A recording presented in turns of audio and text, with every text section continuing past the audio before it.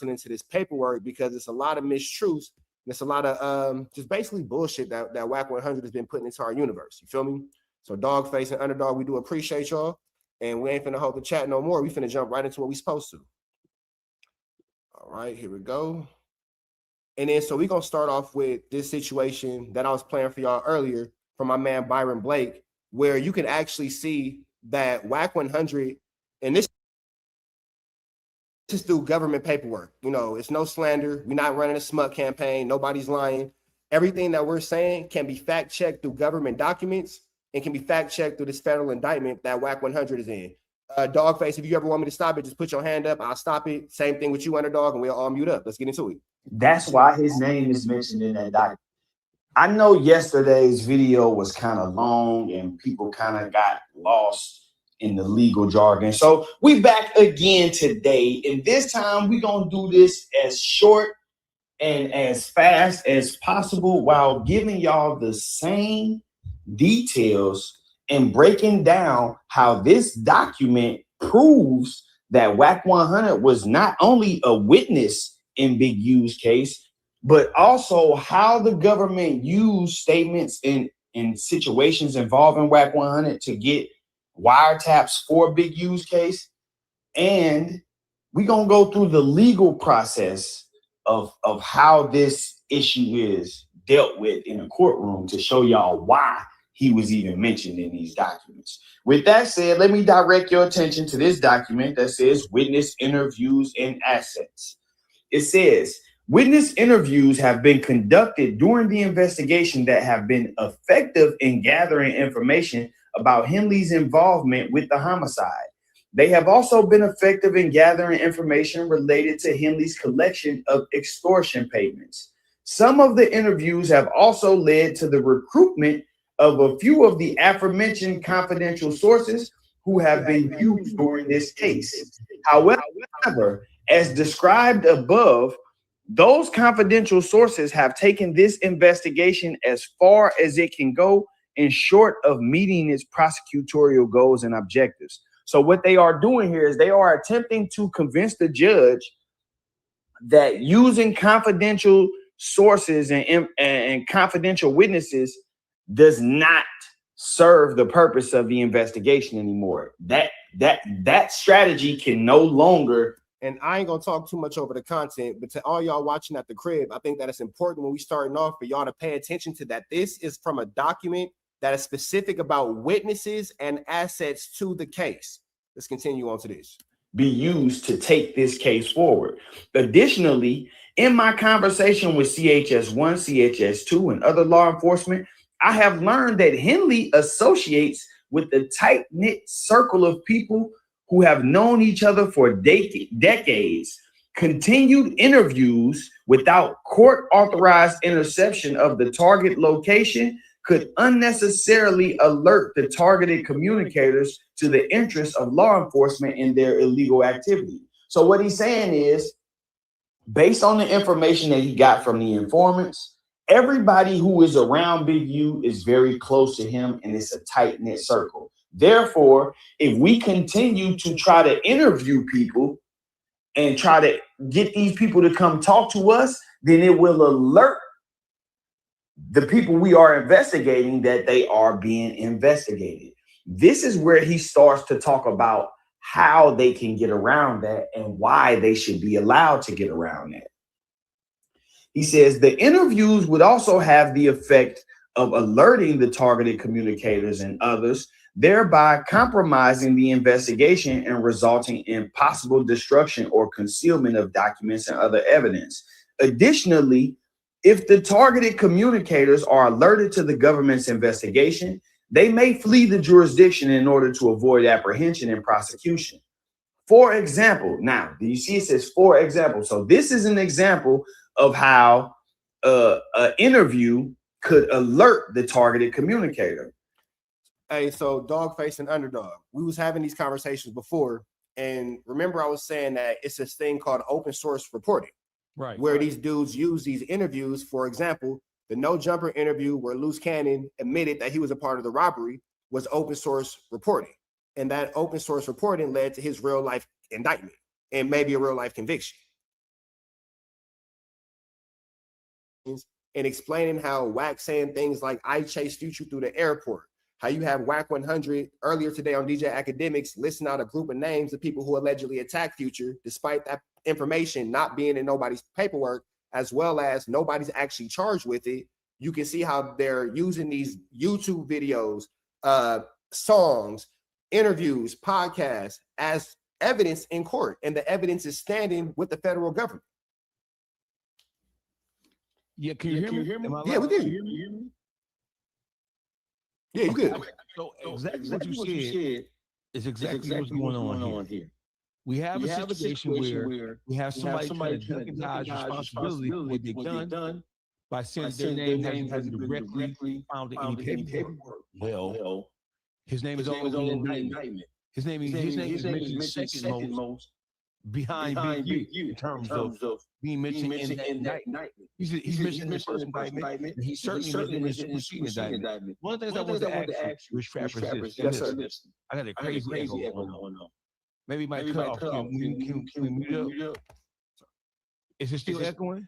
No, probably not. So listen, one of the things I want to know is, so we have Wack, who has been behind the scenes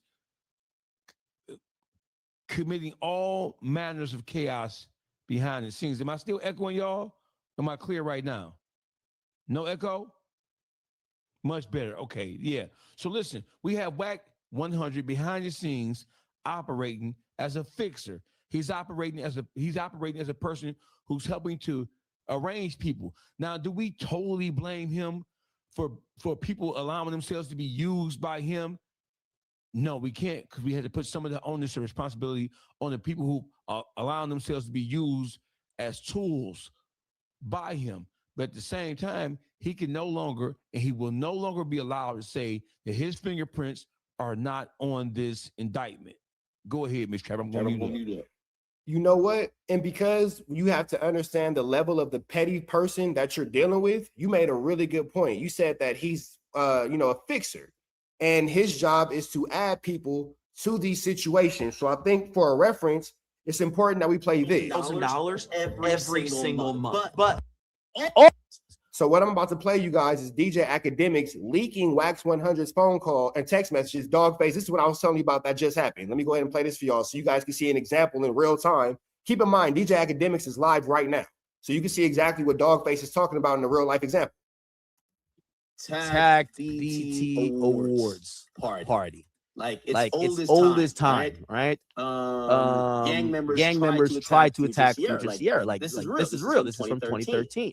Now keep in mind, all of these situations look like the West Coast was on Future's head. Okay, so they catch him in a club in 2013. They try to do something to him, and Wack supposedly catches him in 2014. So we're gonna get to that. But it says rumors circulating Sierra and Future plans to party after the 2013 BET Awards was ruined, as gang members allegedly tried to beat the brakes out of the Tony Montana rapper. One of his security guards named Roscoe was allegedly caught up in the mess, or got messed up in the melee. He was rushed to a local LA hospital. The club, the Great Soul Manor, was shut down for the night following the incident, and helicopters patrolled the parking lot to make sure the area was safe.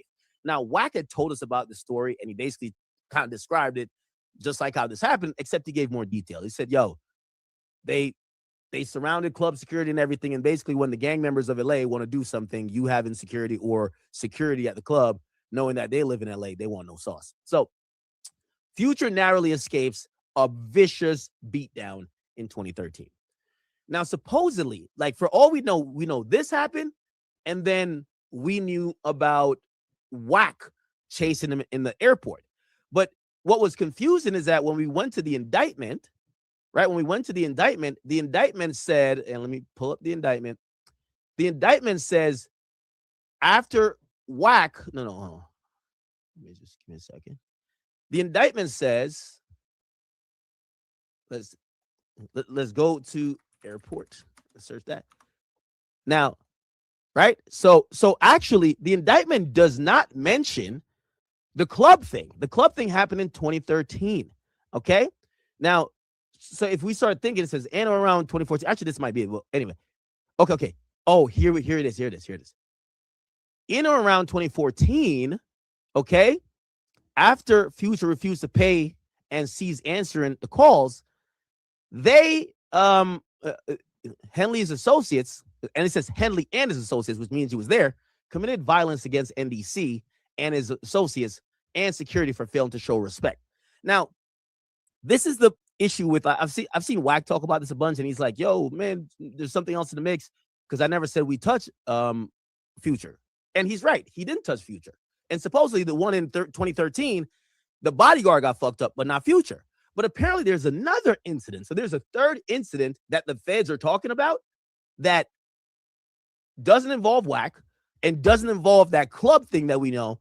But it just goes to show 3 incidents of niggas, like they were treating Future like a pinata. I don't know what was going on. Now, granted, he didn't get touched in other situations, but hold on. Here we go. Let me see. Do I got it? Maybe I do have it here. So, do we have it? So, we get confirmation. We got confirmation. Check this out, chat. Check it out. Here we go. So remember, there's 2 incidents we know. Wack chased him in the airport, him getting surrounded and almost touched at the club, but his bodyguard got beat up. But the feds claim he got his ass whooped. Where did he get his ass whooped at? So someone reached out to Wack, and Wack sent me, the text messages of the person who finally cleared it up on when Future supposedly got his ass whooped. Check this out. So, and by the way, this is from Wack, but he's texting, like, you're gonna see this shit. It's kind of like hilarious. Yo, the fact that Wack got a nigga saved like this is crazy. WS Kripotna 99. Who the fuck saves a nigga like this? WS Kripotna, whatever. Anyway, he texts Wack and he says, Hop is the one telling. I want to pause it right there. Hop is not mentioning this indictment in any way, shape, form, or fashion with any relation or any dealings with Future. So right now you have, through academics, when we're talking about the open source reporting, now you're giving an assailant a name to an unknown attack. This is open source reporting literally in real time. This is classic Wack 100 behavior. He's using academics to insert a new player into the overall scheme of things. And this is what we're talking about. This is what he did with Loose Cannon. This is what he did with so many other people who he put on platforms to tell stories. And then he's using academics to insert another person's name who has not been mentioned or cited in any way, in any form of indictment. This is what the fuck I'm talking about, academics.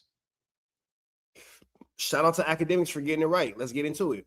He's the one that knocked out Future and Floss took his gun. So Wack says, knocked him out where? Future wasn't touched at the airport. That's cap. Then the Crip partner says, nigga, he knocked out Future at the SLS. I was there. Then now, I don't mean to continue to jump all over the place, but Chad, I think that it's again important that we document these lies as they come back up to us. So you see that they're saying he was attacked at the SLS. For those of you guys who don't know, the SLS is a luxury hotel in downtown the Los Angeles area, whatever. That's what he's saying in the text messages. This is a clip from 4 years ago. And we'll hear, this is one of the original clips when Wack first spoke about the Future situation. In this clip from 4 years ago, you will hear him admit that Future got ran down on at a club, not the SLS hotel. Somewhere 16, you can find it on Google where them niggas had beat the shit out of Future and the security. Future ran out to LA club. Google Future gets rushed in LA club. They was on him. That's why they was on him. Talking about Trick from Detroit. Nah, Trick from Detroit. So, that's broke, right? So all I know is we don't need to hear any more of that clip. That's it right there. Dogface, underdog, what y'all got to say? Hey, listen, what I have to say is this. This is a quintessential example. And I hate to keep using these fat out of the words, but this is a quintessential and or typical example of how Wack 100 uses scenarios and using situations and use storytelling to rope motherfuckers in. First of all, we're only talking about this whole thing right now. We don't have any proof that the feds had any independent confirmation that this incident took place outside of Wack 100 telling these stories. We don't have a Hop who jumped on social media. We don't have who told the story and somebody picked it up out of no fucking where. We don't have a Hop being mentioned in the original, in the criminal complaint, the original indictment, nor the superseding indictment. You are injecting a new person into this shit using academics to do it. What I think about this is that Wack 100, he knows that he's dealing with people who are operating with a low degree of intelligence. So he has morphed himself into a mighty mutant ninja turtle. He's Master Splinter. This nigga's Master Splinter, and these dumbass niggas to do the telling for him. And then here's what I think. I think that when you say open source, he's talked about these incidents publicly. And then when these incidents get put in the police report, he's saying he's either denying it, that he ever said anything about it at all, or he's saying, hey, well, he's trying to muddy up the waters by saying, well, I ain't the only one who knew this. And that's key. So that's the part that I'm talking about as far as like the activity of dry snitching, right? I believe that this dry snitching approach that Wack is doing is what him and the feds came up with as the way to feed them information, because he can't directly go at them no more because they already got their motherfucking guards up that this nigga suspect, he ratting, he telling. So what he do is he throw it out there in social media in this just I'm being interviewed type form, right? And it's kind of like clickbait too, because some of them give them that motherfucker to defend themselves. Then they get to talking. There's the implication. Put him in the indictment. You see what I'm saying? So to me, this is just like a strategy that him and the feds formed to continue to try to entrap all these suspects or the motherfuckers that they really, really want. And they, you know, that's just like, hey man, they see you keep coming with that damn blue shirt on, put a red one on, put a skirt on, like camouflage yourself. You know what I mean? Put a disguise on. And that dry snitching is the form of a disguise that this motherfucker using. And you best believe, but like in that statement where he mentioned a motherfucker named Hop name, right? That's more of a direct going straight at a motherfucker, trying to implicate him and put him in the fucking indictment, right? Or get an indictment created for him. But his main way of moving at this time that I've been seeing is this dry snitching approach. Oh, I'm just doing an interview. These motherfuckers know, but just like Dogface say, yeah, I don't give a fuck who know. You the one telling it on social media. So you got to claim that. You got to be the author of that, because when nobody else, we didn't know about it until you got to saying something. Hey, watch this, bro. Hey, listen. Hey, Hop, you better run for the border. Hey, Hop, I don't know who you are, but you had better run for them. I'm assuming you're a Crip, because Wack has a thing. He ain't from nowhere. Hop ain't from nowhere. Hey, Hop, I think you need to go lawyer up. And I think you need to, because this guy just sent some text messages. I'm sure, Hop, that you didn't know if these text messages are even real. Because I don't believe shit Wack says. But you know what? Wack has a canning ability to get motherfuckers to talk who shouldn't be talking about the motherfucking thing. So if Hop, is he a real person? Is Hop a real person?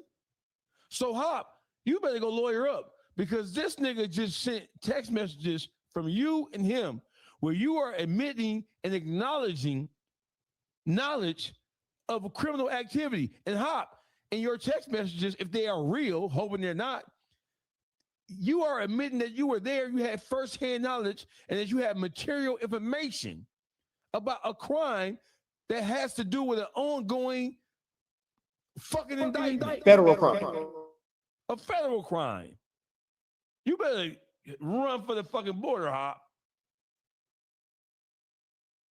And before we get back into this academics clip, I just want you guys to remember too, because I know obviously the three of us being in and out of the legal system, we able to keep up with this in real quick time. Chat, please don't forget that this is not the root of the conversation. The root of the conversation is the paperwork in which we were playing in the very beginning. throughout that paperwork, we're going to show you things like this that will just prove, as we're going through the paperwork, that Wack 100 is in fact working with the federal government in a coherent effort to get Big U an indictment, and we're just able to show you his lies in real time. So as Dogface and Underdog both explained, as far as this open source reporting is concerned, when the paperwork says they're using things like podcasts, interviews, as Dogface says so eloquently, as Underdog says so well, these dudes are going on the internet dry snitching and blah, blah, blah. The government calls that open, we call it dry snitching. The government calls it open source reporting, and it is able to be used in federal indictments. So things like Mr. Hop being told on, don't be surprised if you look up in 2 weeks and now Hop's mentioned in a paperwork where he was never mentioned before. And Wack says first they said it was a club, not a hotel. So that happened at a hotel Future was knocked out at. So now we're getting to find out the club. And I want to ask this question too, real quick before we go. Why do y'all think Wack lied and now is trying to clean it up from saying it was a club to now saying it's a hotel? I wonder what the reason for that is. What y'all think?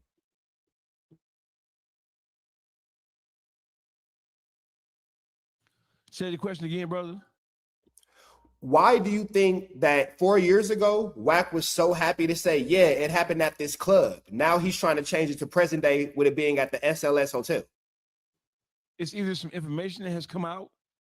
Is he trying to throw us off? Obviously, whenever he moves and whenever he changes the story, is because he knows that the story as it was told by him is exposing him in some way, and it has a connection to something that's in the paperwork that if he continues to drive down that lane will expose him as the person who's been cooperating. It's only two reasons why Wack changed stories. One, to try to confuse the situation so that people can't connect the dots with him.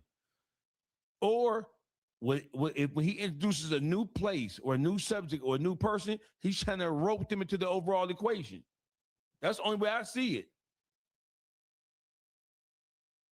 They pressed him. He ran out through the kitchen.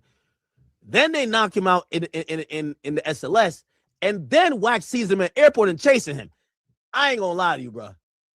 They was playing Pac-Man with this nigga Future, bro. I ain't gonna cap. Everybody chasing him. Okay, so they said they knocked him out at the SLS. And he says, I already know what's one of Big U's homies telling. And it says, okay, because he was in touch with me. It says, Hop and Floss. He says, I never knew they caught Future slipping like that. He says, Future security, Hop betted them. So I guess like he put some work in. But I guess they got to Future somehow. He says, Big U was there when this happened? Yes. So that confirms exactly what we just read in the indictment. The indictment says Henley was there with his associates. It didn't say he was there with his associates at the club. It just said Rolling 60s rolled up to the club. So this is a third incident we didn't know about. But apparently, according to the feds and according to WS Crip Partner 99, who's telling Wack this stuff, no, there was another situation that happened where Future supposedly got knocked out. And by the way, you know, I guess this is going into the narrative where Wack is saying there's people within Big U's organization that's telling. That's why these stories are coming to light. Because there's a kind of a question of, did Wack story from Clubhouse or my stream get in a federal indictment because he just said it publicly? Would that not be the definition of what we just said as open source reporting? Yep. Now watch this, right? So now Hop name has not. Can y'all hear me? Yeah, Hop name has not even been like mentioned, right? So let's just look at it from a couple angles. One angle could be like maybe he did put in the work and got away with it, right? But according to Wack, you ain't got away with shit because all this is happening in my house, right? So why it takes long to come out? Because that motherfucker gonna always want his cup full of motherfuckers he can tell on. Okay, that's one situation. Now let's just say that Hop ain't got nothing to do with none of this shit, right? But Wack 100 is mentioning him, right? So what Wack does, like say if my name was ringing in this, but they can't prove it. But then later on, all these years later, I didn't got my name ringing in and shooting. See, now the Fed's gonna want me. See what I'm saying? So now this is a perfect time for Wack to do the dry snitching style of telling by implementing me into something. You see what I'm saying? Because now he may even possibly tell if he have to. And Dogface,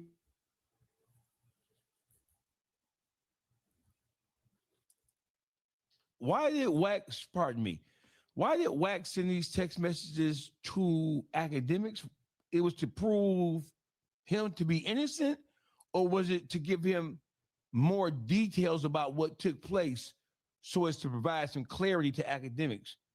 And if it is the second thing, why in the fuck are you trying to provide clarification to crimes associated with an ongoing criminal investigation of this magnitude? Why did he send this shit to academics? What was his point? It's like an extension of dry snitching. Like he pushing it at him because he know he weak and he'll go to the store for him. Basically, he'll hit this shit on this platform to keep it alive because they really ain't even listening to me no more. Or I didn't talk too much and I need this shit spread it from a different source to keep it alive. And sure enough, he go right on this weak nigga page and press him. And he gets to doing what he doing now, which in reality keeps the information relevant. And it's dry stitching. So now the focus is on this motherfucker. Now academic talking about it. And you know, once a certain level or a certain caliber of person say something about something, it's gonna be heard even better. You know what I mean? So that's like saying that if my trap house only doing 100 grams of the boy, but I got 500 grams of some shit, then yeah, I need another. I need somewhere to distribute this product I have. Same thing with Wack. He need another source to distribute it so that it gets out quicker and more. And that's academic page. He been squeezing academic for years. He always like whenever he need a bigger voice, a bigger mic, check this dog. And he run right down on me. That nigga do this what he doing now. So in reality, shit, academic is also dry stitching.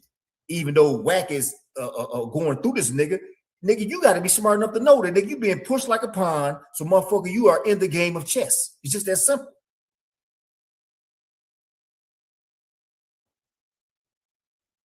and before I start the content back, I'll make it even simpler than that.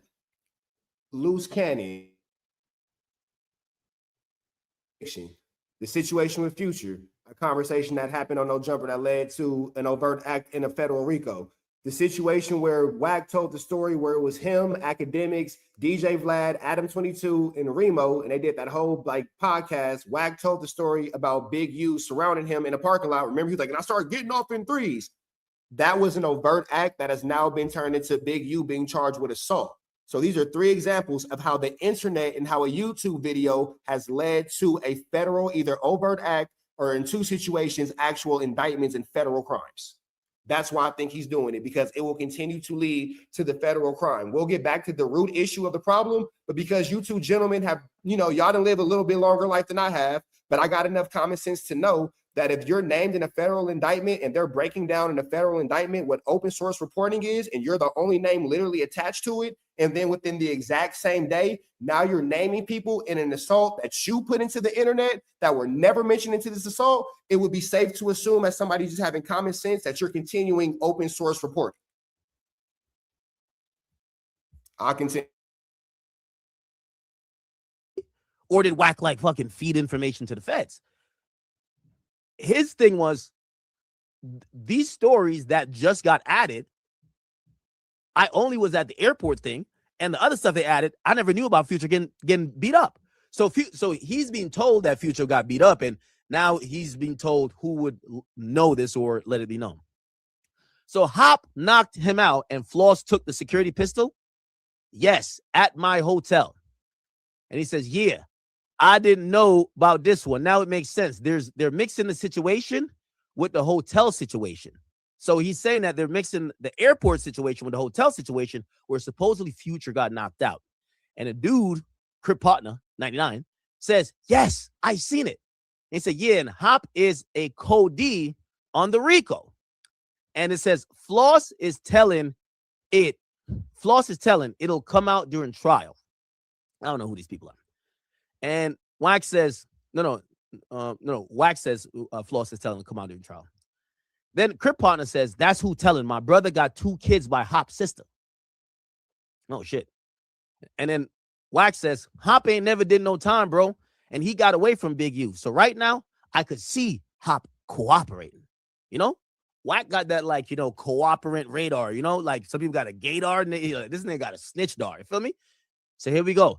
And he says, so Crip Partner 99 says, nigga, he is Manny is nigga, he is Manny is they is. Okay, so there's a lot of cooperants. Okay.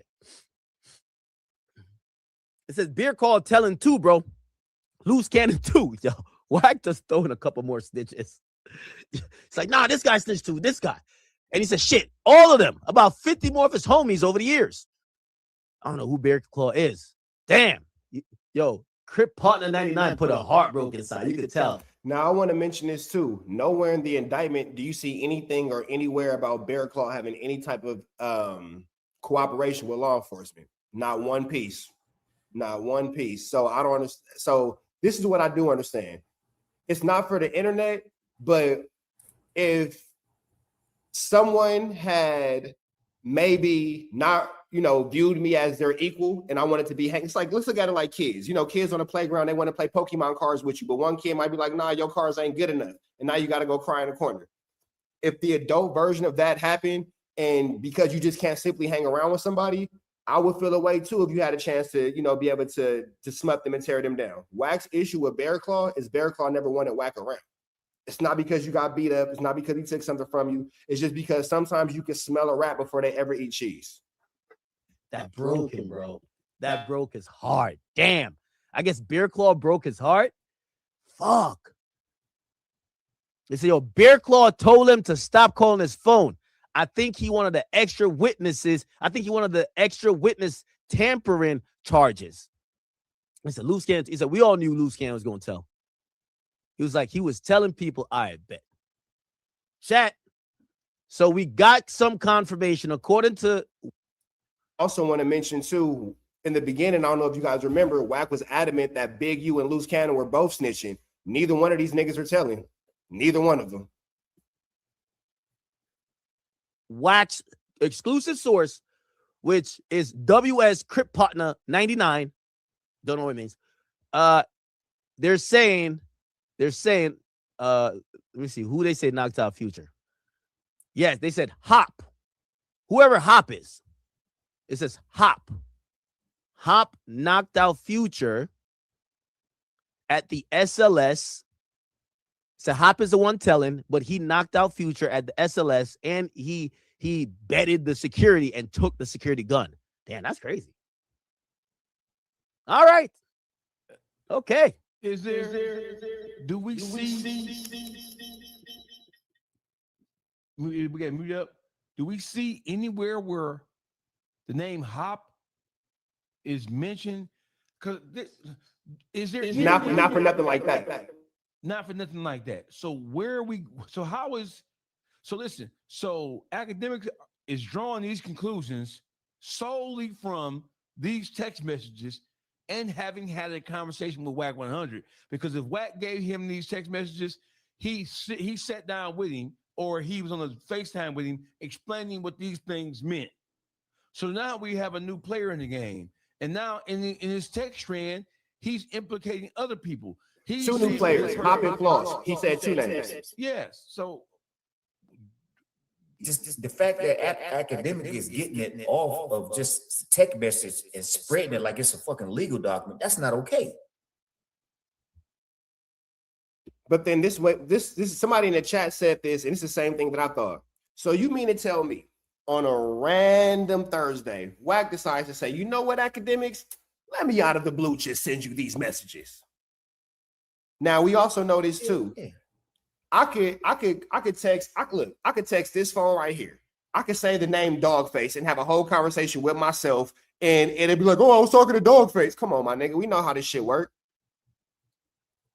But academics is about to go off of this. So I want to take y'all back to the original content that we were going into as far as him being proven to be a witness and to be in these being an open source reporting.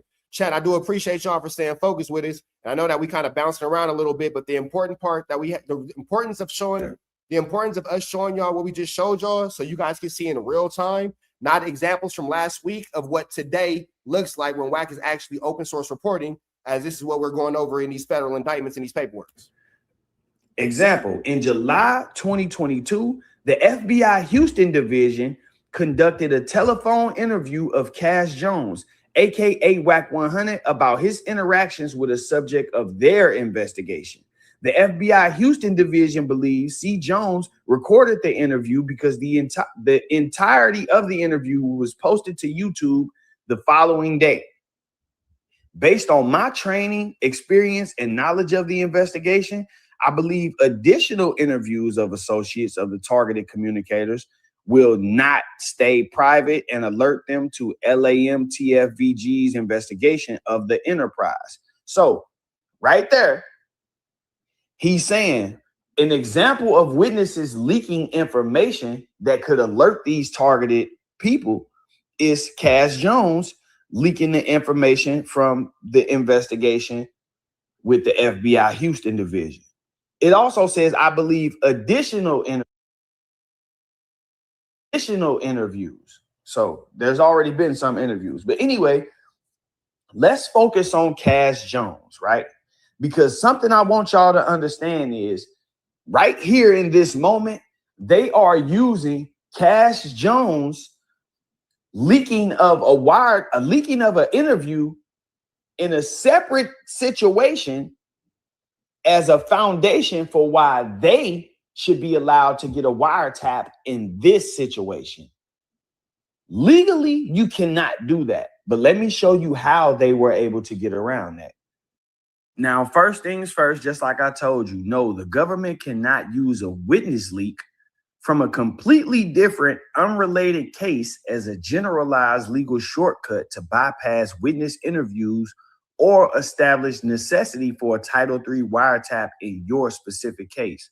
Meaning they cannot use the fact that Cash Jones leaked information in an FBI Houston division investigation as a shortcut to bypass witness interviews or establish necessity for a wiretap in Big U's case. They cannot legally do that. Let's look at what these things mean. Title III necessity in case specific proof, meaning in order for them to get the wiretap, they have to prove it's necessary and they have to have case specific proof. So they can't use proof from another case, right?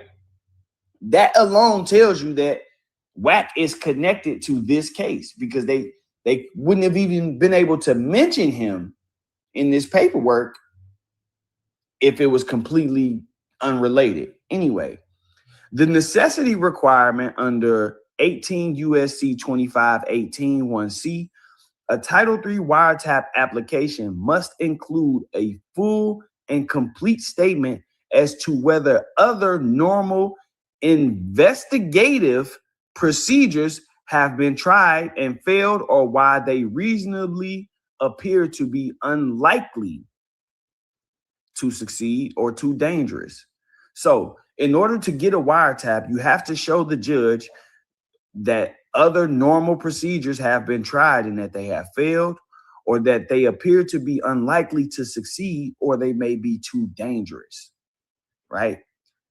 In your case. So in order to get this wiretap from this judge, they had to prove to him that they've already tried other things, which is why they are mentioning, hey, we have tried witness interviews, but the FBI Houston division did an interview with this guy and he leaked the entire interview. So we don't think doing interviews is a good idea over here. But let's keep going. Do y'all remember that conversation he put out about Jay Prince? And he swore to God that he wasn't helping. If you swear to God that it's not helping, you swear to God that this ain't to nobody's detriment, why is it an indictment against somebody? Y'all got more experience with the feds than I do. I'm listening. So listen, let me just tell you this, Rich. I'm not listening to anything Wack says because I know that everything he's saying at this point is meant to muddy the waters. It is meant to throw people off his trail. It is meant to confuse the issue. He's bringing other people's names in it, and some of these people may have some involvement with this. But what we know is, what we're talking about is, we believe, and I believe, that he's an integral central figure in all of this shit. I just believe it. I don't trust nothing that Wack says. I don't trust his relationship with Reggie White. Wack has a long history going back to death row days of knowing how to maneuver into and out of situations, and he's learned how to manipulate situations to his advantage. I'm not listening to nothing Wack says, period. Whenever Wack tells a story, he's trying to throw you off, he's trying to expose you or throw you off. 2 reasons. That's it. So it's interesting again that you made a point of, you said he's been trying to throw us off since the death row days. I'm gonna let this play for up. You know what? I don't. Here it go. Because the internet never forgets. The internet never forgets, and I'm able to boom. Here it is right here. So just to kind of show the history again, Chad, I appreciate y'all for rocking with us as we bounce around. But this is from 2006, and this is an alleged Wheeler County, Texas case. And according to rumor and legend, they'll say that this is when Wack 100 actually started officially working with the government.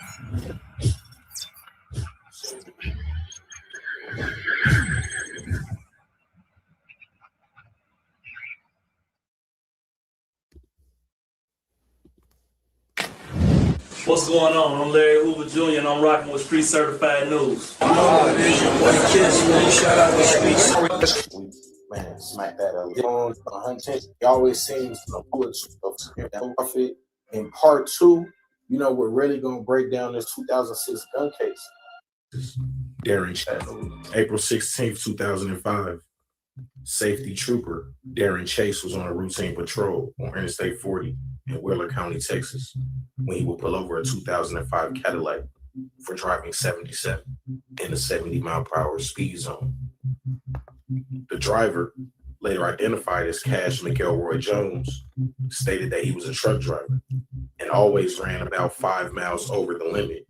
He also stated that he was en route to Tulsa, Oklahoma for a funeral. At some point during the traffic stop, the trooper would ask Cash Jones for permission to search his vehicle. After denying the request, K-9 units were called to the scene. During the search, troopers located a black rifle, black shotgun, a loaded black pistol, along with several clips and large amounts of ammunition for each gun. Following the recovery of the firearms from the vehicle, both Cash Jones and his passenger, who would later go on to be identified as his brother, would be arrested, with both men being charged with unlawful possession of a firearm by a convicted felon. Soon after this arrest, he would be briefly placed on a Fed hold before posting a $10,000 bond. Once out of jail, Wack 100 would travel back to Los Angeles, where he would continue working with Death Row Records and Suge Knight. Only 2 years later, in January 2008, police would name Knight as one of the members of the Mob Piru Street Gang in a crackdown by authorities in the city of Compton. Despite his music industry connections and now managing Ray J and rapper The Game, Wack 100's name would be left out of the crackdown. In that same year, Cash Jones, aka Wack 100, would be caught on wiretap, informing business partner Mark Stevens that the Main Street Mafia Crip leader Liddell Rawls was under investigation for the kidnapping and beating of Robert Ross, aka Stutterbox. Liddell Rawls, who prosecutors said was the leader of the Main Street Mafia Crips gang, would be accused in a criminal complaint filed in February 2011 of directing members to kidnap, beat, and rob the victim, Robert Ross. CS2 Back will play a pivotal role in that case, both helping authorities connect the dots to Del Dog via the wiretap phone calls and eventually helping Main Street beat their case. Let's play Stutterbox talking to Wack. This is what I'm trying to figure out, though, Box. Help me understand this, because me and you both know that whole case. He ain't finna do nothing but tell a bunch of lies. Go ahead, gentlemen. I got a question. This is off the beaten path, but Wack, I don't hear Wack 100. I don't know, and maybe I'm wrong, But every major incident, every issue, everything of substance that I hear of him, with the exception of him being associated with Suge Knight, it's all Crip business. It's all Crip business. How can a Pyru be involved with this much knee-deep Crip business over the years?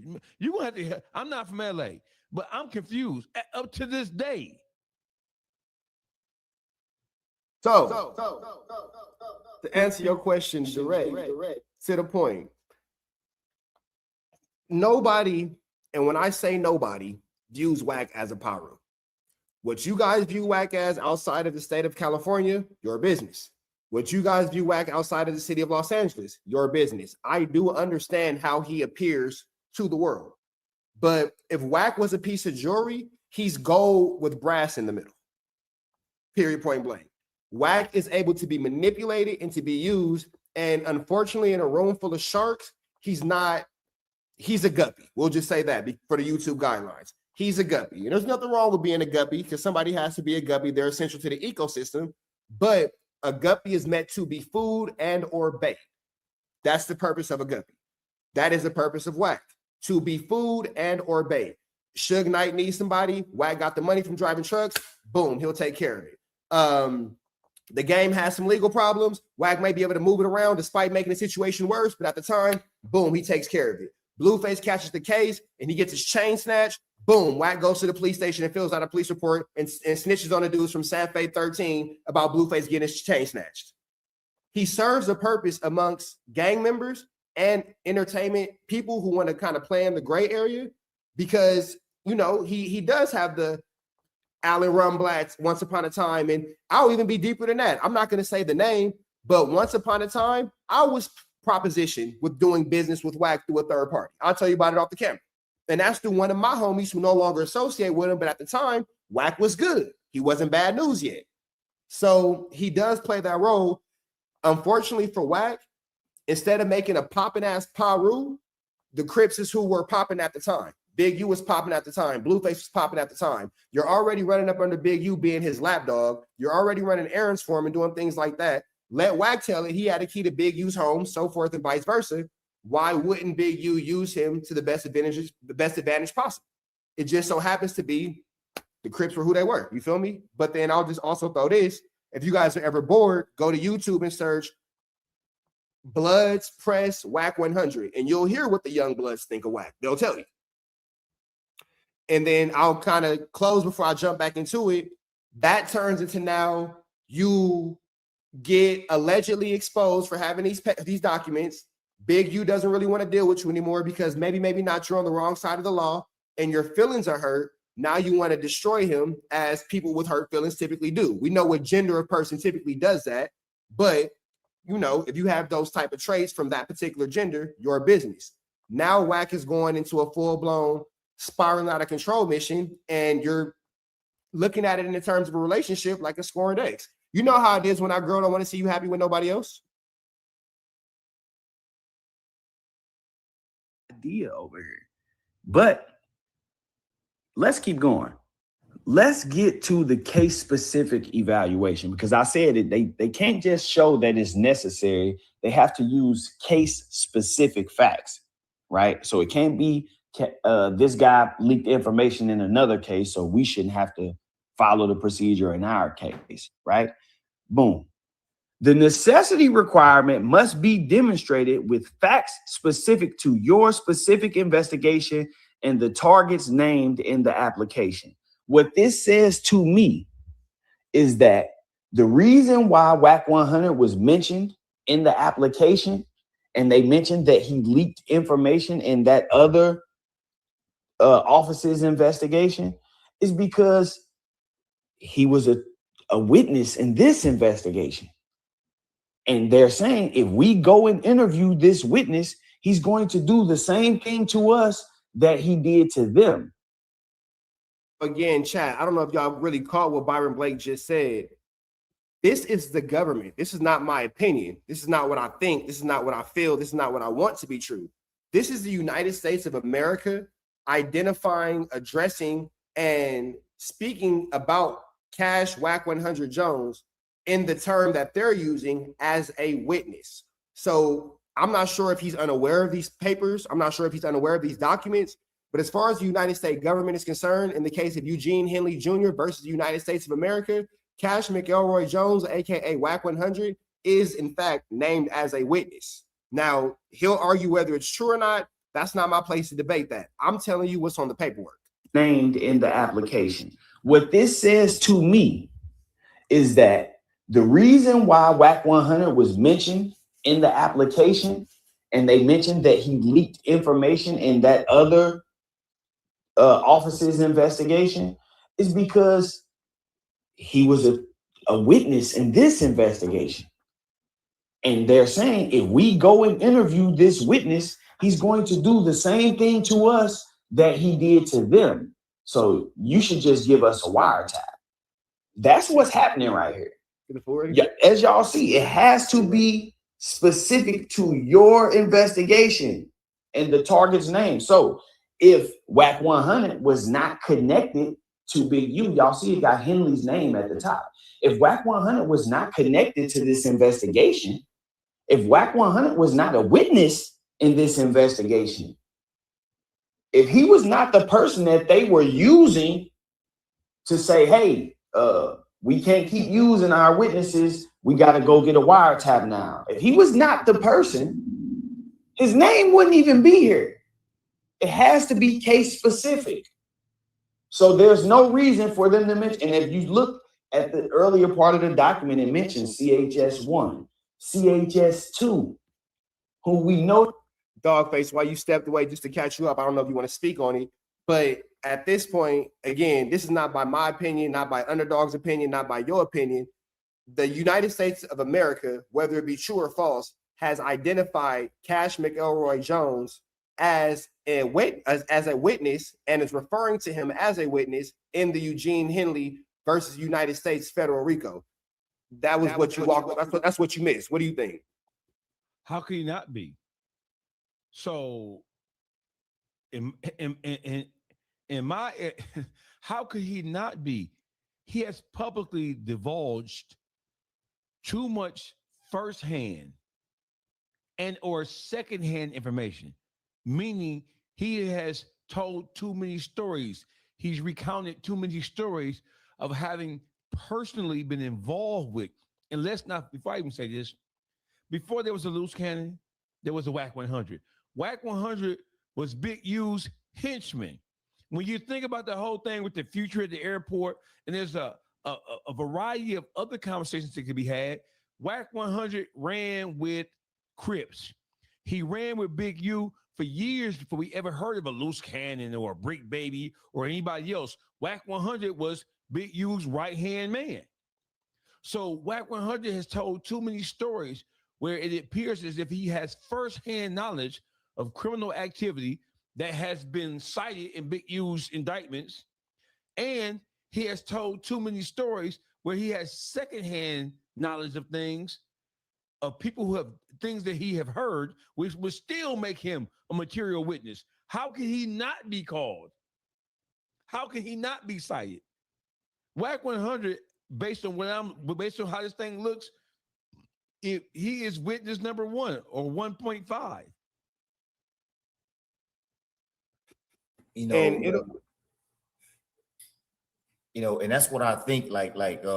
This is why he names like hot pop up, because if he can't put those situations on who they truly sit on, then they're going to put it on him. The feds, that's what I'm thinking. They're going to put that on him. So therefore, and I also believe that some of the names that he's bringing up really have nothing to do with this crime that he's implicating them on, but they are sacrificial lambs, because if I don't find an scapegoat, then I'm going to be the goat that get caught up. You know what I mean? So to me, I feel like for real, like he's actually at that point where he's basically trying to get like a which is like a sentence reduction or some kind of plea deal, right? And the plea deal may consist of give us something more solid than this, and we'll let your ass stay out here. But if you don't, then we're going to put you in an indictment because if you notice he has not been charged with anything yet, but he knows about everything. Just like, and if you notice, he's always present. Like if you go back some in this right here, he said that they was downstairs jumping on Future at a hotel I was at. Why are you always there, nigga? You know what I mean? So he need to be there. He need to be there.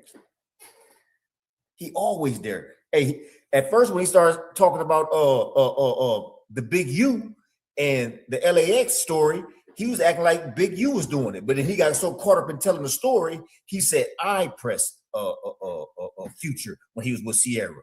I was the one that went through the fucking the bridge at the fucking airport. Future made the call, throw the phone to me. I talked to Stunner Man. He always said so. But that's the implication part right there, where he got like, well, damn, I implicated myself. Or I didn't told him myself. Oh, I'm looking for a sacrificial lamb. He knows so many motherfuckers, and you best believe, So now, why is Big U? That's being added to Big U's indictment when you tell the story, bitch, you always saying you. You said I. How the fuck that turns into a Big U, Big U, Big U? You said I, bitch. You should be charged at this point. But he's not, and that's crazy. But that's the kind of courtesy that is extended to a significant informant. So, Underdog, to your point, you asked a really good question. Why is he doing this? It's going to be explained into this. Everything you just said is about to come out in his paperwork, so y'all both see what's going to happen. It's going to come out in this clip. I done watched it 10 times. But take it back to the last clip I showed about academics, and Wack is listing off all them fucking names. There you go, the sacrificial lamb that you spoke of. Here go two of them. You gonna say something, Dogface? You want me to get back to it? And he's so smart in his distribution of it. He only gonna give it to him according to stay relevant with them, because as long as he feed them information, I just like if I got $100,000, you say I need $100,000, but if I give it to you right now, it's over with. You want to make a decision on me, so I'm gonna bird feed your ass that $100,000 just so that I stay in the game longer. It's a heavy game plan, but informants in this case, and other law enforcement. And then it mentions none other than Wack 100. But let's keep going, because there's something else that you have to see, which is called the exhaustion of alternatives.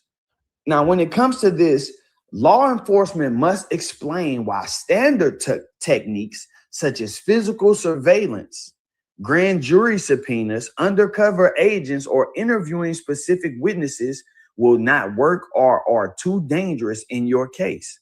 So once again, they have to list why interviewing specific witnesses will not work or are too dangerous in your case. So when you see Wack 100's name and they saying we can't interview this specific witness, it won't work because he's going to leak the information.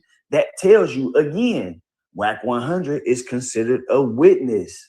I know I sound repetitive, but I'm going over each category and tying it back to this so y'all can see exactly, how this is coming together. Now, let's discuss why a remote leak does not apply.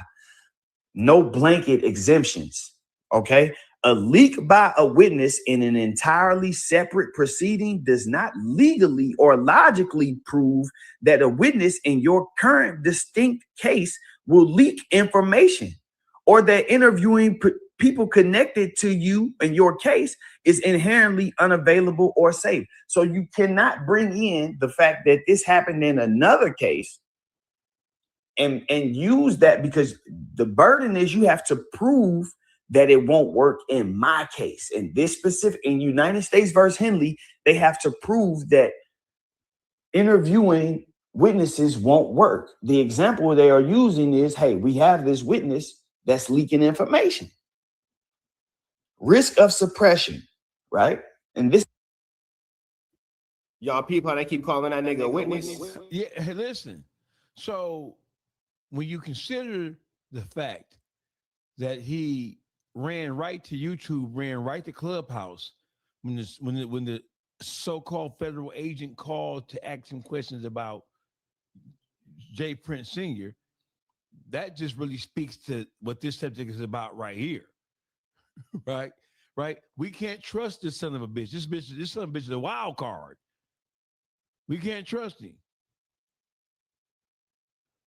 So maybe I'm missing something. So because we can't trust the normal course of procedure. You seeing what you saying? Right. Because we can't trust the normal course of procedure. We want a wiretap. We want authorization for Title III to get electronic surveillance, because in this situation, we can't use normal means of investigation because we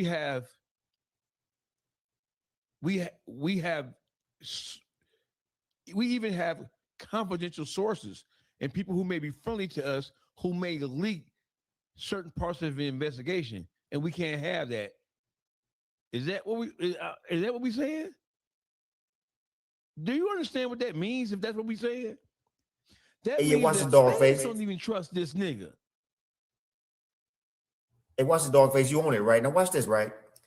And this, I'm kind of like thinking outside the box type shit, right? Now watch this. They say that the wiretapping, another form of it is also digital communication, right? So when you throw clickbait on your YouTube and a suspect grab it and tell on himself, can you see that being like a form or a modern day a form of a wiretapping?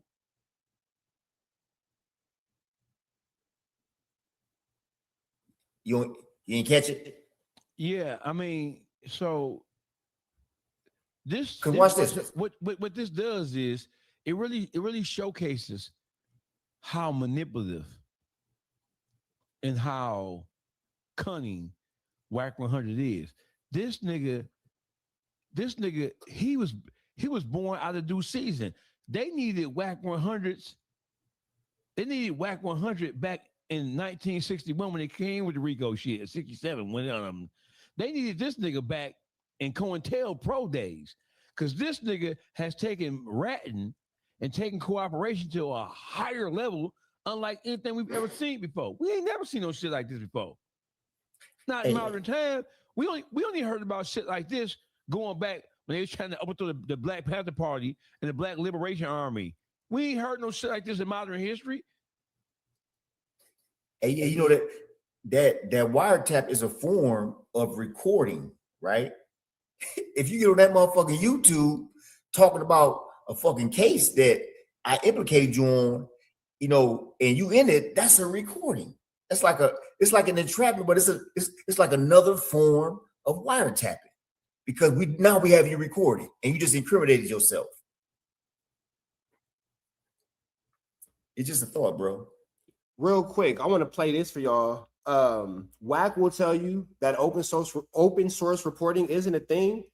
We're all familiar with the former president, Richard Nixon. Richard Nixon actually had open source reporting used against him. So I'm going to play this audio for y'all real quick from ChatGPT to give you an understanding of what happened to the fucking president. If you're referring to open source reporting, OSR, meaning information gathered from publicly available sources such as newspapers, television, public records, interviews, and public statements, then Watergate is one of the most famous examples of open source information playing a major role in exposing wrongdoing. Here's the short version. Investigative journalists, most famously Bob Woodward and Carl Bernstein, pieced together information from public records, court filings, interviews, and confidential sources to reveal the Watergate cover-up. Congressional hearings were televised, making witness testimony public and allowing anyone, including investigators, to analyze what was said. Nixon's own public statements were compared against other evidence, and inconsistencies became part of the investigation. Later, White House tape recordings and other official records provided direct evidence that corroborated parts of the investigation and ultimately contributed to Nixon's resignation. So while Nixon was not prosecuted based solely on open source reporting, publicly available information and investigative journalism were crucial in uncovering facts, identifying leads, and helping investigators build the case that was later supported by witness testimony, subpoenas, and official evidence. So to your point, Underdog, the reason why we're seeing this in modern day is because back in Richard Nixon's days, they had newspaper articles which did the same shit that we now just do on YouTube. YouTube just wasn't out yet. That's my point. That's my point right there, bro. That's my point right there. And that's why he's so active. He's so active on that motherfucker, because this is his style. This is his, like I was saying on one of my YouTube page, you got a smart snitch, you got a dumb snitch, you got a cocky and an arrogant snitch, but you also got a dry snitch. This is the platform that this dry snitch is moving on. So I'm about to get back to the content, but I'm going to just say this. For those of y'all who don't believe open source reporting is a real thing, why is it appropriate for Richard Nixon but not Wack 100? This is why I said in my video yesterday that if things went the way Wack wants us to believe that they went, then Big U is about to get this whole wiretap thrown out. If federal agents or prosecutors insert generic boilerplate arguments or rely on unrelated external events to pretend they satisfy the exhaustion requirements of your case without actually evaluating local realities, the defense can move to suppress the wiretap evidence. You see what I'm saying? It has to be specific to your case. The fact that they are mentioning Wack 100 in this paperwork as a reason why they can't interview witnesses, and Wack is not related to this at all, as he claims, then Big U has automatic grounds to get his wiretap suppressed. Again, it says,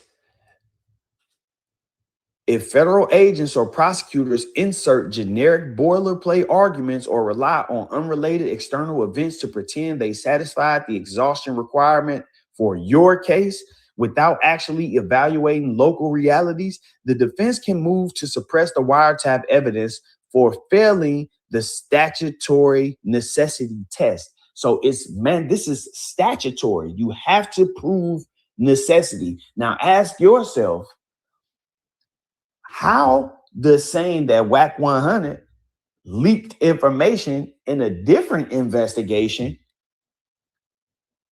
prove that it's necessary to skip over interviews and just do wiretaps in this investigation unless Wack is a target as far as being a witness? If Wack is not the witness that they are referring to, not being able to interview. Now, I know some of y'all gonna get lost and say, okay, well, if they saying they can't interview Wack, how is Wack an informant? Let me break this down to you. I want to direct your attention back to the original complaint filed in Big U's case, where it details this alleged robbery that happened to victim 1. And victim 1 was later instructed to pull up on Big U, and Big U told him that's how you rob yourself, and demanded $10,000 from victim 1 to ensure that other robberies did not occur. Of course, this is all after allegedly giving victim 1. And again, they're going to break this down a little bit more, but just for those of you guys who are unaware, this literal indictment is the story from Loose Cannon being on No Jumper, and this is what led to the whole BS in the first place. Back the stuff that he was robbed for. Now, Loose Cannon, who is identified as Williams in this indictment, later admitted to this robbery and the aftermath on a podcast. on the No Jumper podcast, after stating that Williams was Henley's right-hand man, Williams explained, so basically he'll manipulate things. We'll go and do something, and then the same niggas we do it to show up at the house like 10 minutes later as we trying to count everything. So he's basically saying we go hit a lick, and then as soon as we pull the move, the people that we took it from pull up on us. We be confused, like how? Williams then said that Henley would state, well, we just gonna give like 40,000 back. Wack 100, listen to what it says. Wack 100, who is a rival counterpart of Henley's for the Bloods, was also on the podcast.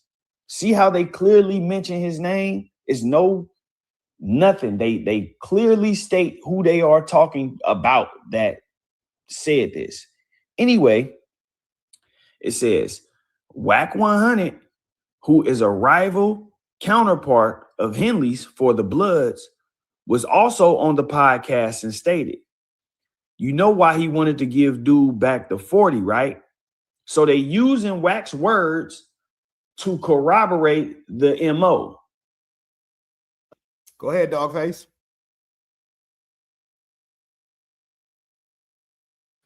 So what is all this shit? So what are all these Wackisha defenders talking about? Oh, he's not in indictment. These are all Crips who doing all this. Ain't no rules on indictment. It's all Crips. Hey, listen. You ain't heard of Crips and shit. And so listen, even though you have a loose cannon who's a Crip, Wack, he's not. Now come on, nigga. Now, come on. You need to be throwing Crips out because you don't like. He from the same community. He claimed the same community I'm from. This nigga's from fucking San Bernardino County. So why is he allowed to run around claiming this? Y'all have to remember. Okay, let's put it to you like I'm gonna give it to you the best way. You familiar with Chicago? Niggas claim Chicago, but really hide out in Evanston. How you gonna get to him if he in Evanston? What we gonna do to him? The nigga in Evanston. How we gonna get him? But he was running around with Big U for years, though. The last couple of years of his indictment. You didn't see him doing nothing creepy? No, I just seen him doing shit that had nothing to do. I mean, shit, listen. So you didn't see him doing nothing gangland. He just being a goof. So let me say this. So he was using Crip language in his speech, but that doesn't mean that he was actually in Crip business. He was in Big U's business, working as a liaison or as a henchman for Big U. So that doesn't mean that he's a Crip because he's working with a Crip to do Crip shit. Or no. How does that work? I'll put it to you like this. I was in Atlanta and somebody asked a question, when did I have my dealings with the feds? 2019. I was in Atlanta getting money. I'm not no Atlanta nigga. I was just around and I was allowed to occupy that space because I brought something of value to the situation. They never put me in a business. I was never in no Atlanta beef. I never slew in when niggas is doing the YFN, Lucci, all that young thing. I don't even know what you niggas is talking about. I provide a service that allows me to get some money right here. Y'all cool with the service I provide for me to pay my taxes to get my chili right here.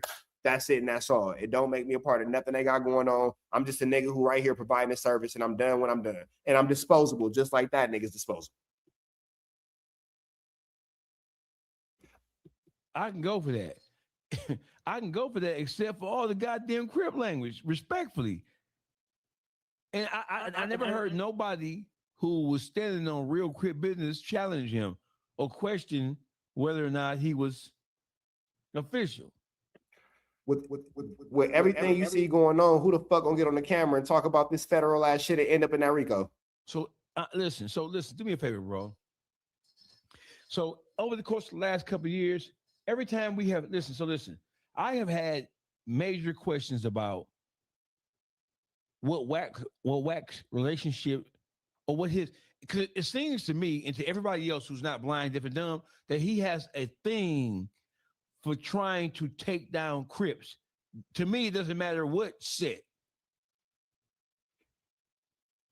It's the 60s. 60s. Uh-huh. He don't beef with Crips. He beef with the 60s. Is it true that that's because his wife, Kimberly, is in a relationship, was getting hit from the back by a 60s? Is that true? Or is that just rumor? Nigga in that thing with his leg.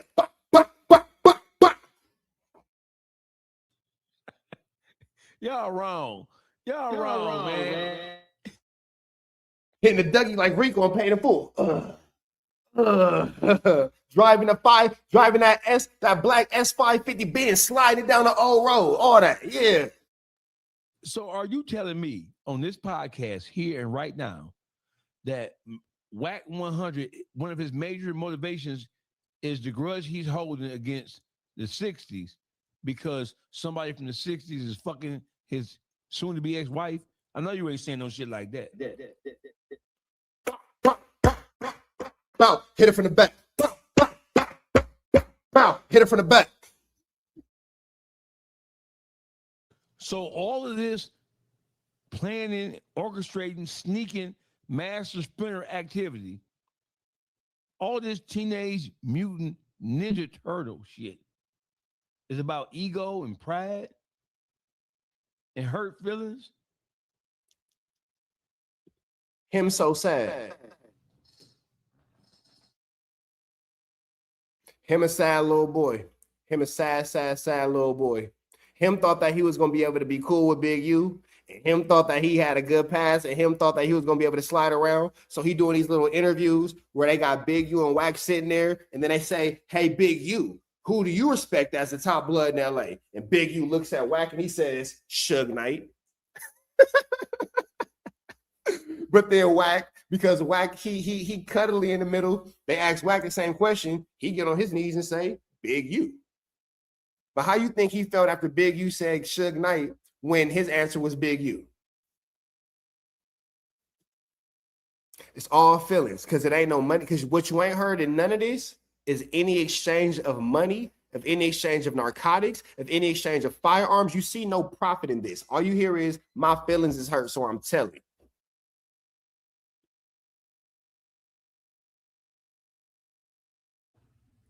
Right here, Wack is explaining to Loose Cannon and the people viewing the podcast why Big U, because Loose is saying, man, he'll be like, well, we just gonna give back 40,000. And now Wack is saying, you know why he was saying why he wanted to give dude the 40, right? Because he was gonna charge him 20 for getting it back. So they're using Wack's words in the original complaint right there. Fast forward to 2026 and a new indictment has been filed. This time, they are clearly using Wack's words, you know, and this is a new overt act that has been added to this racketeering charge. What you have to understand is these are charged acts, but they are charged as acts committed in furtherance of the racketeering. So the racketeering is the actual federal statute that he's charged under. And then that way they can just inculpate all of these different acts and things that he's allegedly done and put them all under one charge instead of having to charge him with 200 different statutes. Anyway, they are clearly using his words and information that he put on the internet once again. This is called open source reporting. Now, this is where it gets really tricky too. Now, let's be very clear about this because I want y'all to know that I know what I'm talking about. And I want y'all to know what y'all talking about when y'all say this. So to answer the questions, yes, if the interview was published in a newspaper, magazine, podcast, TV broadcast, or public website, that's considered open source intelligence. Now, here's how you can tell the difference based on where the government got the quote. It is open source reporting if the interview was public, the witness spoke to a journalist, a blogger, or posted a video online. Do this sound like No Jumper deal? Now let's discuss why it's used. Prosecutors can simply read the article or watch the video and quote it in the indictment. They do not need to interview the person themselves because the person already made the statement publicly. So by all standards, definition, all they have to do is watch your interview. So the prosecutor, the federal government don't need to interview the witness. So we talked about, right? So the prosecutor doesn't need to interview any witnesses. When they hear a story on a platform such as No Jumper, all they have to do is hear it and hear the names associated with it, and then they can use that as justification or as their reasoning why they're incorporating that particular act as is described as the overt act. Man, dry snitching, aka overt act. So that means that his words on these podcasts are even more critical. And he knows this. I said that. I called it dry snitching, but that's not the proper term, but that's exactly what it is. How he using that platform to implicate and entrapping witnesses in there. Because, oh man, that's heavy. Hey, Trap, we need that. We need this clipped out. Because this right here needs to be sent to academics. And let's just say they don't know how their platform has been weaponized. Let's say they don't know. This needs to be clipped out. So can you, what timestamp? 122? This shit needs to be sent to academics, Poetic Flacco, and Adam 22 specifically. So they can't, from this point forward, if they didn't know, they know now. So when they're acting incredulous about, well, what do you mean he's using our like that, bro? That is the rat trap. When they get that, oh my bad, underdog. Way. I said that is the rat trap. That is the ultimate rat trap. Where do the rat run from there? So I spoke with Adam 22 last week on No Jumper. I gave him a call. We spoke about this exact same situation. On the phone, me, Adam 22 had the common sense that God gave us all. In front of Wack, I guess he must have forgot the common sense in the car. With that all being said, you will never, and when I say never, if one of my chats, somebody in my chats, one of my mods can run that clip for me, I'd appreciate it. Send me a screenshot to my Instagram. I appreciate you. Ike Turner Hands, I'd appreciate you real quick, my nigga, if you did it. Charlie Brown. I say all that to say this. Flacco, you're not going to get him to talk bad about Wack. If you can, Dogface, get academics into this chat.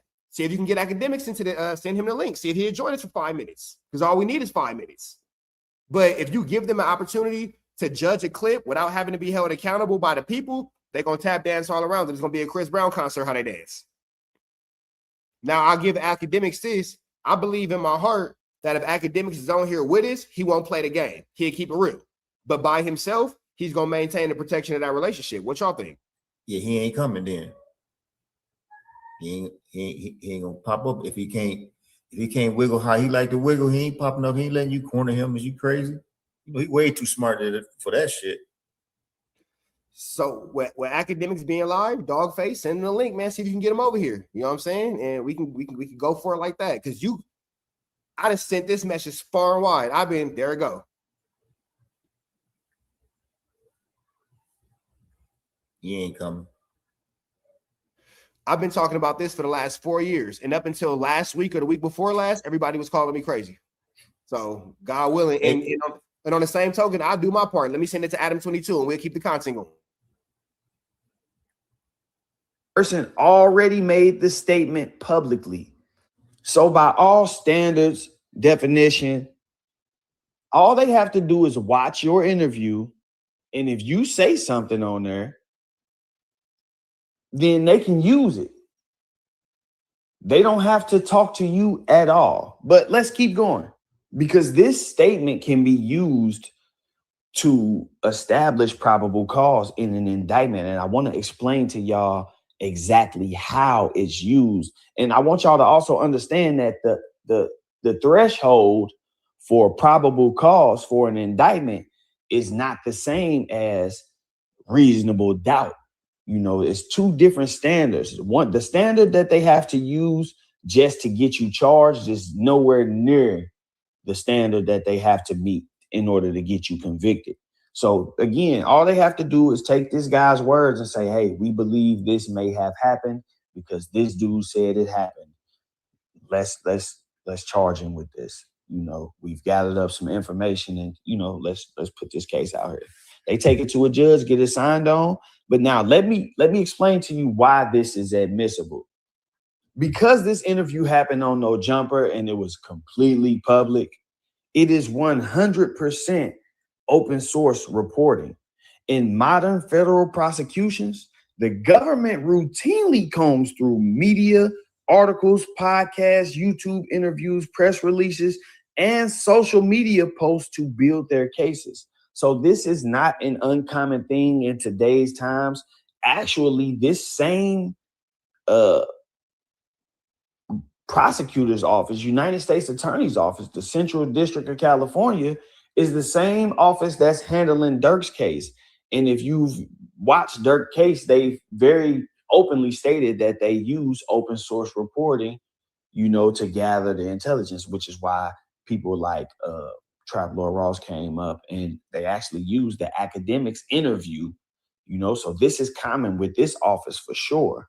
Anyway, to get an indictment, prosecutors only need to show a grand jury that there is probable cause a crime occurred. Public statements made by people around you, even if they haven't talked to the police, can legally be used to help build that baseline narrative. So once again, Wack has been online talking about his history with Big U, how he knows his wife and all of this stuff. And all that's doing is just establishing credibility. So when he comes out and says certain things, then they like, okay, this is, you know, in one document, he's listed as a rival counterpart. In another document, he's listed as a co-conspirator. This is just something that they doing to muddy the waters, but it's also establishing how these two have a history with each other. And there has been conflict within that, you know, that time frame. Locking in a narrative by putting a person's public quotes directly into your indictment, the government is signaling to that person, hey, we saw what you said publicly, and we're going to hold you to that if we call you to testify. If we called you into trial, we expect you to say the same thing that you said. We ain't no. Go ahead, Dogface. Let that shit rip. Go ahead. I see it on you. At this point, respectfully, I mean, so listen, Wack 100 will go down. Wack 100 is the modern version of the hip hop police. That's what he is. Even though this shit really has nothing to do with hip hop, but because he's operating under the guise of being a manager, right? We know that his temperament and his ego, and we know that his history of bad acts and his history of using people to manipulate them, it overqualifies him to know that the shit he's doing right now is wrong. So that's one thing. Does he know, Trap? Does he know and understand, or is he just clumsily walking into this, stumbling into this shit? I don't think anybody believes, based on just examining his behavior, I don't think anybody believes that Wack is just stumbling into this federal indictment, not knowing what the fuck is going on. You know what, Dogface? That is an amazing question. And I want to take y'all to this because hey, remember I told you on the phone, I got a clip to back up everything I say. And with the people who we dealing with, you kind of got to have a clip to back up everything you say. You feel me? But real quick, let me see. Wack 100 speaks on Munchie B, Draco, KO, Killer. So you remember when Munchie B made the comment about passing the bottle to so-and-so, you feel me? Blah, blah, blah, blah, blah, blah. Wack 100 made a comment about Munchie B. Let's see if I can find it. Wack 100 made a comment about Munchie B, basically saying how Munchie B's an idiot for, you know, talking about the Draco situation. Let me see if we can play this. They take his picture and phone number on the screen, nigga. I don't know what the Flacco got going on over there. What I do know is you been running Flacco information. You over there got happy because he was the one helping you get on the No Jumper platform, nigga. You over there, what you telling Flacco? Flacco mentioned the shit about Rose Mo. Nigga, that's 2012. We dropped Jesus Peace 2013. How you trying to put it on everybody but you when everything we talking about came out of your mouth? That was literally the exact quote. Look, Dogface, I've been doing this shit on this nigga so long. I know a video to go to and right to the timestamp. He just said everything Munchie B is wrong for is because it came out of Munchie B's mouth. Well, are we not listening to everything that came out of Wack's mouth? Listen, how do you catch a rat? You said rat traps. We know rats are, they don't really, their bones are extremely flexible, right? They can squeeze through the smallest and the tightest places. What has to happen with somebody like Wack is that he has to be cornered like this. You have to be, whenever you're speaking on this shit, right? You have to understand law, one, and you have to understand the streets and how the streets work. If you don't, if you suck at either one of those things, he will slip out of your grasp and scurry up under underground. It's as simple as that. And so you can't get into a conversation about Wack and his behavior without having these things at the ready to use them to point out to people who still fucking slow as fuck. I call them window lickers, pickle pig feet eating ass niggas. You have to have this, or he gonna spot the grass every time. And again, to the chat, I will constantly apologize because I don't mean to treat y'all like y'all slow. I'm not treating y'all like y'all slow, but like Dogface said, when you have somebody that's so comfortably spinning narratives and has the assistance of the major platforms in our universe, allowing him to spin the narrative, you do have to be able to back up all your claims with facts. It's like what they teach you in school. When you write an essay, you got to cite your sources, and that's all we're doing. But let's continue on. Underdog, you want to say something? Yeah, I just want to say that, you know, when you lay that rat trap, you know, one of the most important things to catch them is to know how they move. You know, once you set that rat trap in that direction that he moves in constantly, that's how you catch him. Because let's just say that, you know, the mice don't never go in the kitchen, but he always in the living room. It ain't gonna make no sense to put the motherfucking mouse trap in the kitchen. He ain't going to no kitchen. That's not how he moves.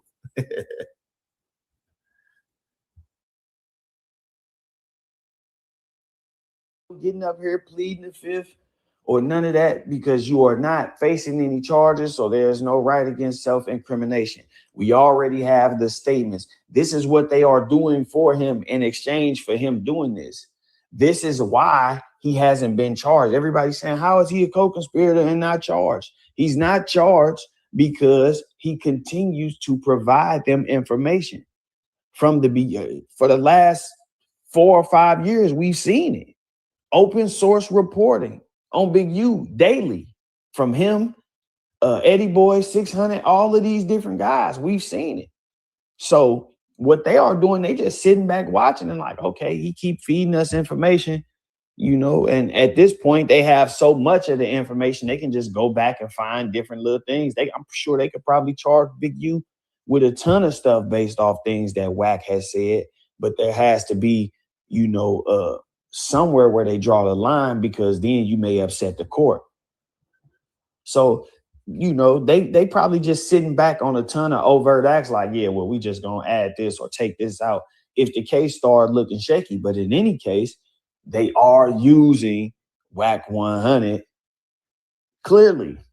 That's why his name is mentioned in that document. That's what I was saying in the video yesterday, but I get it. The video is kind of long. A lot of people don't have that much time to sit around and watch or listen. And a lot of people are doing reaction videos to my videos, and reacting to an hour-long video is probably like a 3-hour segment. So I wanted to bring this back for y'all, break it down as shortly. I I thought I would be able to do it in 10 minutes, but I wanted it to be thorough too, because I want a person who has no knowledge of the law to be able to understand exactly what's going on. He's feeding them information.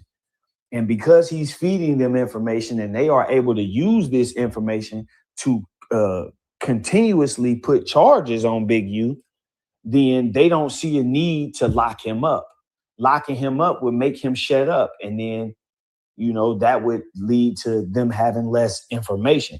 At the same time, this tells me that the information that they already have on Big U, they don't feel like it's enough. With that said, I'm going to wrap this one up, man. I hope that this was pretty.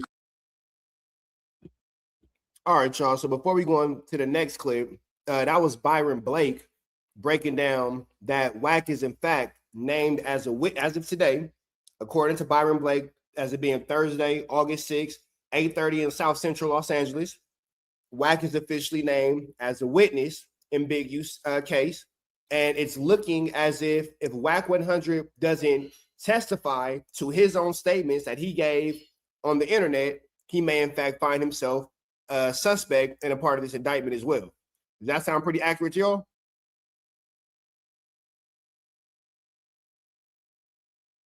So with that one being said, it's 100% accurate. And listen, we get to the point now where the fact that we have to argue this it is pretty draining, because the amount of brain power we have to expend on this shit, when it should be obvious to just a casual observer, this shit, I can see why motherfuckers get frustrated. I can see, because Wack, he's able to wear down the average person. I can see why he's able to wear down motherfuckers, because he's playing so many games and he has so much help from people who are in positions of power and influence. And on top of that, he's going to try to take your page once you get too hot on this trail.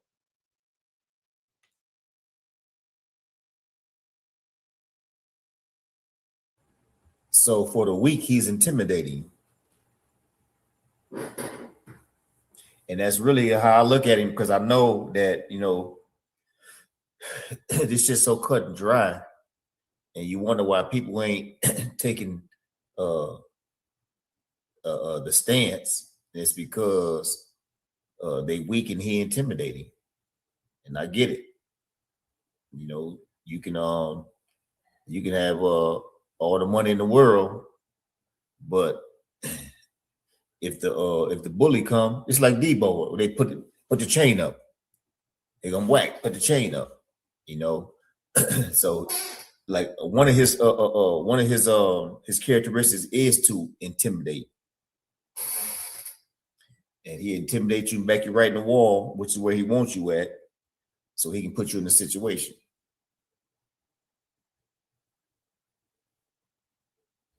That's pretty much how the situation go. And like you guys said, I can understand how, especially people who don't come from the streets. Let's be transparent here. We all watching the same. Between the three of us, we got 423 people in here. If it's 423 people in here, it's 400 people who will never see anybody's jail cell. Let's keep that shit 100.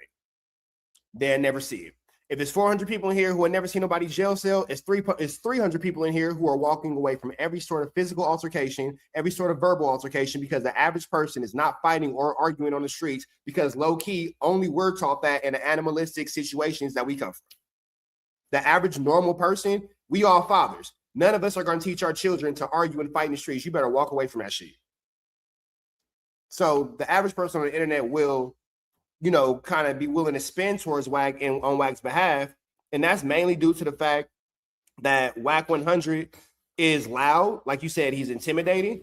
And even deeper than that, if you don't care for Wack, that's one thing. But then how are you going to go to battle with the academics and the Adam 22s and, you know what I'm saying, all that kind of shit? You feel me? All those things are against you.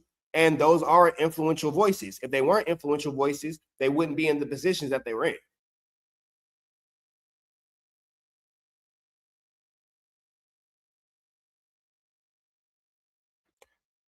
All right, y'all. So I'm finna go into this next one before we get up out of here for the night. And don't worry, chat. We'll be back for some more, man. Me and Dogface at exchange information. Underdog, I'm gonna get your information too. You feel me? We're gonna chop it up and we'll be back because it's a lot of things that we could break down about this case, but I know it's a lot to just uncover in one night.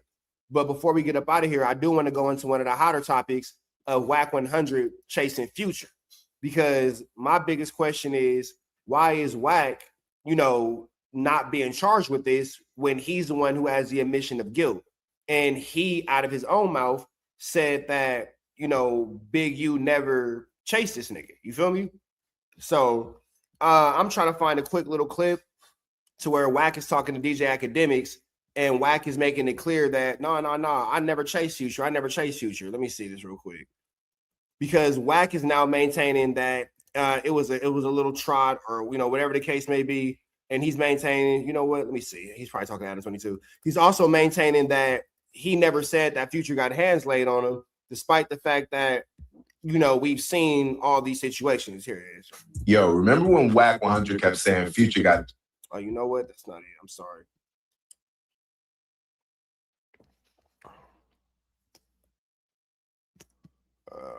Let me see. Okay. Why were you pressing Doughboy on Clubhouse, and why did you say fuck him and Future? That was the highlight clip. Well, see, that's what I'm saying. Once again, like, my response is always all they see and all they hear. Uh-huh. So this all goes back to Future and you allegedly getting into an altercation at LAX. What was it? Yeah, I got content I could have showed. I just let it go. But Rockstar from Hip Hop Trends calls me. I'm at home. Bro, what up? Hey man, Doughboy is coming to my room. And real quick, for those of y'all asking why we not playing the Rockstar content, because if I wanted to talk to one of Wack's baby's mamas, I'll just call Kim.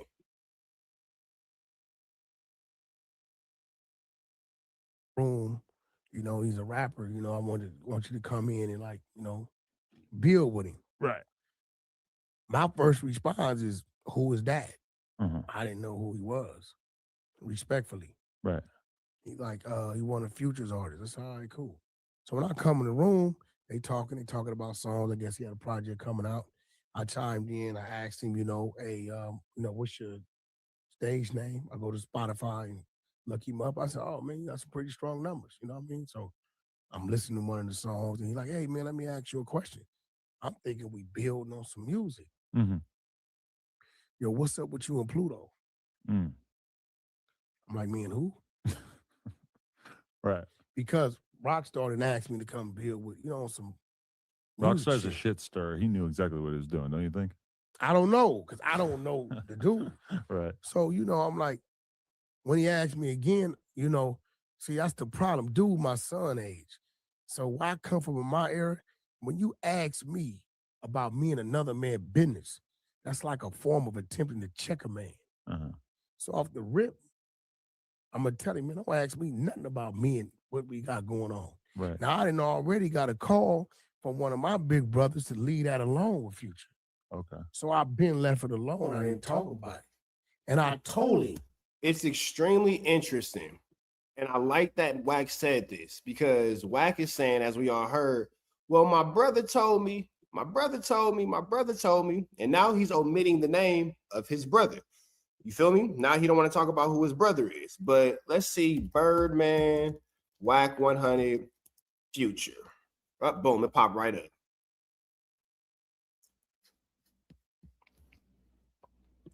It's a long drop down here, right? He throws the phone at me on speaker. All I hear is Stunner voice. He say, Wack, it's me, Stunner. Talk to me. I say, Stunner, I'm busy right now. He said, yeah, but I don't want you to be, nephew. What's going on? Would he still be considered a gangster if he used to run?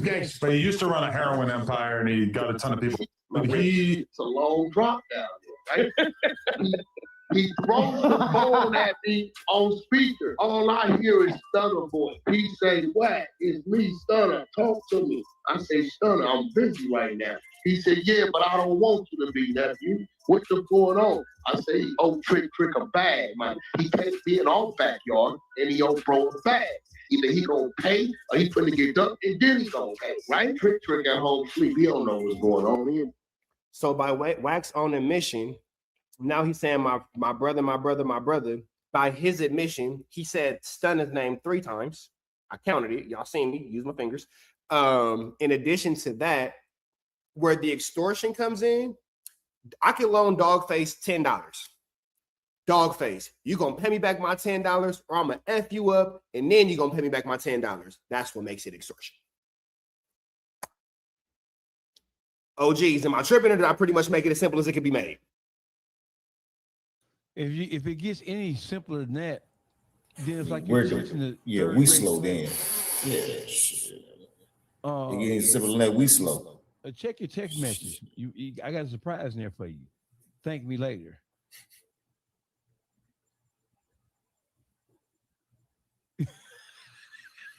No, Trap. No, look in there. Look at it. Was a change made. It was a change made legally.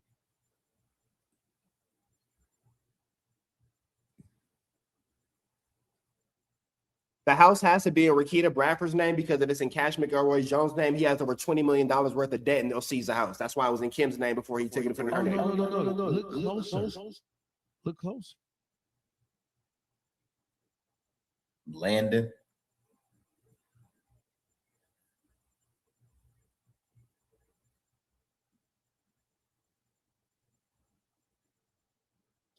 Who the fuck is that? That's him. Oh, that's the bullshit name? Yes. No, I'm a digging motherfucker. Yeah, see, we already knew about the home. I knew about that already. You feel me? Because he is, what's the old saying they should say? You don't defecate where you eat. He just on the toilet with a big old pot going crazy. Going crazy. Shout out to his son, though. We love that for him. Live your truth, brother. Hey, bro, listen, I don't even want to discuss that. I got a call from bro. Leave that shit alone. Boom, boom, boom, boom, boom. But he was adamant to keep going on. So now I'm like, so Birdman. The nigga just said Birdman name again on No Jumper. But my question to y'all is, if Birdman is being brought up, is he like an accessory after the fact? Is he an accessory to extortion after the fact? What criminal role could he play in this? He is a material witness. He wouldn't be criminally charged because he would be stepping in to act as a protector of somebody who's being threatened with bodily harm. So he wouldn't be charged as an accessory, but he would definitely be a material witness because according to Wack, he paid the ransom that allowed Future to go about his business that day and get on the airplane without being physically assaulted or worse. So he's a material witness. He's most certainly a material witness. And then wrap your homie up in an indictment. Let's keep going. Call me and say, Wack, leave that alone out of respect to me. Future, my brother, it's exact words. Like, you my brother. I love him as a brother, as a friend. Stun, I can respect that. So now it's Future telling him, yo, fuck Wack, and when you see him, get at him. But what I first got to do is extend my respect to Stunner. And I told him 2-3 times, like, bro, we got a mutual comrade that leave that alone. He kept going on. So then, okay, I'm gonna give you what you're looking for. Whoa. He thought I was out of town because everybody. He just said on Clubhouse that he never said Stunner's name. Future, my brother.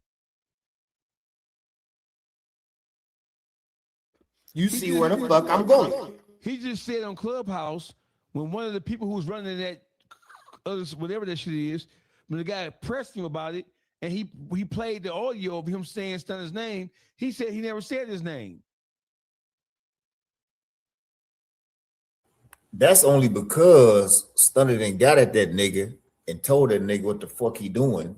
And that nigga trying to clean that shit up now because Stunner probably like, bitch, something come down on me. You know, you gonna have, like, you ain't gonna be a problem to nobody no more. You know what I mean? It probably got ugly like that. Like, nigga, you better clean it up. So he just trying to clean it up now.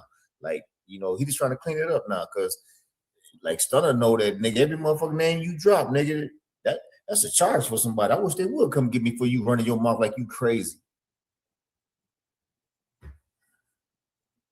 Because who the fuck wants to be tied up to a federal indictment for any reason? From a loose lip nigga, man, shut up. But that's that dry snitching though. That I was telling you, that's that dry snitching. You see what I'm saying? Like, for all we know, the feds, they may want Birdman for some prior shit, or just how they want every boss. You know what I'm saying? They probably want the nigga for something, and this is way, you know what I mean, of creating a circumstance for a motherfucker on that damn platform with that dry snitching, bro. But you know what, Underdog, you took the words right out of my mouth. And I was thinking about it. I said, well, we already, through this almost 2 hours we've been rocking out, broke down what open source reporting is. We broke down how he's examples of his active open source report is literally as current as an hour ago. We broke down how, to anyone who thinks it's not a real thing, it was used against President Richard Nixon while in office to get him impeached. We don't think that Wack is higher than Richard Nixon. With that all being said, do you think that this is maybe some term in some sort of way to where if he needs to, Birdman could be the next person to be indicted based off his hand? Man, only thing, and to me, I just feel like for him to even put a Birdman or a Stunner out there like that, his situation is really he is really in a deep situation himself that he's trying to get out of. His situation probably so deep to where he'll take his chances with a Birdman than the feds. You know what I mean? So I just believe all that name dropping, that's just, and he had a long ass list of motherfuckers to tell on. He got a long list of motherfuckers to tell on, and that shit go back so far. You know what I'm saying? And man, that motherfucker the devil, man. Shit. I mean, but shit, in this same live, you see me take it back all the way to 2006. Man, that shit go back further than that. That's actually current compared to how long that list is and how far he can go back with that fuckery. And I'll say this for the next one, because I'm sure we're gonna do this again, because I got a bunch of, look, Underdog, you see how I'm coming. You feel me? I see you locked and loaded, baby. I see it. So we can also, just per the conversation, Wack 100, in California, we got this 50-50 yard thing going on. Now, I ain't no penitentiary nigga, so whatever y'all do is how y'all do. I'm free. So how y'all do y'all jail time is how y'all do y'all jail time. But I say all that to say this. Wack 100, it wasn't a 50-50 yard when he was there. It was called a substance abuse yard. Don't let me lie and say what the exact acronym is, but it's for substance abuse and treatment. That's what it's for. Wack 100 allegedly was instructed by the Bloods to go ahead and put down a demonstration against someone else. When it was time for him to put down a demonstration, this man gets into a full argument with a female cop in order to get sent to the hole to avoid having to put down his demonstration.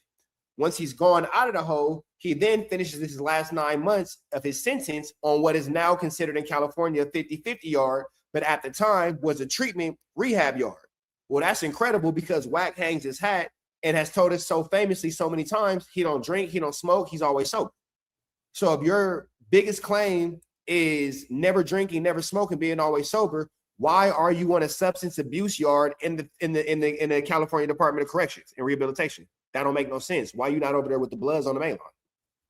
So just to your point of 2006, and you saying this earlier, shit, the nigga was locked up in the 90s. Man, hey. So, it wasn't a 50-50 yard thing. I make the joke. It wasn't a 50-50 yard. It was a 25-25 yard, but it grew up to be a 50-50 yard for sure, for sure. A brother, I love it. As a brother, as a friend, Stun, I can respect that. So now is Future telling him, yo, fuck Wack, when you see him, get at him? But what I first got to do is extend my respect to Stunner. And I told him 2-3 times, like, bro, we got a mutual comrade that leave that alone. He kept going on. So then, okay, I'm going to give you what you're looking for. He thought I was out of town because everybody knew I was out of town. He didn't know I was back in the studio.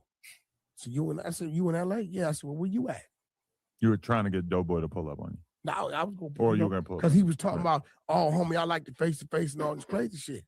So Rockstar was on his way to my studio that night. I said, well, Rockstar, this your man. You with him in LA? Yeah. Well, go get him. Pull up.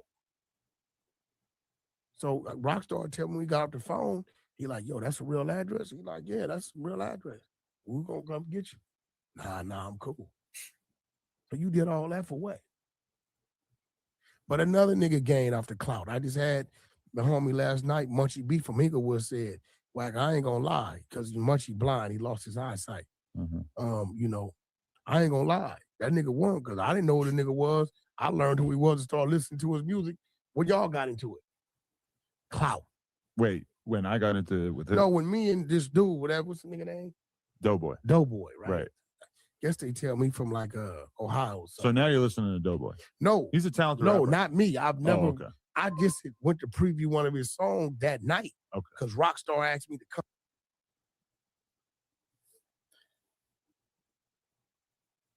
Can't hear you, Chris. Oh. But I didn't say you had a charge, though. But I didn't say that. Anybody? You got to put it to them. So this is Lush and Wack arguing, and we'll let y'all go after this chat, but this is Lush and Wack arguing where Wack is upset at being compared to Munchie B for the exact same thing. And I think this is a clip where Wack says he never chased Future. You know, he's denying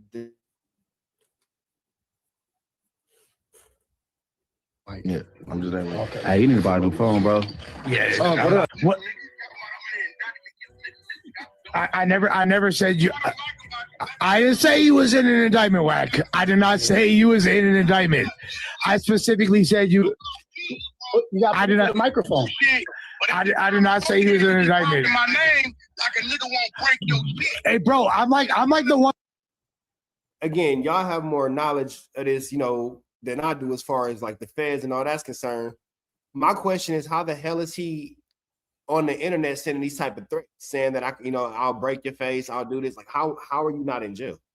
Hey, listen, bro. Can you hear me? First of all, the content that Wack talk about, don't no real nigga get on live in front of the public and even talk like that, right? So in itself, that makes us ask the question, like, from a real nigga perspective, what the fuck are you doing, right? So I don't know, man. I'm gonna call a spade a spade.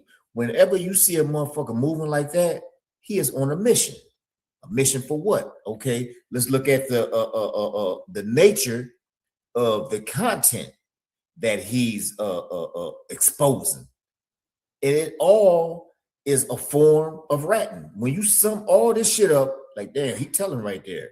From a real nigga perspective, damn, he telling right there.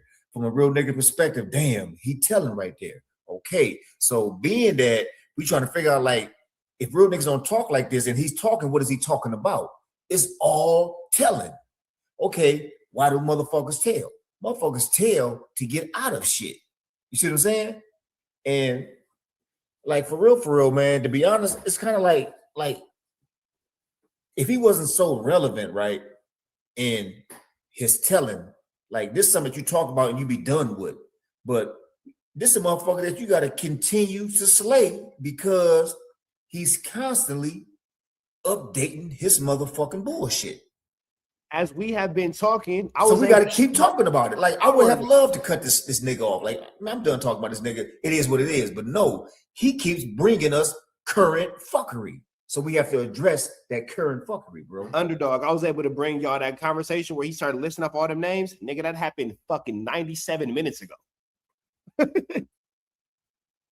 Man, hey, he on a mission, bro. It's literally that's up just to what it date is. telling. And he on a mission, right? I'm gonna tell you what real niggas do to niggas like that. They just stay the fuck out his way. That's what real niggas do. You see what I'm saying? But, you know, we content creators, man, you know, and I'm a baby in this shit, but shit, I ain't no fucking dummy. I don't give a fuck if I'm 2 days in this motherfucker or 3 days in this motherfucker. You walk past me with a red dress, I'm like, she had a red dress on. I ain't no fucking dummy. Like, and you know, shit, nigga, I've been in the motherfucking streets, bro. Like, shit, the majority of my life has been impressed by the streets. So, like, man, niggas don't even fuck with niggas like this, bro. Like, niggas don't even fuck with niggas like this, right? And real niggas, for real, when this nigga encounter a real nigga, he don't even, he don't even really get to circulate no more after that because shit happens to niggas like this. You see what I'm saying? Like shit happens to niggas like this. Niggas like this don't continue to be able to make motion in this manner. But you know, he ain't crossing no real niggas path. Believe that. He ain't crossing no real niggas path. That's why, for real, that's why he trying to clean up or implicating a real nigga like Stunner or whatever. Like he's trying to clear that up because he know how ugly that can get for him because ugly niggas deal with niggas like this way different from the clowns that he implementing in all this bullshit. It's amazing how long a nigga like this can even survive, bro. It's amazing. Like I'm like the nigga Wayne. Like damn nigga, you still here? Damn nigga, you still here? Yeah, that nigga still here doing the same bullshit, bro. Hey, almost pretty much with no recourse. The only real big problem he has is if he can't feed the feds. If he ever gets to the point to where he has nothing to feed the feds gonna dog him like he dogging everybody else. That's the real true day of reckoning for his ass right there. You see what it's gonna come down to, and I'm just making sure I'm looking it up as I'm talking to y'all. I'll be at all them court dates. Don't worry about it. Because what we can't do is depend on these dudes to give us their version of what happened when I could just give you guys what actually happened. And for those of you guys who are not familiar with what I have going on, I've actually been following the situation with Wack 100, doing investigative reporting docuseries for the last 4 years. So if you guys are interested in any of the things that I'm talking about, go ahead and check my YouTube channel, Trap News Network, TRAPNEWS NETWORX. Make sure you go ahead and tap in that. But you guys can check out everything that we're talking about. I'll show paperwork, I'll show pictures, I'll show proof of him being in certain places and blah, blah, blah. And don't get it twisted. As me, Underdog, and Dogface continue, we'll bring y'all this way more. This is like one of an unknown number series because it's so much more to break down. You feel me? Go ahead, Dogface. Hey, listen, I want to thank everybody for joining us tonight. So I want you guys to know the next time y'all see us, we going up top with the visuals. We're going up top with everything. So just be aware of that. And sorry, and I apologize for any complications with the sound, the echoes that made some parts kind of like rough to listen to. When we come back to spank ass. Pause. So we'll give y'all this last little round, and then we'll let y'all enjoy y'all night. But it's important that y'all see this. I'm like speaking unbiasedly and defending you.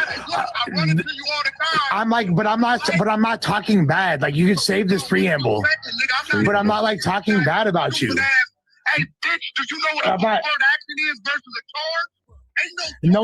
No one said you had a charge though. No one said that. No, I didn't. No, I did not say you had a charge. I never said that. I never said you had a charge. I don't know what you're talking about. I didn't say you had a charge though. But I didn't say you had a charge though. But I didn't say that. I didn't. Go ahead. But I didn't say that though. But I already knew this was gonna be some. I don't even know why I answered this. Hey, listen, I ain't let you niggas meet who Wack is. And one day I'm gonna show you that. Okay, but you ain't gonna like. But I'm not against you, and I didn't say anything. Calm down. Yeah. Even listen, I'm not. I don't know why you tripping on me, bro. Like I'm not. You was just popping it. No, I wasn't. What did I say that was popping it? Put the microphone to the speaker. He passed the bottle to him that killed the nigga every week. I ain't never said no like that. No, that's not. I'll say it again. That's not. That's bro. I think.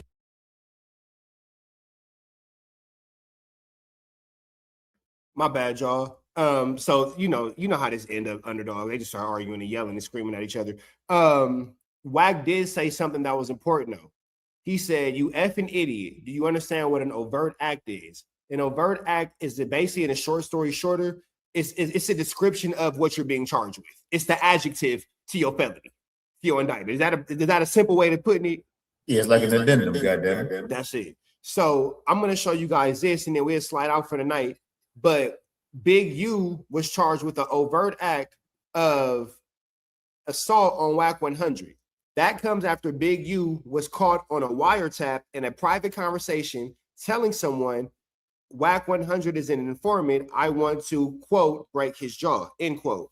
Of course, we don't think that anybody should get their jaw broken. We don't believe in that over here. But regardless of the fact, Big U said that in a private conversation. Big U's lawyer says to the court, and I quote, there is no crime against my client admitting he wants to harm an informant on a private conversation, end quote. The federal government decides to say, you know what, Cash Roll Global, I see you. The federal government decides to say, you know what, you're 100% right. The overt act of assault doesn't apply. And then they decide to actually charge him with the assault. So Wack can say overt act, overt act, overt act. No, it's not charged, it's not charged, but overt acts leads to convictions. Let's play this content. Jury unanimity issues, making it hard for the jury to be unanimous. And as the jury may properly rely on non-predicate overt acts to reach a verdict. In other words, when you're bringing in a bunch of stuff that we haven't been charged with, you may confuse the jury and have them relying on something that we haven't been charged with as just an overt act. And they may end. Okay, so him having Wack as, one to whoop Wack feet, and Wack being a victim in the paperwork is an overt act. It's not an actual criminal charge. So, yeah, Wack is in the paperwork as a victim. Yeah, Wack is in the paperwork as a victim. But, nigga, that's an overt act. That ain't no criminal charge. You can't charge me for that because I want to whoop somebody's feet. You feel me? You can't charge me because I want to break somebody's jaw. So, he a victim in the paperwork, but, man, so what? You can want to whoop somebody. I want to go whoop out the nigga I coach the kids' football team with right now. You can't charge me with a crime for that. I ain't did nothing. You feel me? They're finding us guilty on that. Now, the government would respond to Big U, and they would say that the fear and control category encompasses charged overt acts that are direct evidence. They would go on to say the defendant's motion challenges dozens of overt acts alleged in the first superseding indictment, styled as Rule 404B concerns. That framing is backwards. The government is entitled to prove the overt acts charged in its own indictment. These are not uncharged other acts. They are part of the charged RICO conspiracy, and proof of charged overt acts requires no 404B justification. Now, the reason I was emphasizing uncharged in the last stuff that I was. And again, Wack just said an overt act is something uncharged. Let's see where this situation goes. Was reading from Big U is because I was seeing that they were locked in on that. He kept saying, y'all saying I threatened Wack 100. I'm not charged with that. Y'all saying that I said I wanted to beat up Wack 100. I'm not charged with that. The government is now coming back and saying that, yes, you are. The fear and control. Big U is being charged with wanting to whoop Wack 1. Tenderism. Pick the blind up, put the blind down, pick the blind up, put the blind down, pick the blind up, put the blind down. Big U, Reg Dog. Big U has officially been charged with man. Hey, Big Rich, they got the canine dogs. And if you do something to harm that canine dog, they'll charge you. If you do something to fuck with that informant, they'll charge you. So, like we should never question whether or not he is an informant or not. And if he's an informant and you fucking with him, then it's cool. You just land in bed with an informant. Hey, it's your prerogative. You know what I'm saying? And Wack is a victim in the case. I said it. I told y'all. Wack was a victim in the case. Nigga, I beat the feds, nigga. I beat the feds, nigga. I keep trying to tell you niggas, bro. I beat these niggas. And I never fucked up again in life, nigga. I got off by the skin of my teeth. Nigga, I beat these niggas, bro.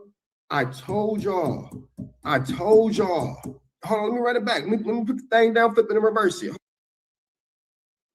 From Big U is because I I was seeing that they were locked in on that. He kept saying, y'all saying I threatened Wack 100. I'm not charged with that. Y'all saying that I said I wanted to beat up Wack 100. I'm not charged with that. The government is now coming back and saying that, yes, you are. The fear and control category that Big U was talking about encompasses charged overt acts that are direct evidence. Again, it says these are not uncharged other acts. They are part of the RICO conspiracy, and proof of charged overt acts requires no 404B justification. So, long story short, Big U is charged with assaulting Wack 100. It says it right here in the paper. Big U is charged with assaulting Wack 100. I didn't make it up. But when I said it, niggas wanted to take shots at my character. Niggas drug my name through the mud to hide this shit, bro. Niggas drug my name through the mud. Niggas lied. Niggas tried. Sorry about that, y'all. I was really passionate that day. I've been telling niggas some shit for 4 years and it finally hit. But with that all being said, man, Dogface is gone. Underdog, I'm gonna tap in.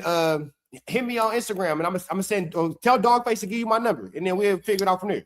All right, I think I already put that follow in on there, so we're good on Instagram. Send me a DM because I don't be looking at that shit, but I go look at my request right now. All right, bro. Peace. All right, man. God bless, man. God bless. We appreciate Dogface for being in here. Real quick, chat. If y'all want to continue on, we appreciate y'all being a part of Trap News Network. We appreciate y'all rocking out with us. This whole situation with Wack 100 has been barnacles. Barnacles. When I say that this situation has been crazy, For my regulars in the chat, y'all know what time it is. Beat the brakes out of the Tony Montana rapper. One of his security guards named Roscoe was allegedly caught up in the mess or got messed up in the melee. He was rushed to a local LA hospital. The club, the Great Soul Manor, was shut down for the night. So now we have academics talking about who allegedly whooped out Future. Let's jump into this content. Let's get into it. Let's go. Following the incident, helicopters patrolled the parking lot to make sure the area was safe. Now, Wack had told us about the story, and he basically kind of described it just like how this happened, except he gave more detail. He said, yo, they surrounded club security and everything, and basically when the gang... It's crazy because in Wack's last pieces of content, he was saying how it happened at a hotel, and here you have academics making it clear that this in fact did happen at a club.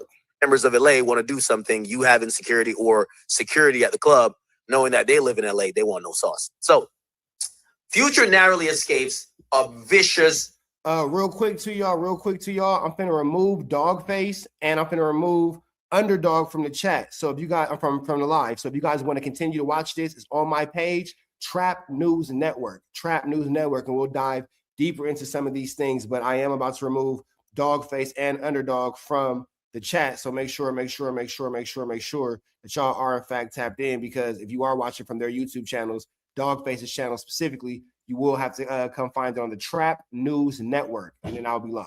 So make sure y'all get into that. Chat, y'all know what time it is with me. I just don't want to hold I don't want to hold they chat hostage. You feel me? Is Henny still in here? God damn. Henny to beat the brakes out of the Tony Montana rapper. One of his security guards named Roscoe was allegedly caught up in the mess or got messed up in the melee. He was rushed to a local LA hospital. The club, the Great Soul Manor, was shut down for the night. So now we have academics is talking about who allegedly whooped out Future. Let's jump into this content. Let's get into it. Let's go. Following the incident, helicopters patrolled the parking lot to make sure the area was safe. Now, Wack had told us about the story, and he basically kind of described it just like how this happened, except he gave more detail. He said, yo, they surrounded club security and everything, and basically when the gang... It's crazy because in Wack's last pieces of content, he was saying how it happened at a hotel, and here you have academics making it clear that this in fact did happen at a club. Members of LA want to do something, you have insecurity or security at the club, knowing that they live in LA, they want no sauce. So, Future narrowly escapes a vicious beatdown in 2013. Now, supposedly, like for all we know this happened, and then we knew about Wack chasing him in the airport. But what was confusing is that we knew about who chasing him in the airport? in 2013. Now, supposedly, like for all we know this happened, and then we knew about Wack chasing him in the airport. But what was confusing is that when we went to the indictment, right? When we went to the indictment said, and let me pull up the indictment.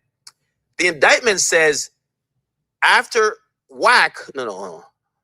Let me just give me a second. The indictment says, let's go to airport. Let's search that. Now, right? So actually, the indictment does not mention the club thing. The club thing happened in 2013. So the indictment does not mention the club, but Wack mentioned the club. So when this club incident shows up in future indictments, we know where it came from. Okay. Now, so if we start thinking, it says and around 2014. Actually, this might be it. Well, anyway. Okay. Oh, here it is. In or around 2014, okay, after Future refused to pay and ceased answering the calls, they, Henley's associates, and it says Henley and his associates, which means he was there, committed violence against NDC and his associates and security for failing to show respect. Now, this is the issue with, I've seen Wack talk about this a bunch, and he's like, yo, man, there's something else in the mix, because I never said we touch Future. And he's right. He didn't touch Future.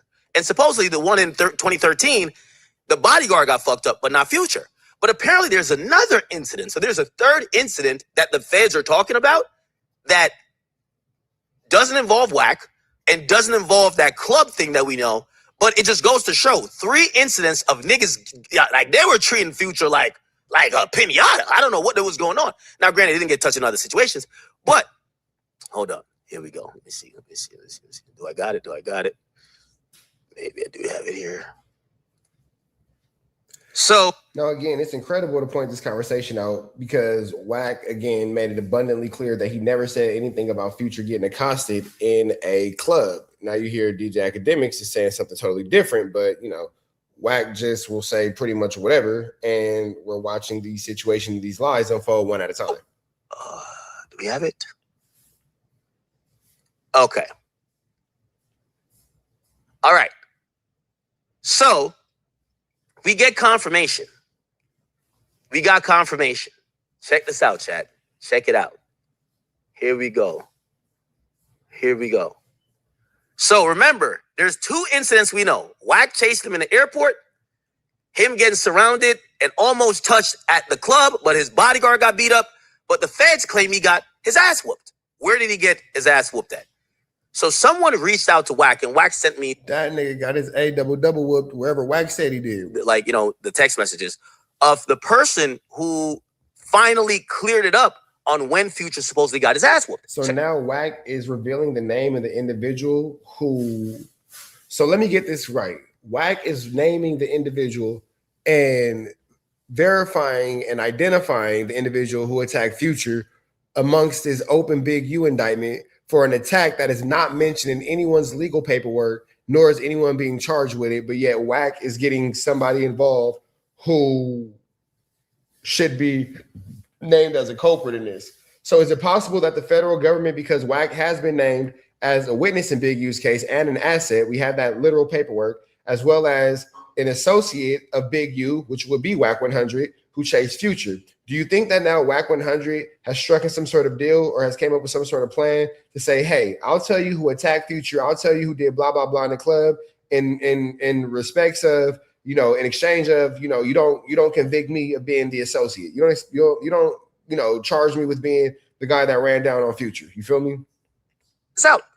So, and by the way, this is from Wack, but he's texting, like, you're gonna see this shit. It's kind of like hilarious. Yo, the fact that Wack got a nigga saved like this is crazy. WS Crip Partner 99. Who the fuck saves a nigga like this? WS. And now you're telling on Hop. Now you're putting the case on somebody else. So now you're literally open air snitching on somebody. Like, it's not even a maybe not. It's not a question of it. It's not a are you or aren't you. Like, you're literally now charging somebody and putting the name of what's the word I'm looking for? You are looking at the name of don't let me lie. You're culprit. You're putting the name of a culprit to a crime that has yet to be charged, but it's still an open crime. Crip partner, whatever. Or a charge that's yet to be indicted to anyone, but it's still an open crime. Anyway, he texts Wack and he says, Hop is the one telling. He's the one that knocked out Future and Floss took his gun. So Wack says, knocked him out where? Future wasn't touched at the airport. That's cap. Then the Crip partner says, nigga, he knocked out Future at the SLS. I was there. So now Wack is saying that he witnessed Future get knocked out, and now he's telling everybody what he saw. So again, if Wack 100 doesn't attest to this in court, it's going to look bad because he's making it clear, as we know him to be a witness in the testimony and a witness on the case, that this is what he's into. And this is what he's talking about. Then Wack says, first they said it was a club, not a hotel. So that happened at a hotel Future was knocked out at. So now we're getting to find out. The club they pressed and he ran out through the kitchen. Then they knocked him out in the SLS. And then Wack sees him at the airport and chasing him. I ain't gonna lie to you, bro. They was playing Pac-Man with this nigga Future, bro. I ain't gonna cap. Everybody chasing him. Okay, so they said they knocked him out at the SLS. And he says, I already know what's one of Big U's homies telling. And it says, okay, because he was in touch with me. He says, Hop and Floss. He says, I never knew they caught Future slipping like that. He says, Future security, Hop betted them. So I guess like he put some work in. But I guess they got to Future somehow. He says, Big U was there when this happened? Yes. So that confirms exactly what we just read in the indictment. The indictment says Henley was there with his associates. So do you hear how Wack 100 is making a point to confirm what is in an overt act in an indictment? That way it can be charged with an actual realistic 1-2 step like Sierra crime. The overt act of assault has already been charged on Big U, and Wack 100 is the victim of that assault. Now Wack 100 is basically just making sure that all these overt acts stack up and Big U gets charged, because let's hear what DJ Academic said one more time. They caught Future slipping like that. He says Future security, Hop betted them. So I guess like he put some work in. But I guess they got to Future somehow. He says Big U was there when this happened? Yes. So that confirms exactly what we just read in the indictment. The indictment says Henley was there with his associates. It didn't say he was there with his associates at the club. It just said Rolling 60s rolled up to the club. So now, when it's all said and done, look how crazy it is when you have Wack 100, busting these moves and doing these things, when you can clearly see he is just at this point helping out with the legal team, man. It's just crazy, bro. It's very insane. It's very insane. It's very insane. It's very insane how the situation is working. That's all I can tell you, brother. And we're watching it real time. Somebody who came into this internet space as a super banged out gang member, super blooded up, all this and all that. We're watching him literally give away an indictment right before our very eyes. This is a third incident we didn't know about, but apparently, according to the feds and according to WS Crip Partner 99, who's telling Wack this stuff, no, there was another situation that happened where Future supposedly got knocked out. And by the way, I guess this is going into the narrative where Wack is saying there's people within Big U's organization that's telling. That's why these stories are coming to light. Because there's a kind of a question of, did Wack story from Clubhouse or my stream get in a federal indictment? Because DJ Academics is showing us that Wack's information was used into a federal indictment. He just doesn't want to come out and say it. But the reality of the situation is Clubhouse conversations, no jumper interviews, conversations with DJ Academics possibly are all used in this situation. We know for a fact that the Clubhouse conversation is being used. We know for a fact that no jumper conversations have been used. This is a clear sign of what's going on in today's time when it comes to this Wack 100 situation. Should you not want to believe it? Should you not want to go about it in a proper manner? That's your business. But the reality is what the reality is. He just said it publicly? Or did Wack like fucking feed information to the feds? His thing was, these stories that just got added, I only was at the airport thing, and the other stuff they added, I never knew about Future getting beat up.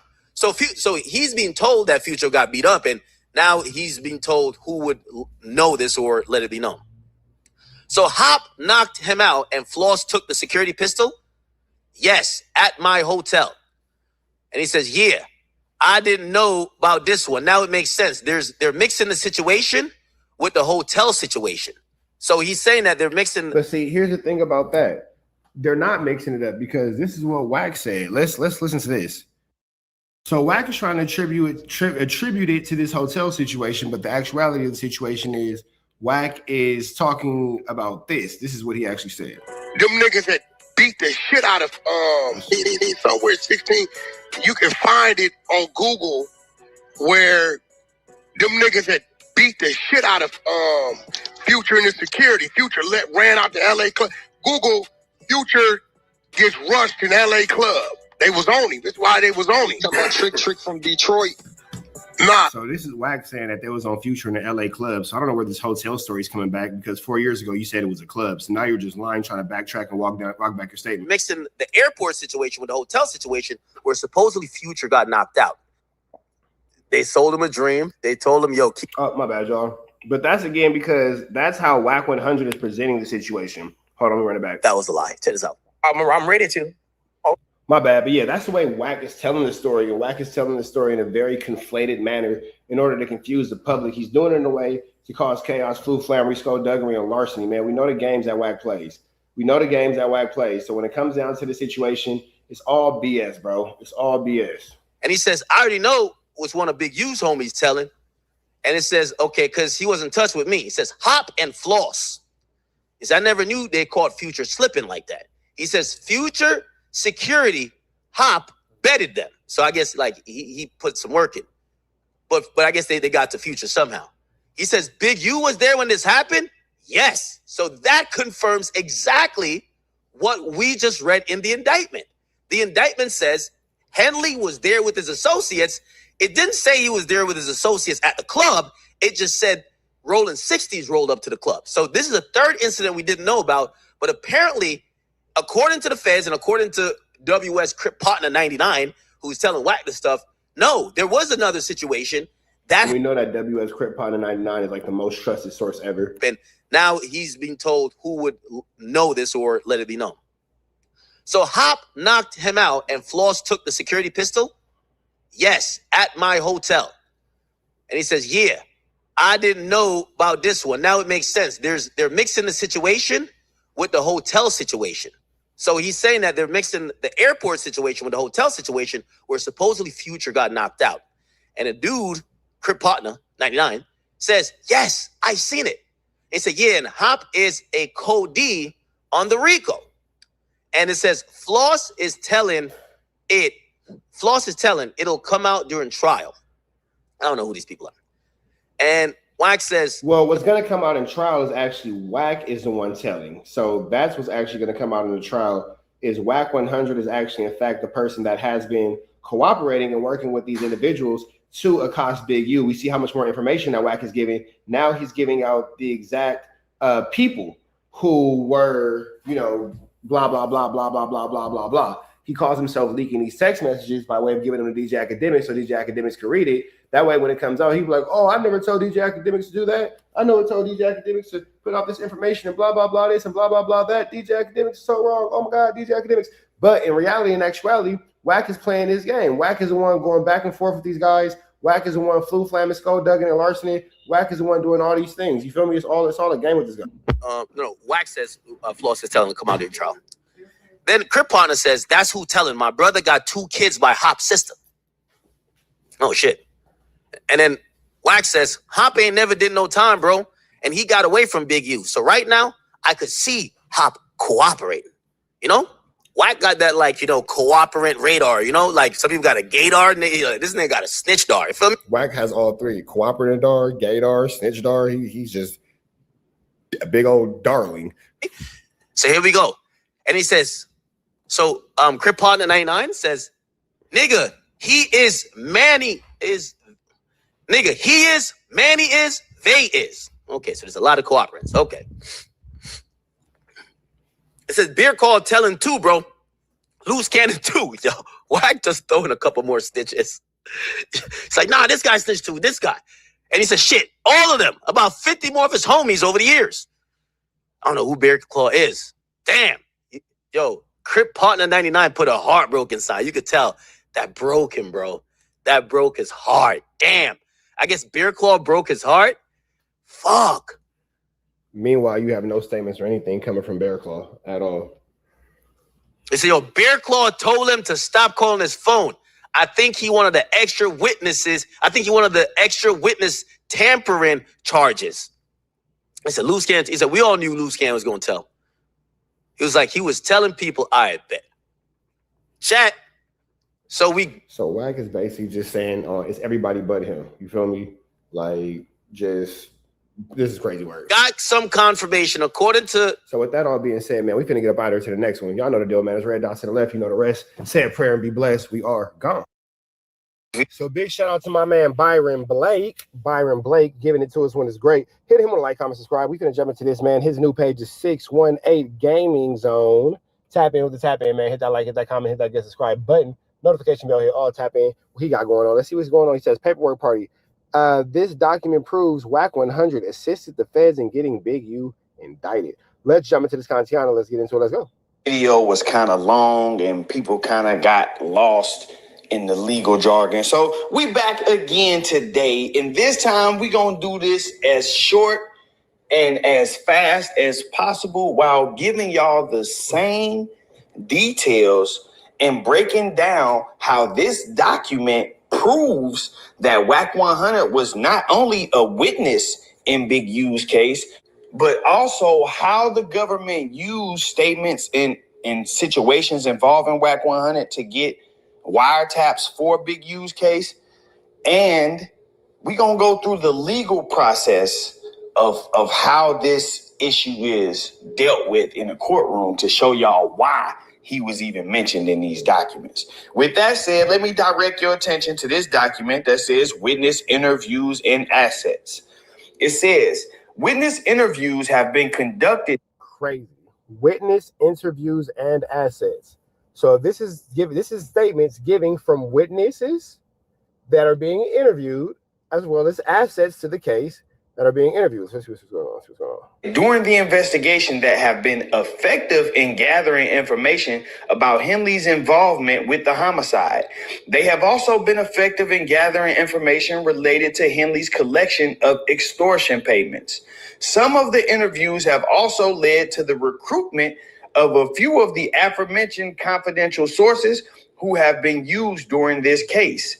However, as described above, those confidential sources have taken this investigation as far as it can go and short of meeting its prosecutorial goals. Wait, hold on. However described, these confidential sources have taken this investigation as far as it could go. So this could be the reason why we could see Wack 100 possibly in this future indictment soon. Because according to the federal government, these confidential sources, my bad, I know I whited it out, have investigated as far as it can go. Okay. Taking this investigation as far as it can go. That's what they did. They don't need you no more.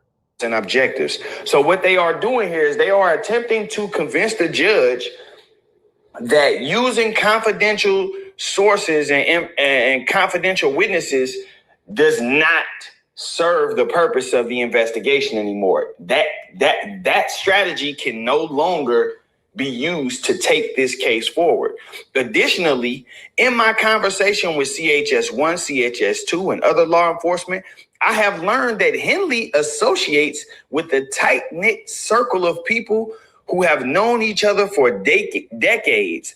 Continued interviews without court-authorized interception of the target location could unnecessarily alert the targeted communicators to the interests of law enforcement in their illegal activity. So what he's saying is, based on the information that he got from the informants, everybody who is around Big U is very close to him, and it's a tight-knit circle. Therefore, if we continue to try to interview people and try to get these people to come talk to us, then it will alert the people we are investigating that they are being investigated. This is where he starts to talk about how they can get around that and why they should be allowed to get around that.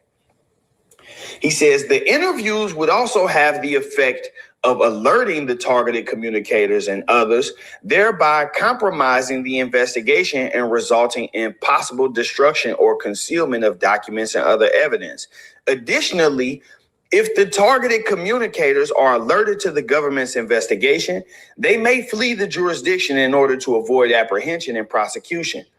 For example, now you see it says for example. So this is an example of how an interview could alert the targeted communicator. Definitely true. An interview, a podcast, a song, a No Jumper episode, a drunken rant on Clubhouse. All these things can alert.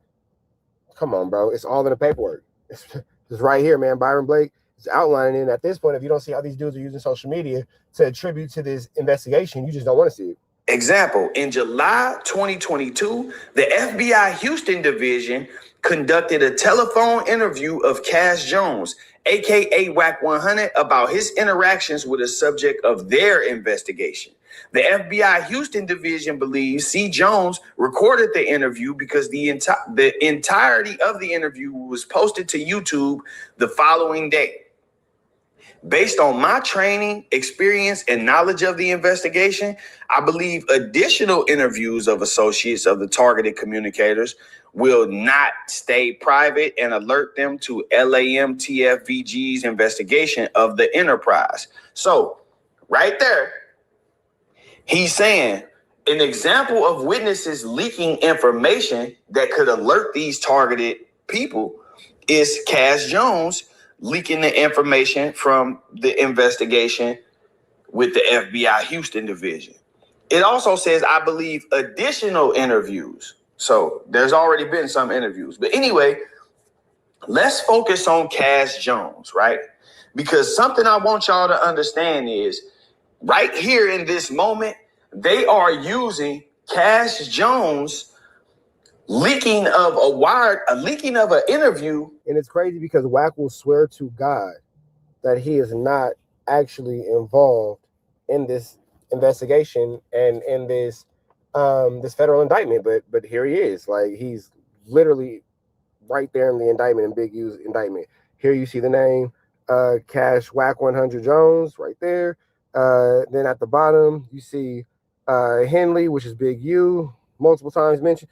Like, we're watching this go down in real time. We're not making these things up. This is actually what's going on.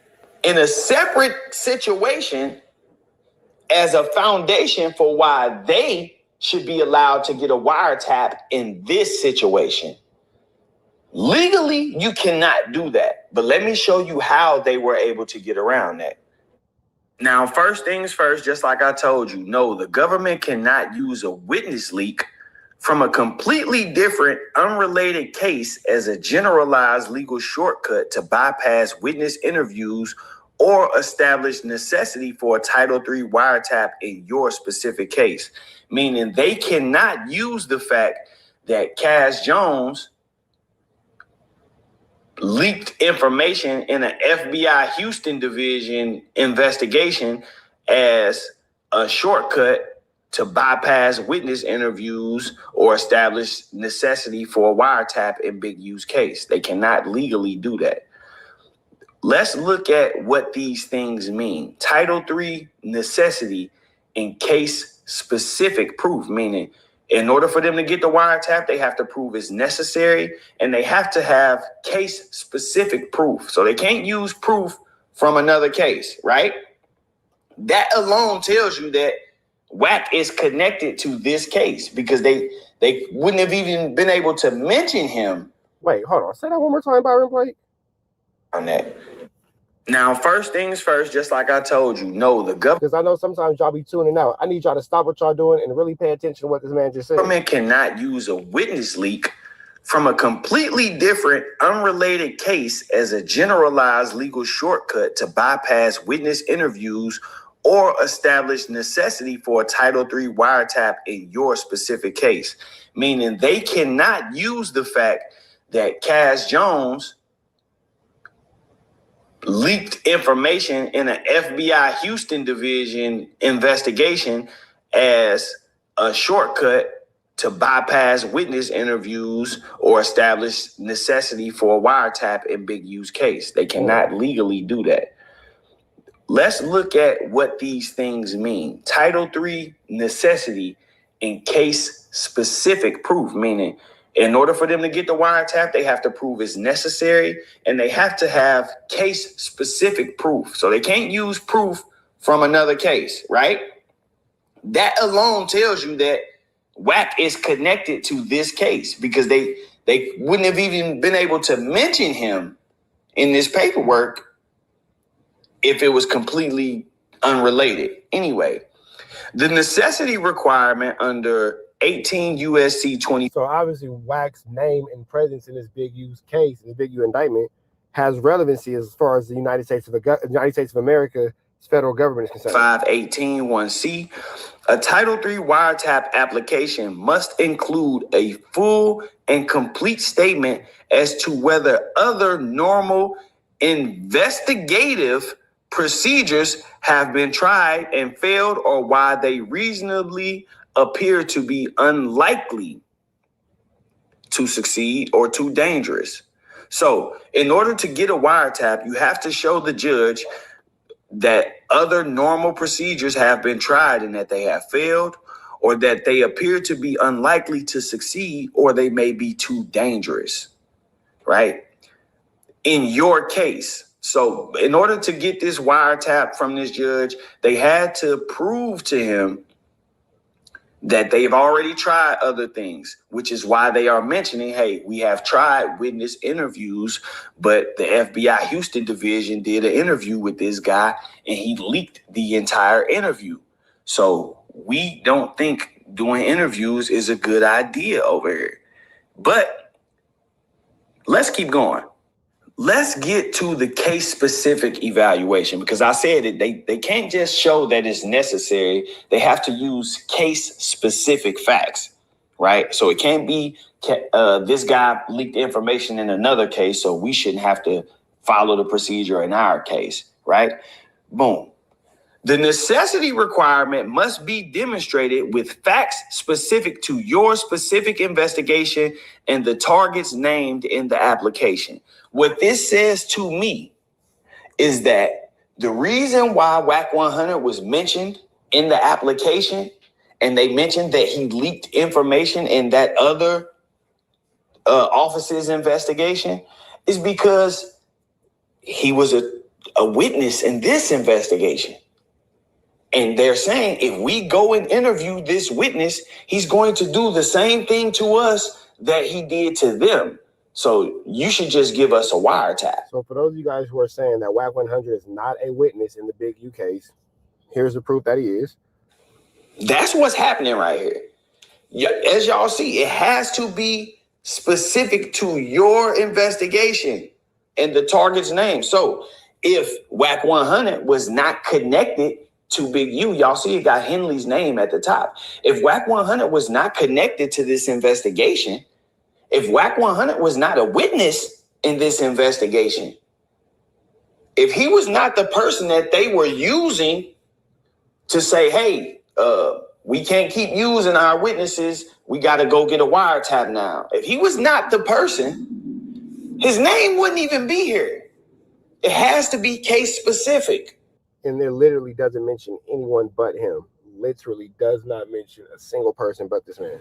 So there's no reason for them to mention. And if you look at the earlier part of the document, it mentions CHS-1, CHS-2, who we know to be witnesses and informants in this case, and other law enforcement. And then it mentions none other than Wack 100. But let's keep going, because there's something else that you have to see, which is called the exhaustion of alternatives.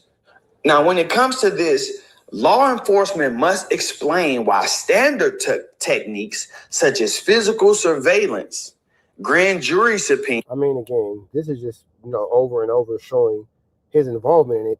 If by no other fact, there's literally, again, nobody mentioned but Wack 100 in this over and over. Undercover agents or interviewing specific witnesses will not work or are too dangerous in your case. So once again, they have to list why interviewing specific witnesses will not work or too dangerous in your case. So when you see Wack 100's name and they saying we can't interview this specific witness, it won't work because he's going to leak the information that tells you again, Wack 100 is considered a witness. I know I sound repetitive, but I'm going over each category and tying it back to this so y'all can see exactly, how this is coming together. Now, let's discuss why a remote leak does not apply. No blanket exemptions.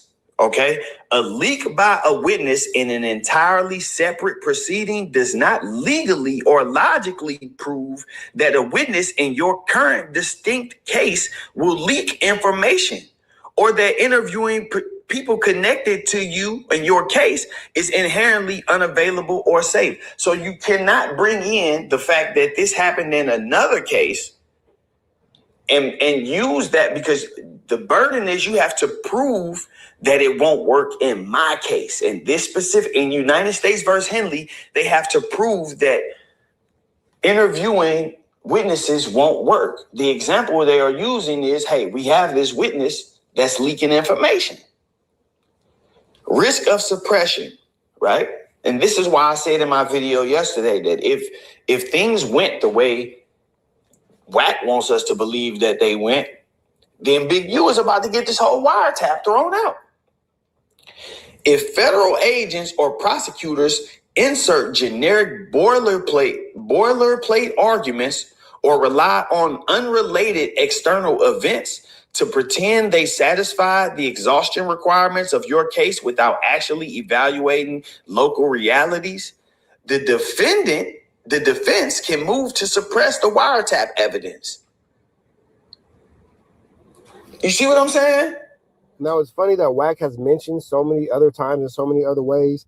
Like, for example, where Big U is now charged with assault against him, Wack 100 would like to blame that on a wiretap, despite the obvious of it being attached to a No Jumper interview that Wack 100 did alongside Adam 22, DJ Academics, Vlad TV, Trap Lord Ross, and Remo. We're not hearing anything from Wack about this particular wiretap. We're not hearing anything from Wack about this particular set of circumstances that allow him to, kind of poorly but snakishly maneuver through the situation. It has to be specific to your case. The fact that they are mentioning Wack 100 in this paperwork as a reason why they can't interview witnesses, and Wack is not related to this at all, as he claims, then Big U has automatic grounds to get his wiretap suppressed. Again, it says, if federal agents or prosecutors insert generic boilerplate arguments or rely on unrelated external events to pretend they satisfied the exhaustion requirement for your case without actually evaluating local realities, the defense can move to suppress the wiretap evidence for failing the statutory necessity test. So this is statutory. You have to prove necessity. Now ask yourself, how does saying that Wack 100 leaked information in a different investigation prove that it's necessary to skip over interviews and just do wiretaps in this investigation unless Wack is a target as far as being a witness? If Wack is not the witness that they are referring to, not being able to interview. Now, I know some of y'all are going to get lost and say, okay, well, if they saying they can't interview Wack, how is Wack an informant? Let me break this down to you. I want to direct your attention back to the original complaint filed in Big U's case, where it details this alleged robbery that happened to victim 1 And victim one was later instructed to pull up on Big U, and Big U told him that's how you rob yourself, and demanded $10,000 from victim one to ensure that other robberies did not occur. Of course, this is all after allegedly giving victim one back the stuff that he was robbed for. Now, Loose Cannon, who is identified as Williams in this indictment, later admitted to this robbery and the aftermath on a podcast. On the No Jumper podcast, after stating that Williams was Henley's right-hand man, Williams explained, so basically, he'll manipulate things. We'll go and do something, and then the same niggas we do it to show up at the house like 10 minutes later as we trying to count everything. So he's basically saying we go hit a lick, and then as soon as we pull the move, the people that... Which is also, again, statements used in the indictment. And no, Wack 100 did not give those statements, but he all but walked Loose Cannon through, you know what I'm saying, that entire situation. He definitely led Loose Cannon into giving up those statements and giving up those things, even reminding Loose Cannon what to say by saying, and I quote, "Well, what about the robberies you was telling me about? Tell him about that." Loose Cannon would have never even said these things had he not been reminded by Wack to talk about it. And Loose Cannon, in his ignorance, goes, oh yeah. And then he goes and talks about that situation. I'm not saying what Loose Cannon did was right. I'm not saying that Loose Cannon should not be held accountable for his own actions, but this is a clear case of Wack manipulating somebody who is intelligent. Who is educationally inferior to him. You know what I mean? We took it from... I did not mean to say that man was intelligent. Pull up on us. We be confused, like how? Williams then said that Henley would state, well, we just gonna give like 40,000 back. Wack 100, listen to what it says. Wack 100, who is a rival counterpart of Henley's for the Bloods, was also on the podcast. See how they clearly mention his name? It's nothing. They clearly state who they are talking about that said this. Anyway, it says, Wack 100, who is a rival counterpart of Henley's for the Bloods, was also on the podcast and stated, you know why he wanted to give dude back the 40, right? So they using Wack's words to corroborate the MO. Right here. And that is literally in Big U's paperwork. A No Jumper interview has literally and officially been used in Big U's paperwork. We are watching it right here in real actual time. Period, point blank. Wack is explaining to Loose Cannon and the people viewing the podcast why Big U, because Loose is saying, man, he'll be like, well, we just gonna give back 40,000. And now Wack is saying, you know why he was saying why he wanted to give dude the 40, right? Because he was gonna charge him 20 for getting it back. So they're using Wack's words in the original complaint right there. Fast forward to 20. That is crazy work. Crazy. To give dude the 40, right? Because he was going to charge him 20 for getting it back. So they're using Wack's words in the original complaint right there.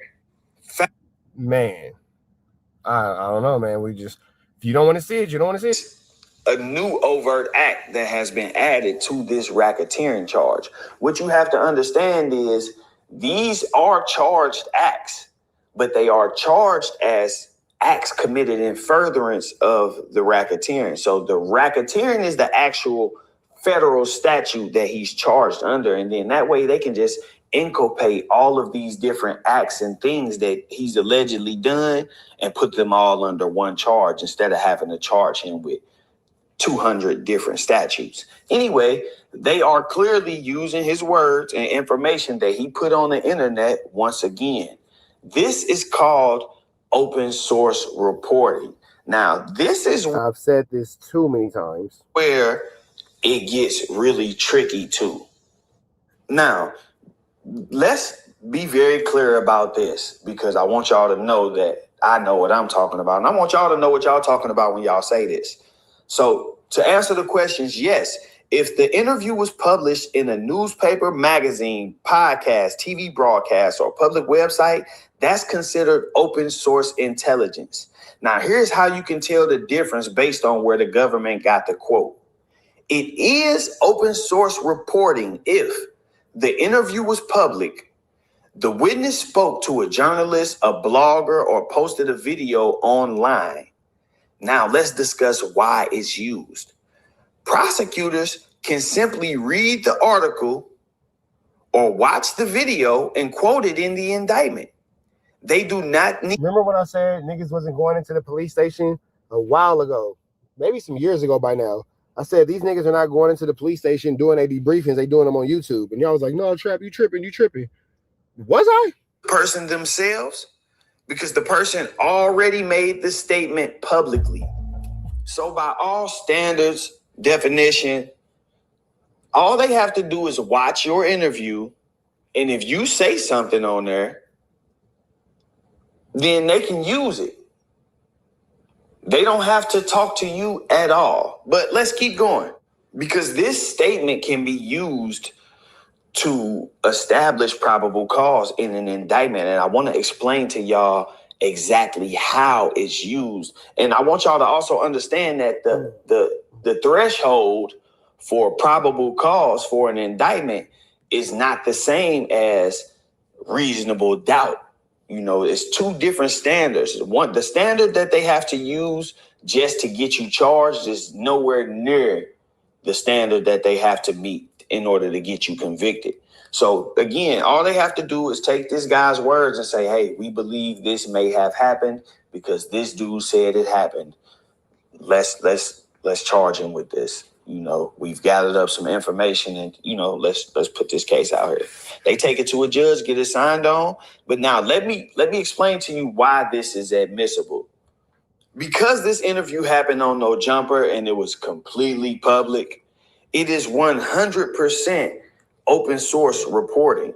In modern federal prosecutions, the government routinely combs through media, articles, podcasts, YouTube interviews, press releases, and social media posts to build their cases. So this is not an uncommon thing in today's times.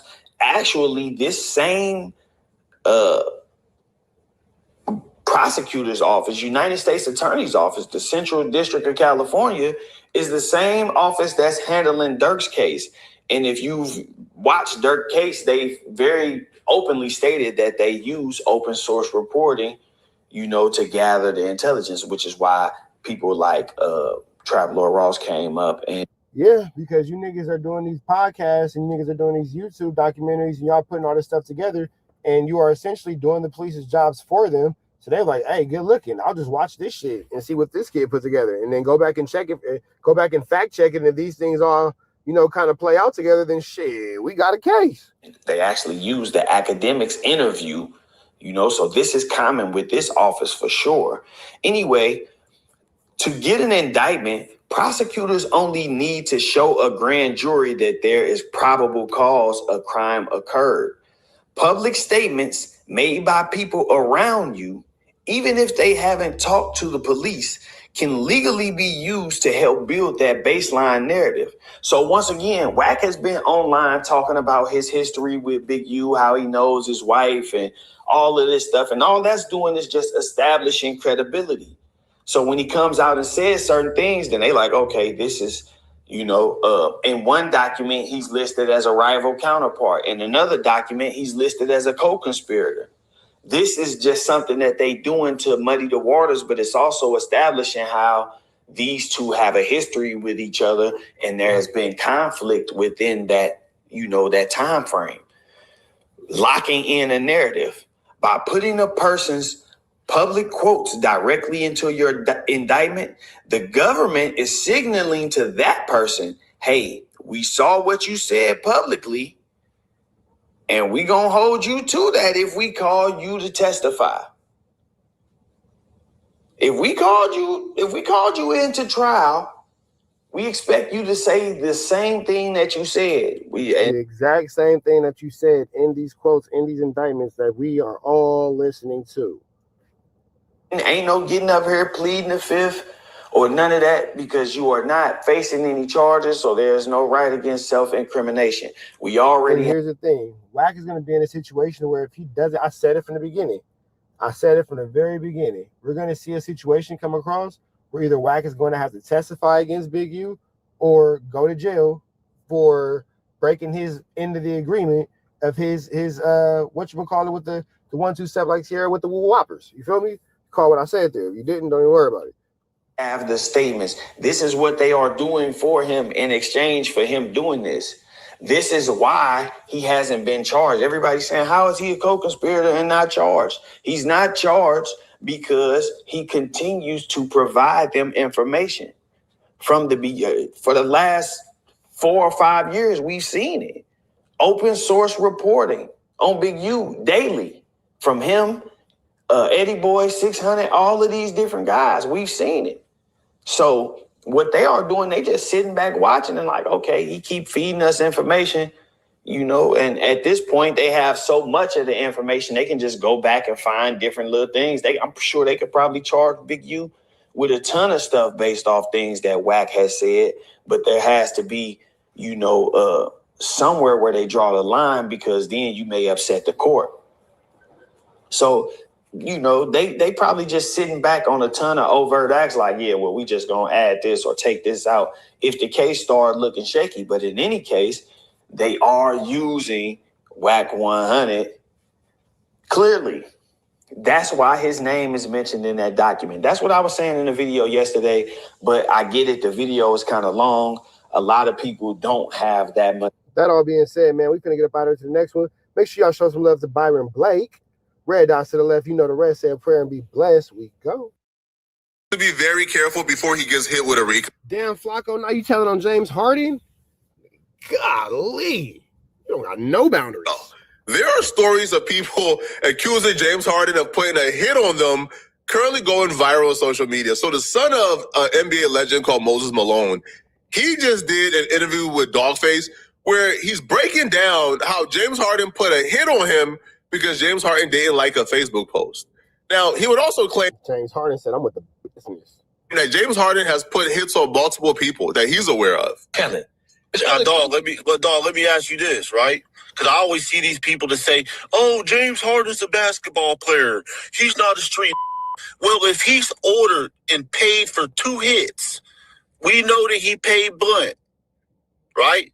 He paid these come outside. He sent them. Damn, James Harden, you went from Artesia High School basketball to this? Outside for me, right? That's one.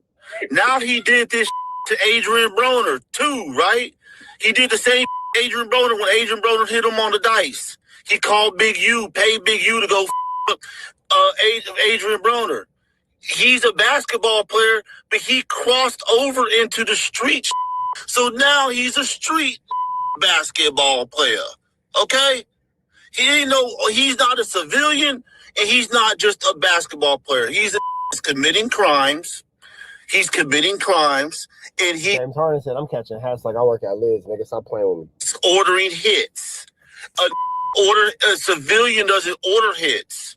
If I ordered a hit on somebody, I'm not a street no more. My civilian card is gone. James Harden is flying too close to the sun, and it's going to backfire at some point. He was already in Big U Rolling 60 RICO indictment paperwork where they're claiming that he was being extorted, and people are claiming that he's telling on Big U. So things are starting to hit the fan and backfire because James Harden decided he wanted to turn into a street ninja after making $500 million. Like what's wrong with you? It's just dumb. So apparently this entire beef started with James Harden and this dude, because dude made a Facebook post about James Harden charging people $400 to attend a camp. Some of these situations began, and I'm talking about the situation with James Harden. Like, how did that start? Okay, so this is how it started. Just one day, I was Well, typically these baseball and basketball, football and soccer camps cost money, so it's not uncommon for these things to be, monetary profiteering towards a Flu Flammer Skull Douglas and larcenies situation, because you ain't never seen a scam until you seen youth football. Home, I had some parents call me, underprivileged parents that their parents can't pay to go to camp and stuff, And these ladies literally called me crying, saying, my son wants to go to James Harden's camp, but we can't afford it. He's charging $399 for a day and a half. Why didn't he go downtown to do a camp for free for underprivileged kids? I got about 2 or 3 of these calls, right? James Harden has the right to charge whatever he wants to charge for his camp. If he feels like, yo, my time is worth this, my resources is worth this. Yeah, he can charge what he want to charge. That has nothing to do with anything. Right, my expertise is worth this. I want to break even. I have the gym set up. I have several things set up. I want to make a profit. He has a right to make a profit or break even or lose money if he wants to lose money. However, people have a right to critique you, and you don't have a right to try to silence them. So after the third call, I went on my Facebook post. And I posted his flyer, and I put, James Harden, why aren't you pretty much looking out for underprivileged kids? You're charging $399 for a camp. And there's a football player named Donald Driver that was doing a camp for free. I said, don't you make way more money than Donald Driver. I said, don't become your Hollywood. Don't forget where you came from. How are you telling him how to make his money? It just sounds like you're a hater, honestly. But saying, do something for the underprivileged kids in the ghetto. Why are you doing a camp with white people in Kingwood for $399 when you're, I don't like count people's money, but goddamn, you know what this motherfucker's making. So I just made that statement, okay? And maybe about 200 likes, 200 comments. Everybody was in agreement with me. And then I get a call from my then bodyguard. Okay, he goes by Big Miami. And he calls me. He's like, hey, man, what you post on Facebook? I was like, what you mean? I told him. He's like, man, James' bodyguard, Tony, called me, and he said James is pissed off you posted something on Facebook. And I said, are you serious? Like I said, James Harden is mad about I'm not thinking in my mind, why me and James Harden ain't friends on Facebook? Why does he care about what I'm posting on Facebook? He gets talked about every day. You know what I'm saying? So he's like, man, whatever it is, man, please take it down, bro. Just to be fair, if James Harden would have taken the camp to the hood and charged the kids $300, they would have called him names. So he took it to where somebody can economically afford $300. And then if James Harden is from the hood, what's wrong with him now taking his resources to the suburbs and bleeding them kids? I don't get it. They came to the suburbs and charged him $300, and they still calling him names. Possibility that James Harden will see a post criticizing him from Moses Malone II, right? Because they're probably all in the NBA circles. I assume NBA players probably follow him on Facebook, or they're friends with him on Facebook, or NBA. I assume they have their gossip and their little chatty patties and their little social groups and all that kind of little stuff, the same as we do. They just do it amongst their peer group as we do it amongst our peer group. It ain't no real difference to the situation. Or NBA scouts, or people who are involved in the NBA in general, probably follows a guy named Moses Malone II, right? So that's not out of the realm of possibility. Now, James Harden being upset that this dude is critiquing him on Facebook is absurd, bro. If I'm up $200 million, the last thing I'm concerned about is what people on Facebook are saying about me. Bro. Flacco, let you tell it, you make $100,000 a month off YouTube and you care all about what people talk about. According to you, you make $100,000 a month. $100,000 a month, according to you, off YouTube. So I'm not really sure what you mean when you say you wouldn't care what people think about you, because you care a lot about what people think about you. And it's even deeper than that. You care about what people who have no real formal education, live in poverty, are desperate to keep positions at no jumper. You care what those people think about you. Bro, listen, bro. I'm poor right now. Okay? I'm poor, and I still ain't concerned about what folks got to say about me, bro. Let Moose Man say your name right now. You going to go off. You up 200 M's and you're that concerned. Now, James Harden was so concerned that he had people call, and people were tapping in. And apparently, though, when people tapped in and when people call, that actually convinced this dude to take down his post. Like, it convinced them to remove it. Problem should have been solved there, right? Apparently not. Apparently, him taking down the post where he's critiquing James Harden was not enough. I have a friend named Herb Baker. Herb Baker calls me because he's friends with James Harden's cousin, or his brother-in-law. Look at you putting names involved. God damn, what in the I'm telling everybody is this? Lennox that was like married to his sister, James Harden's sister. And he's like, Lennox is telling him, man, you need to talk to your boy Mo. I don't know what they got going on, but James is mad about this Facebook post and Mo need to chill or something like that. And my boy Herb is like, no, man, they're tripping about that. Like, y'all, we should sit down, let them smoke a blunt with each other, talk this and be over with. And he's like, all right, I'm gonna go back to James. He goes back to James and tells James this. James tells that, man, you sound like you sleeping with the enemy. And he told that, this was his exact words. He said, you tell that my money go forever. That's what he said, right? So I'm like, I'm thinking this, all right, cool. Maybe this is over with. So Herb's like, man, don't worry about that. And, he'll get over it. But I'm going to say this, and I hope you listen, bro. If your enemy is a man who's up $500 million. Flacco said that he is exposing any and everything that has to do with this Big U case to keep all attention off of the fact that Wack 100 is named in it. Why are we not talking about the fact that Wack was chasing Future through the airport? Why hasn't Flacco spoken about this? Why hasn't Back on Fig spoken about this? Why hasn't Community spoken on this? Why hasn't No Jumper spoken on this? Why do we not have any real coverage from these major platforms about this situation? Yeah, we're talking about Moses Malone's son with James Harden in today's episode of things that nobody really genuinely gives a fuck about. With a vengeance against you, you probably don't want to sleep good at night, right? You probably don't want to sleep too well. You probably want to keep your eyes open. That's a man who could touch you and enact whatever revenge he wants to enact against you, especially in Houston. But James Harden is like the mayor of Houston. James Harden is not an NBA player like LeBron James who goes home to his family, who does corporate things. No, James Harden is in the trenches with literal killers and gang members while up $500 million. Do you understand how much they worship James Harden in that city? So for you to piss that guy off in that city and move around as if it's all good is crazy. But he was moving around as if it's all good. Right? He goes to the club that night, and while at the club, he gets confronted by one of James Harden's guys. Pull up to the club. I had a parking spot in the front.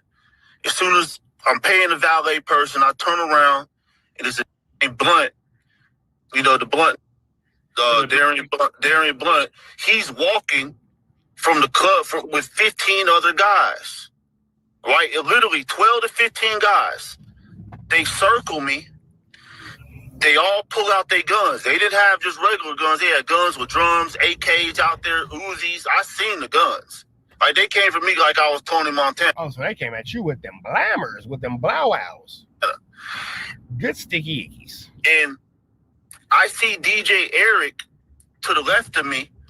He's recording. He has his phone out, recording this, right?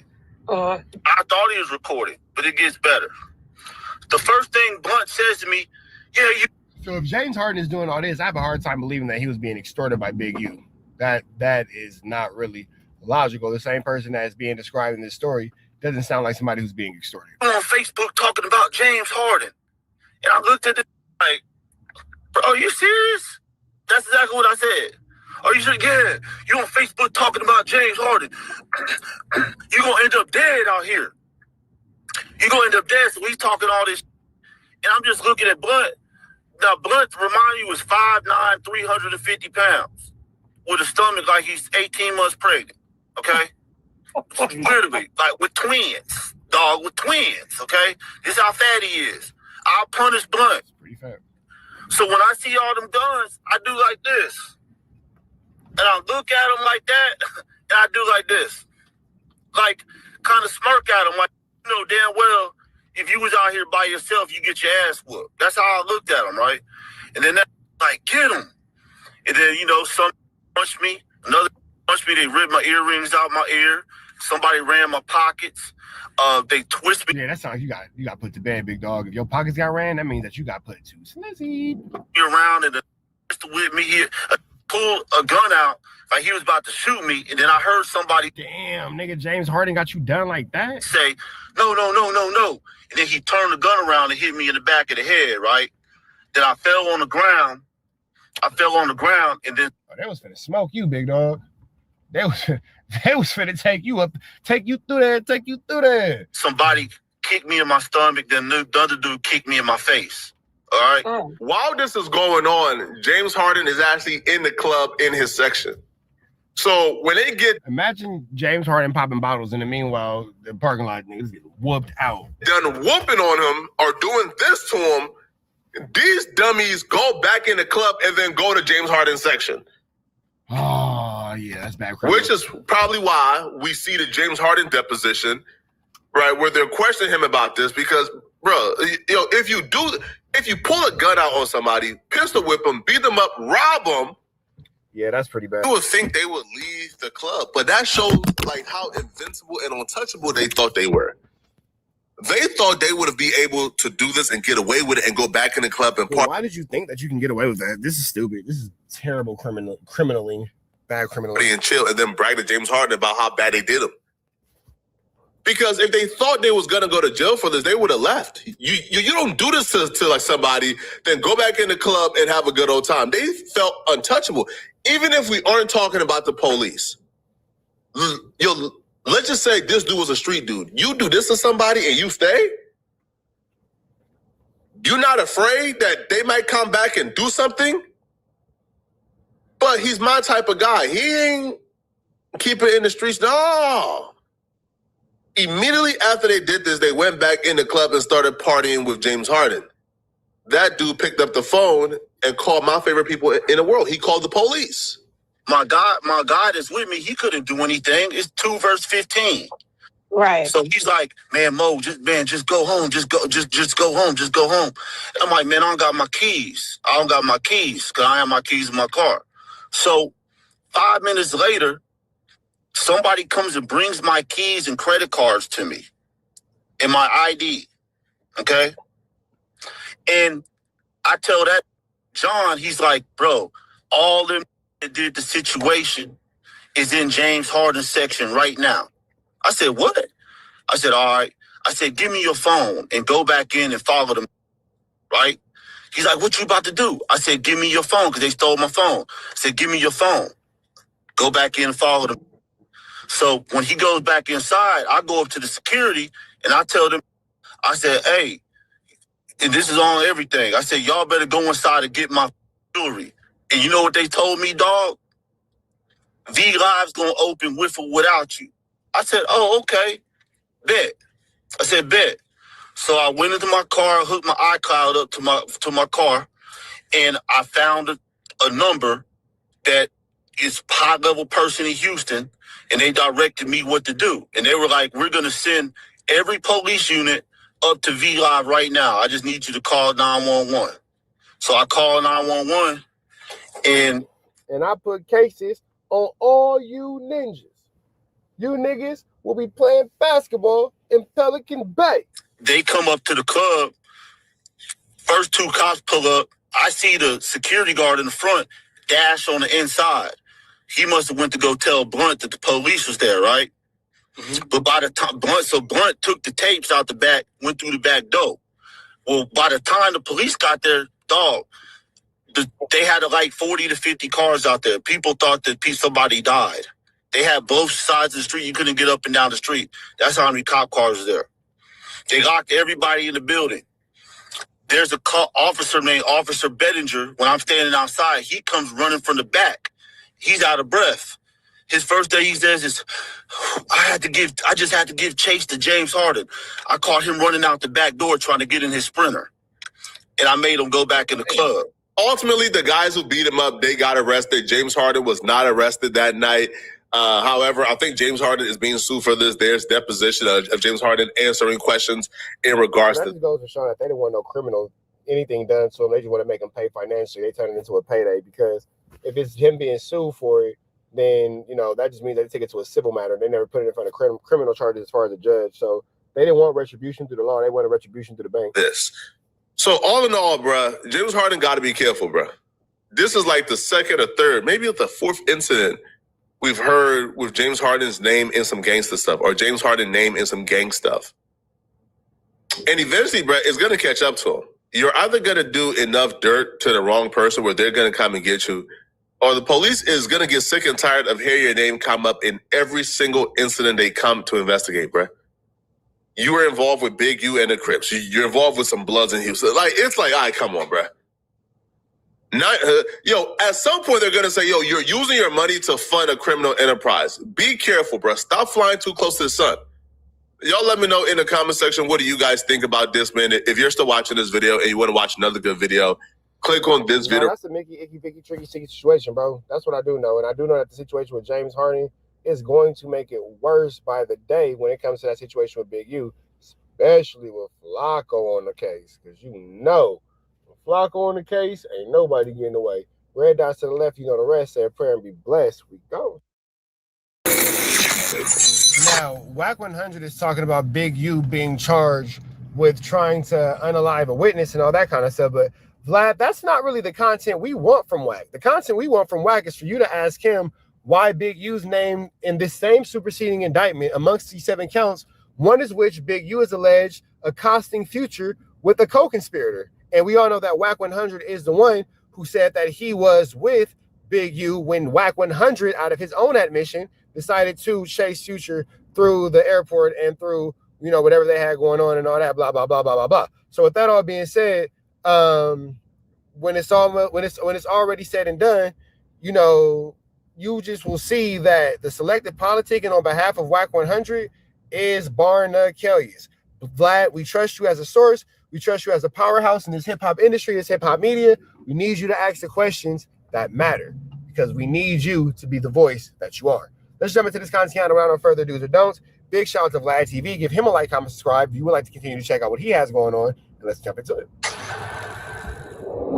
Well, Big U now has a superseding indictment. 7 counts. 7 counts. You got the 7? Hold on a second. Let me look it up because there was a whole bunch of shit. It's really 2 or 3 different things. It's just. Now we got to trust Wack to bring it up. Now we got to trust Wack to talk about it. Now we have to trust Wack to tell us the truth. Nah, brother.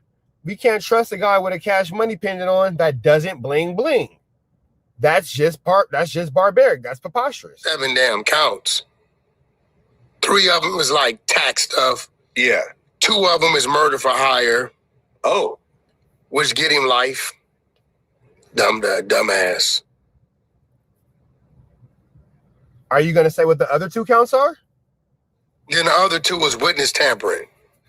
Right. So see, here's the thing about that though. One of those you're not breaking down is a situation with Future. You're omitting the fact that you on a Clubhouse app, Clubhouse room, gave us all the information necessary in order for Big U to be charged with this indictment.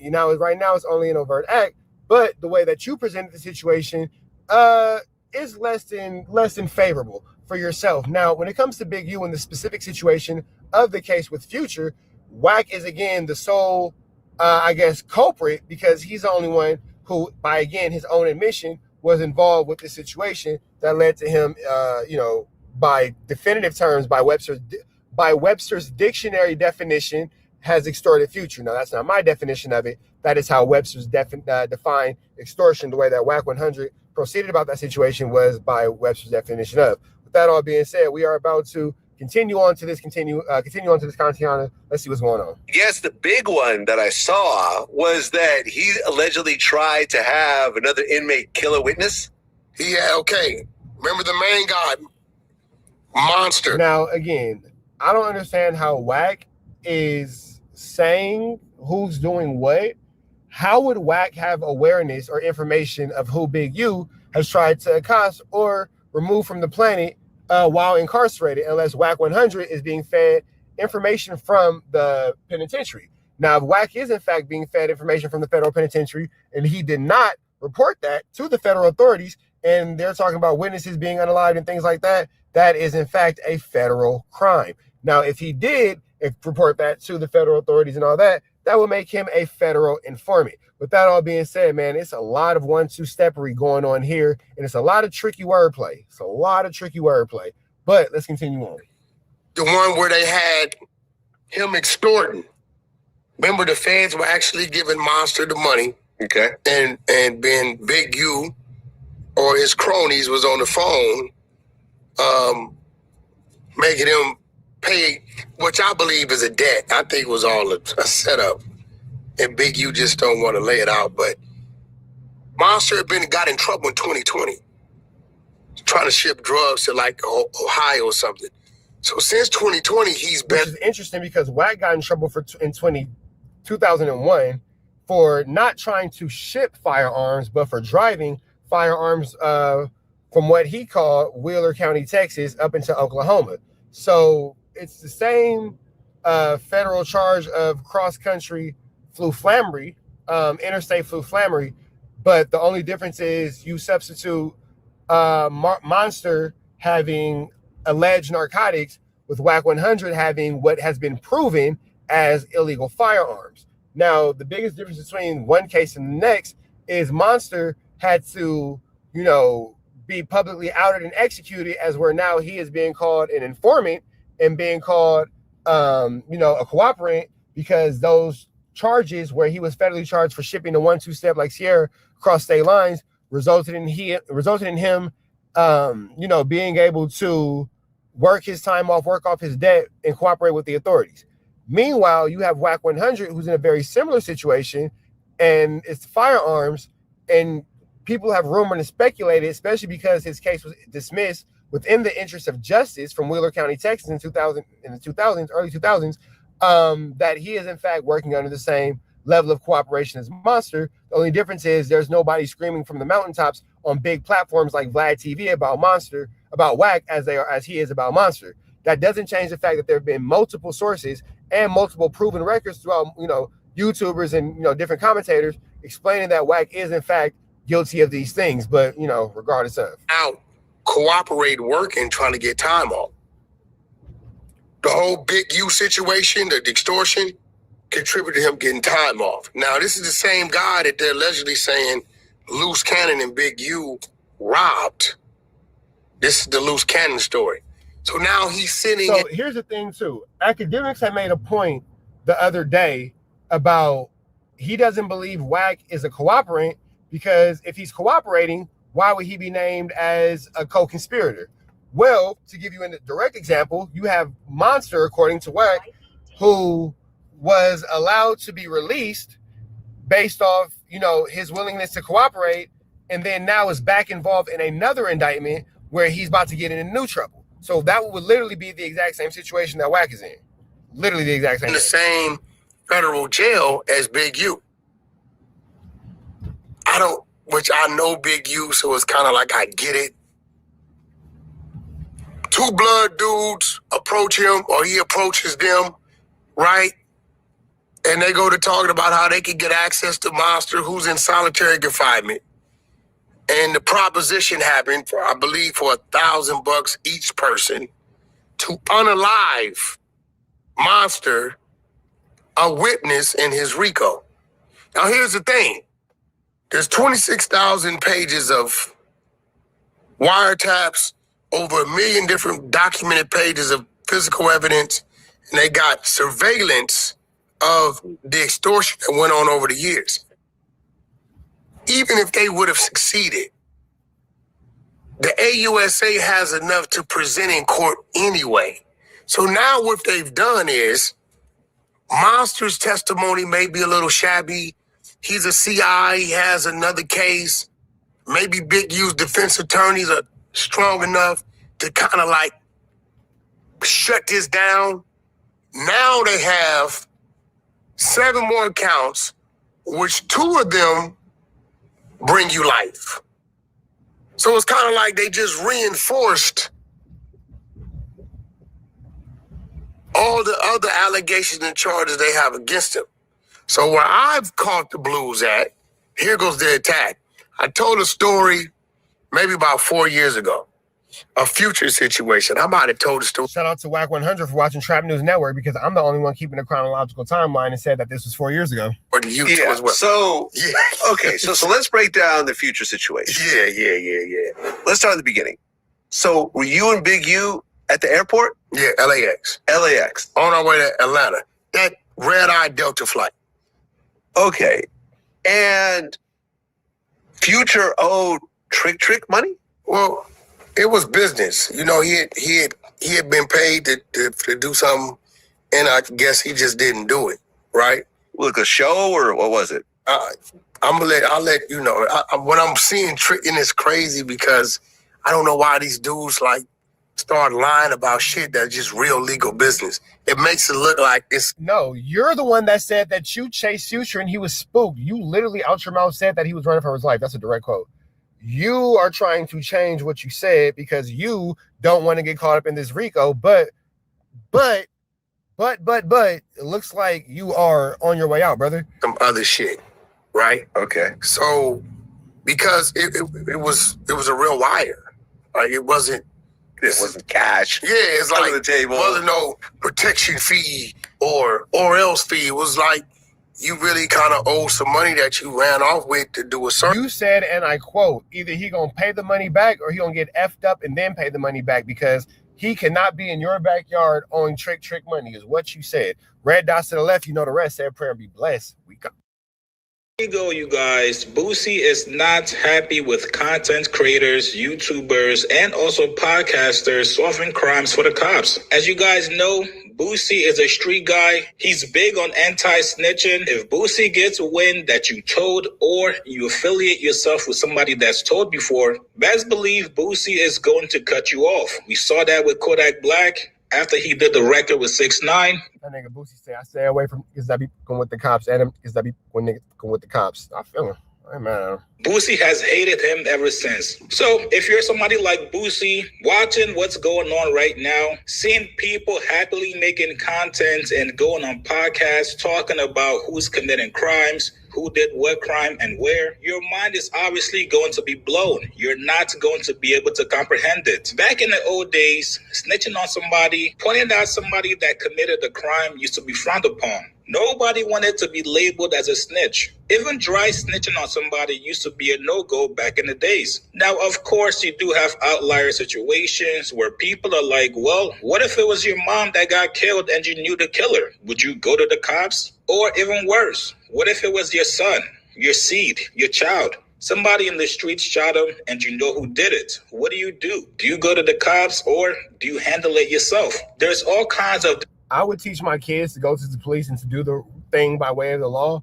I'm going to handle it myself. But as a parent, I teach my children to be better than me. Different examples and situations, but when it comes to hip-hop, snitching or dry snitching on somebody is an absolute no-go. Now, speaking of hip-hop, the latest news in hip-hop is this YG and Draco the Ruler situation. 2 weeks ago, before his verses with The Game, YG was actually detained and questioned by the cops. Now, ever since then, there's been a bunch of content creators basically pointing fingers towards YG. Those three people are Wack 100, Poetic Flacco. Countdown to YG's RICO for the murder of Draco the Ruler. So at this point, if you thought that I was a conspiracy theorist when I said that Wack and Flacco were working in unison to take down YG and the B team, then, you know, you just were wrong and I was right. But, you know, that also happens. You know, I'm just making it clear. I had it correct. It's tomorrow.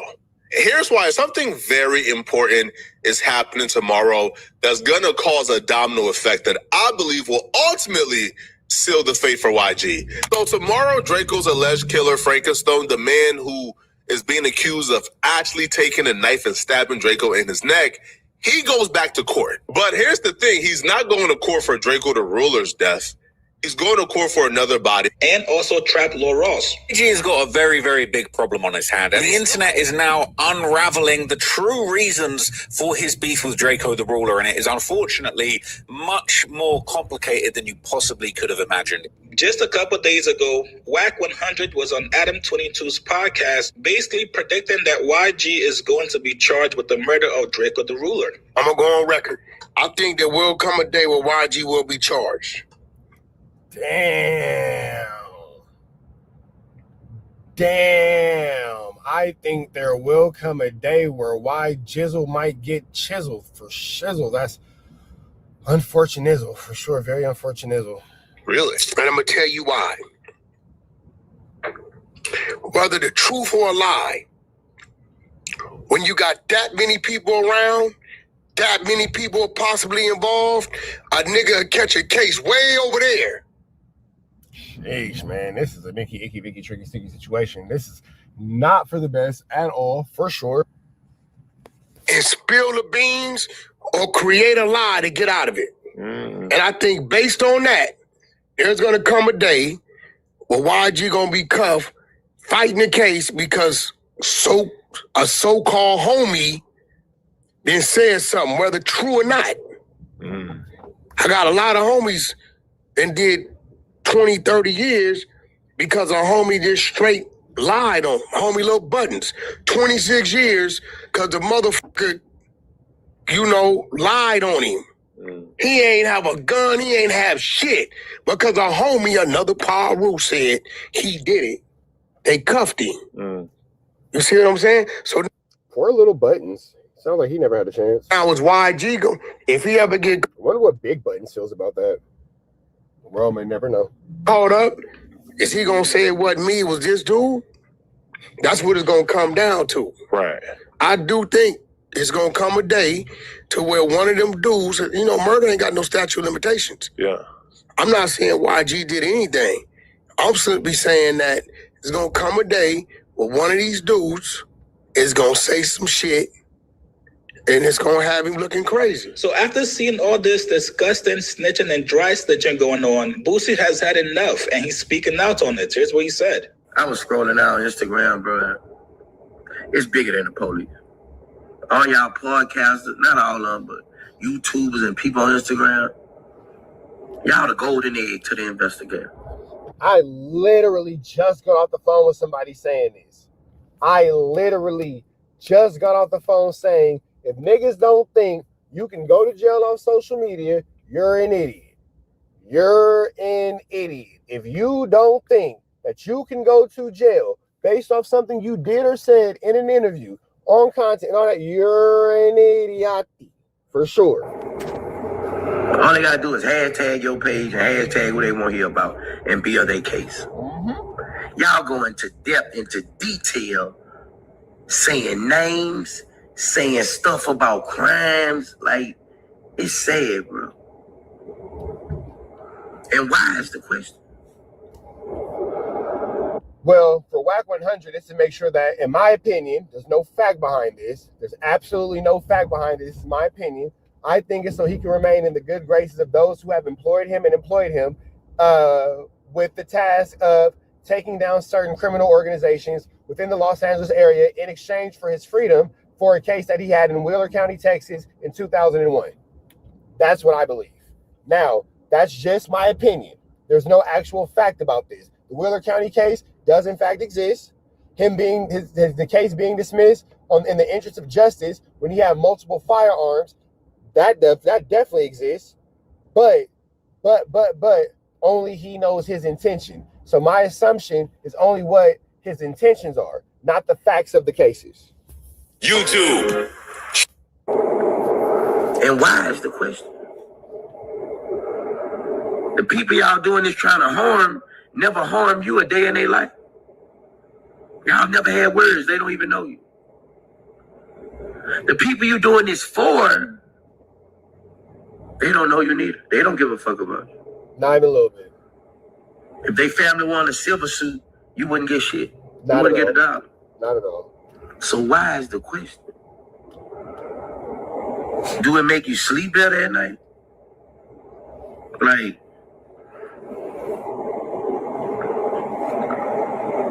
why are we so happy in the world with someone's downfall? And why is always us doing this to us? You never see a white man doing this to a white artist.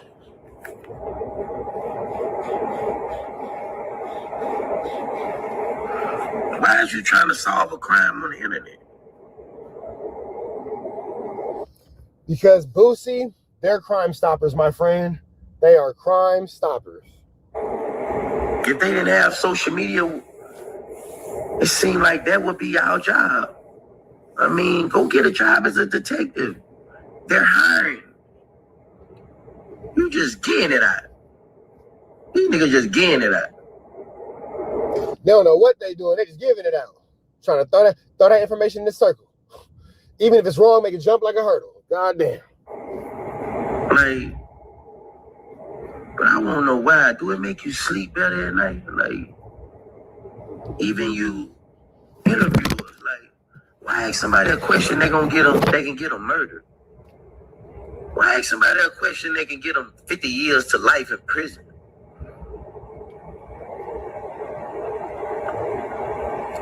Give me a Ricky Smiley interview, bro.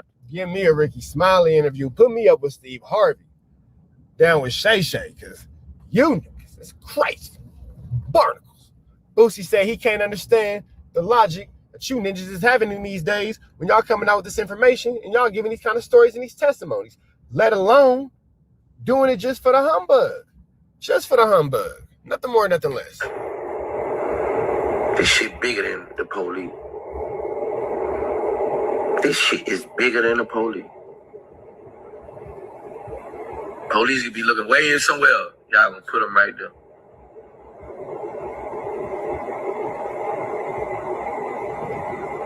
It's sad. It really is, man. And the question is, why?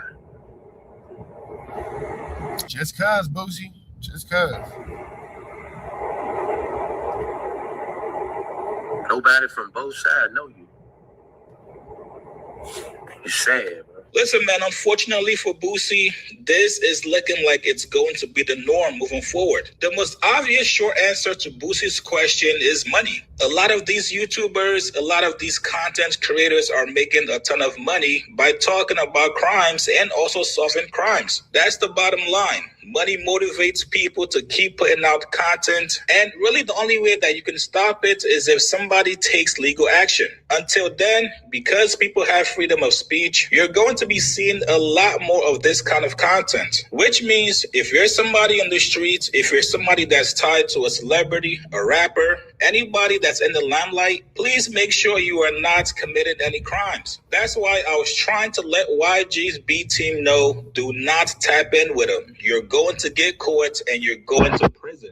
Okay, you probably B team, you might just want to stay away from anything to do with any type of illicit crimes or criminal activity. You just might not want to be involved in that. Just might not. Even if you did not commit the crime, the downside about having content creators and YouTubers solving crimes and videos is that sometimes they can point the finger at the wrong person. How many times have we seen talking about this guy right here is who they're actually talking about when they say getting it wrong. He and Poetic Flacco, who get it wrong consecutively and commutatively. somebody get shot and killed, and then you have fans online trying to solve the crime and pointing fingers at the wrong person, just like what happened when Takeoff got killed in Houston. Rest in peace. So, to keep yourself out of harm's way, to keep yourself out of investigations, do not commit any crimes. You guys get in the comments below. What do you guys make of Boosie calling out podcasters and YouTubers? All right, man, we're finna get up out of here to the next one. But y'all know, as always, man, red dot to the left, you know the rest, say a prayer, and God damn it, be blessed.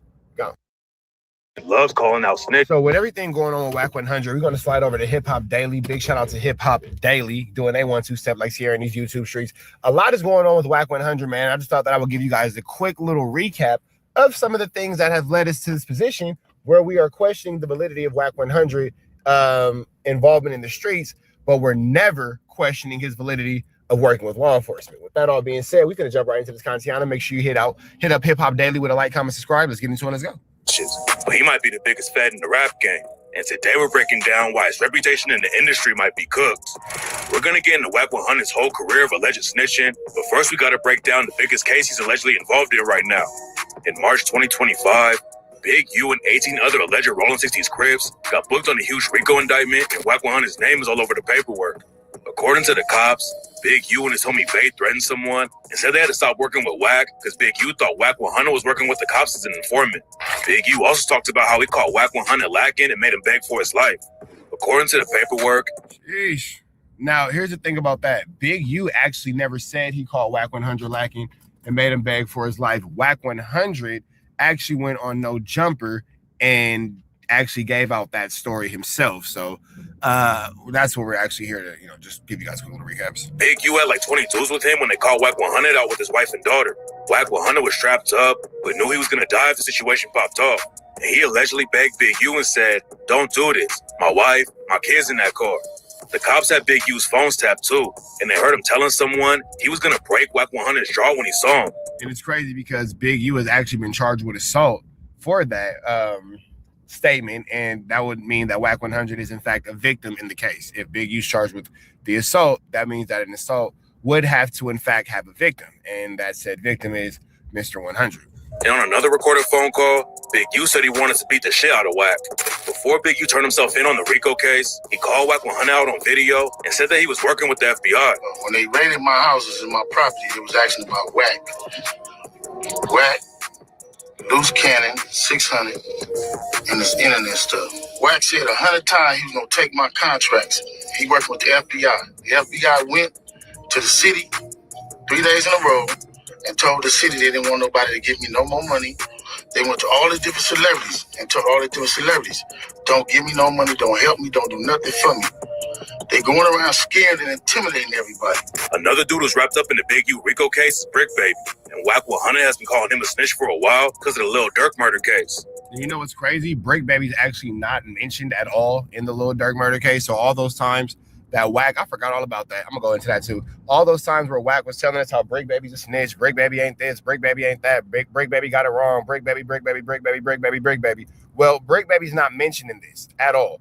So all the working and reportings that Wack was giving us about Brick Baby, well, yeah, it looks like none of that's true either. So Lil Durk and his OTF crew are facing murder charges for allegedly killing Quando Rondo's cousin, Lil Pop. And Wack 100 thinks Brick Baby is working with the feds against Durk. Lil Durk and Brick and Wack 100 said Brick Baby is the reason everyone started saying Durk was involved. According to Wack, the world thought that shooting was a bad weed deal between some Armenians or Persians.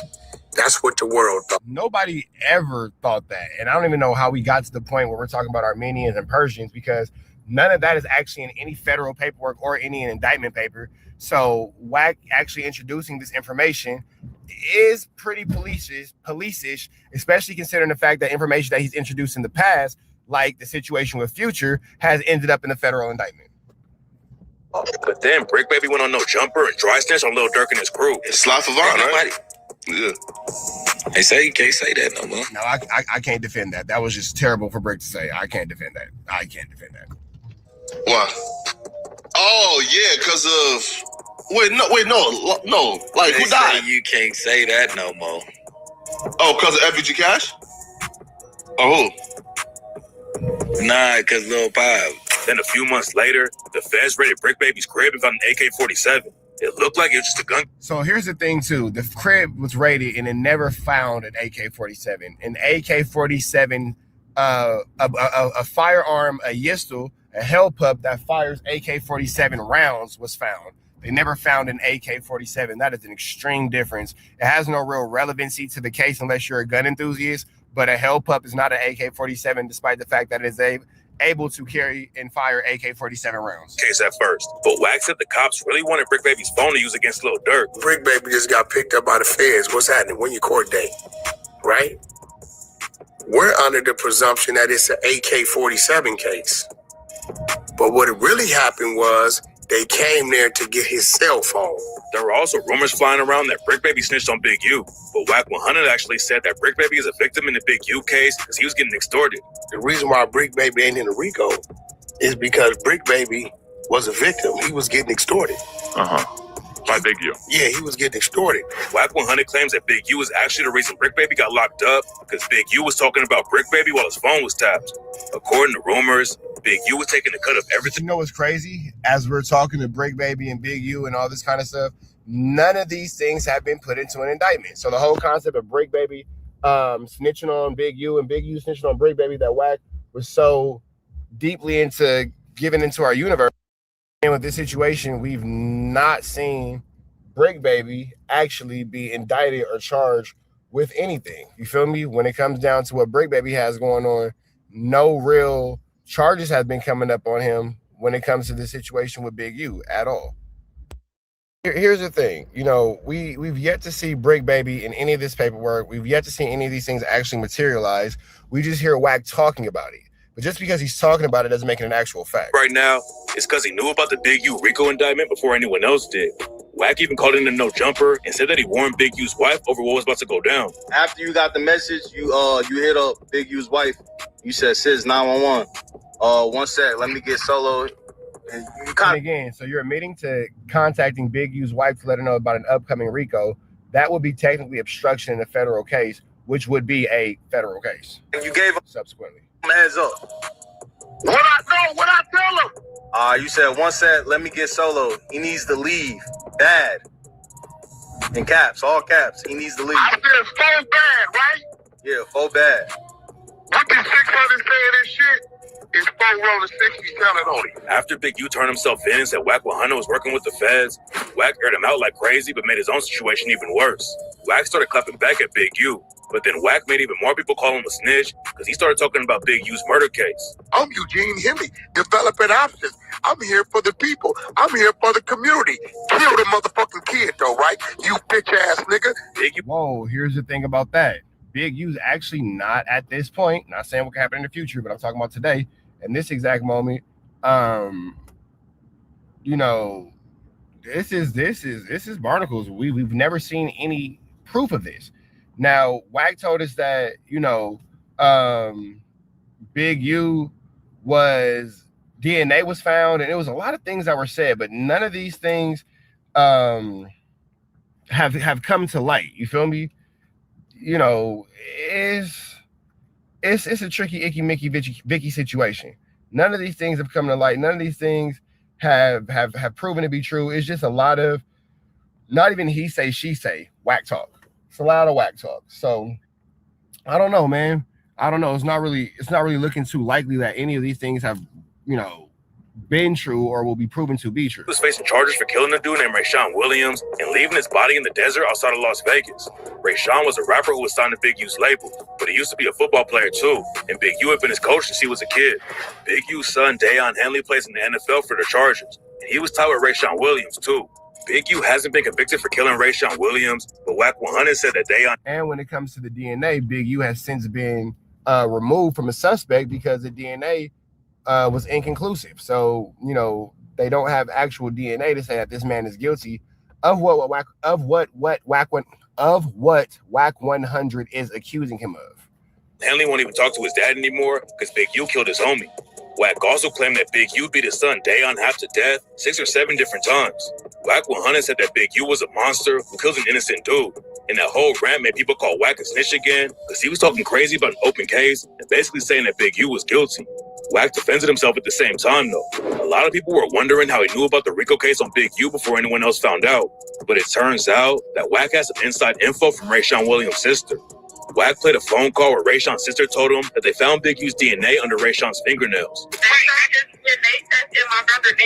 And according to Wack, that's how he knew that the feds were about to bring the hammer down on Big U. But Wack has already been caught lying about the Big U RICO case. After Big U got locked up, Wack called in a no jumper and told everyone that Adam 22 had been picked up by the feds. That turned out to be cap, though. And Adam 22 told DJ Vlad that he was never arrested. According to Adam 22, so I was playing poker at my house. Damn, the feds have been tapping on Adam 22's door. Hey, if you think about it, bro, the police have spoken to Adam 22 a lot. The police have come with Adam 22 a lot, nigga. The Big U case, the Jay Reed situation, the Munchie B situation is a lot. Hey, I'm not gonna lie, bro. No Jumper might be the police headquarters. I'm not saying niggas over there work for the police, but I'm saying niggas over there keep going to jail. Keep going to jail. Like this continuously happens. Like it's a forever thing. One day, and my girl actually intercepted the person ringing my buzzer outside. I didn't see it. She told him that I wasn't home. Basically, they wanted to serve me with a subpoena. Now, when I hear that, I get nervous. I call my lawyer. I'm like, hey, can you guys call this guy and figure out exactly what's going on with this? They call. They had a series of questions they wanted to ask the feds to basically figure out what the nature of this was going to be. And I never even ended up having a conversation with him. Everyone's talking about Wack 100 and the Big U RICO, but this isn't the first time they beefed about snitching.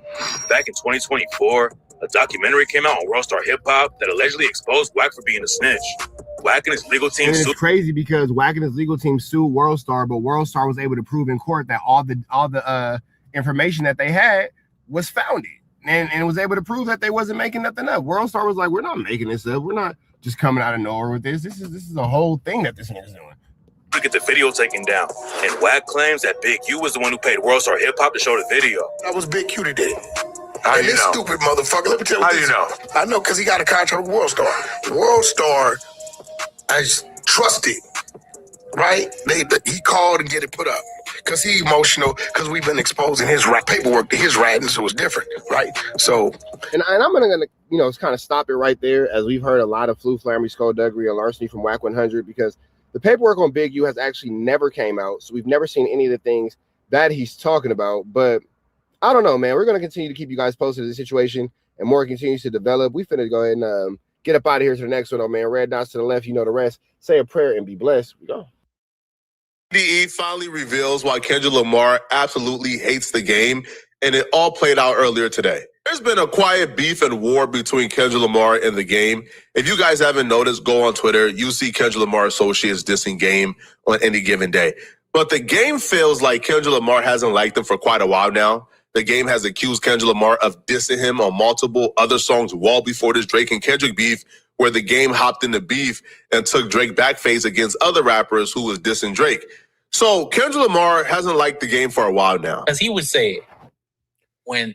Now we're jumping into this Kantiana, man. For those of you guys who don't know what actually has looked like, the game and Kendrick Lamar have had a little bit of a back and forth, a little bit of a 1-2 step like Sierra. It does appear to me as if they're not having the greatest time when it comes to, dealing with one another. And with that all being said, who better than Flacco to give us some flu, flammery, skullduggery, and an awful lot of larceny? With that all being said, we finna jump right into this Kantiana and see exactly what is going on with Kendrick Lamar in the game. Let's slide into this content. Let's get into it. Let's go.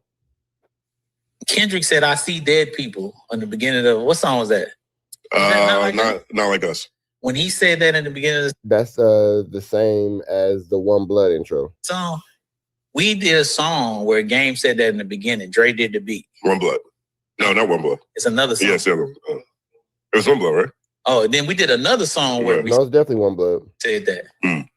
Game thought Kendrick was subliminally dissing him.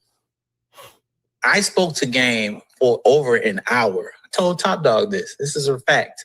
I spoke to him for over an hour, convincing him that Kendrick was not dissing him. When Kendrick did, I think it might. I took it as a homage. I thought Kendrick was showing love. That's how I interpret it. But I could be wrong.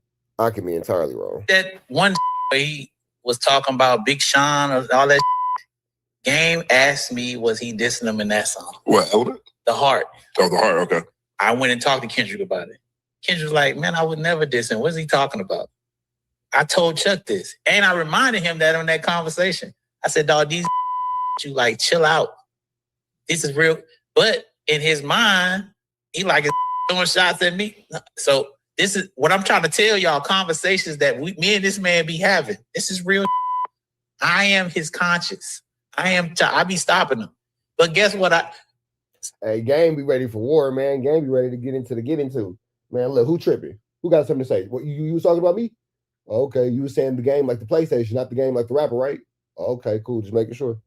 I had that conversation. Then he started dissing Rick Ross. Right. Right. I got to call it down the line. That's some odd behavior from the game. It felt like the game was kind of looking for a reason to diss Kendrick Lamar, because I see dead people is clearly him talking about Drake and OVO and not the game. But the game was looking for a reason to diss Kendrick, in my opinion, by even asking that, right? But clearly, when the game stepped into the beef, now, if Kendrick Lamar didn't like the game before this battle, he clearly didn't like the game after this battle, because the game stepped in and dissed Rick Ross on behalf of Drake, because it was Drake versus 20 people, right? A$AP Rocky, Future, Metro Boomin, Rick Ross, Kendrick Lamar, The Weeknd, like among others, right? It was literally, they were jumping him. Now, the game of Drake is cool. Game is from Gangland. So Game is only thinking in gang rules, which is if my man is getting jumped, I'm jumping in. So he jumped in. Now, it may be for clout reasons as well, but he jumped in and started attacking other rappers who were dissing Drake. Kendrick Lamar felt like Game picked a side by stepping in and dissing rappers on behalf of Drake, even though the game never dissed Kendrick Lamar. And that was the game mentality. The game mentality was... Yeah, I don't really see the Kendrick Lamar, like, I don't really see it like at all. You feel me? I can see how from Game's perspective, I never took the time to look at it before now, but from Game's perspective, I can see how he could feel this way. But nah, I don't see that one. Because if I didn't But then again, too, I'm outside looking in. You feel me? So who knows? Niggas be knowing things that I don't. Kendrick Lamar, why is he tripping? Like, why is he tripping? Like, if I stepped in and I'm dissing Rick Ross, a dude who I probably don't like anyways, on behalf of Drake, then why is Kendrick Lamar tripping? But Kendrick Lamar and TDE felt it don't matter. If you stepped into this battle and took Drake's side, you are now an op and an enemy. But here's where you will learn a little later in this video. Game was already an op and an enemy to him. Yeah. So last time I seen him, when was that? When we was at the Will.i.am thing. Okay. So when we went to that thing at FY, Visionaries. remember that? Yeah, Visionaries. Me and him arguing in the bathroom. It's a whole thing going on in the outside. And this whole conference going on. And he said, "You the reason that I diss Rick Ross." I said, "Yeah, I wasn't supposed to diss nobody. I told you not to say nothing." "Well, you told me not to say nothing about Kendrick." I said, "Because he wasn't dissing you." Man. Wow. It was a whole thing. Then we had to walk out because it was literally like a Will.i.am was having a conference thing. Right. Man, this is really in there. He's like, "Man, I'm like, dog, you shouldn't have. I told you not to diss nobody. I told you not to say nothing." Say, "Man, motherfuckers be saying that you won't be hearing it." I said, "No one's talking about you, dog. They're not." But you know. So that's why he wasn't invited to the pop-out. I don't know if he was invited. I think he could have won if he wanted. I think Game could have won if he wanted to, honestly. I don't think that he cared. Wanted to. That's true. It's not that type of deal. It was no invite or not. Right. You know what I'm saying? Him and Drake are friends. They're friends. Okay? So I want everybody to understand that. That's his boy. So him and Kendrick, it's a different relationship. You get what I'm saying? It's not like they buddy. Kendrick don't call Game to hang out. It's not that type of we're gonna do a song, let's do a song. They both from Compton. Kendrick was inspired. Game is a fan of Kendrick. It's not that type of deal. Game is a very competitive. So when somebody Game ain't J. Cole. I hate that for J. Cole fans so much that whenever we bring up somebody who's not a killer or don't got the killer instinct in hip hop, J. Cole is the number one reference, bro. It's kind of like when people were saying, "Yo, LeBron James don't got the killer instinct," and LeBron James. J. Cole is for sure the poster child of Turn Down. This was like the number one reference for a choke artist after the series with the Mavs. This is what it's like in hip hop currently, bro. J. Cole is like the reference for somebody being soft in hip hop, and there's nothing J. Cole can do about it. And I think it's sad. Okay. But that's a part of the issue as well.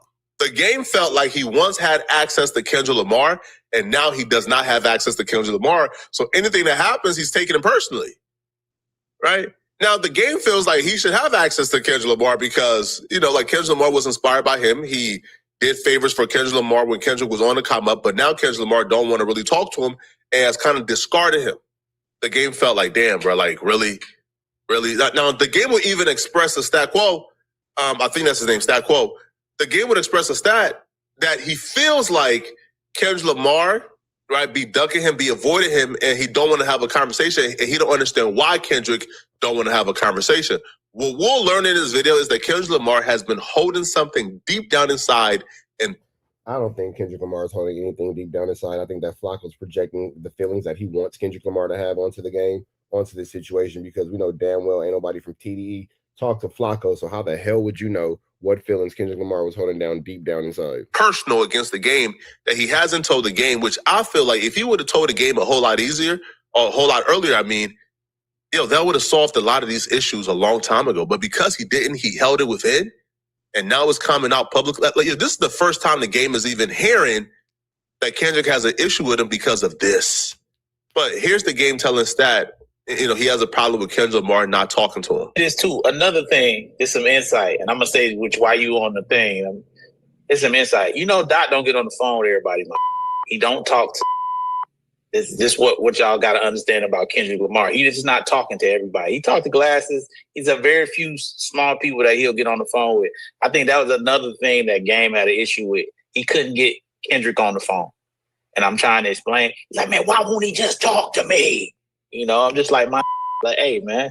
And I'm explaining to this, everybody ain't the same. I remember having a conversation with Kendrick about that phone and just talking. He's like, that's his vice. Because we were just talking about vices one day.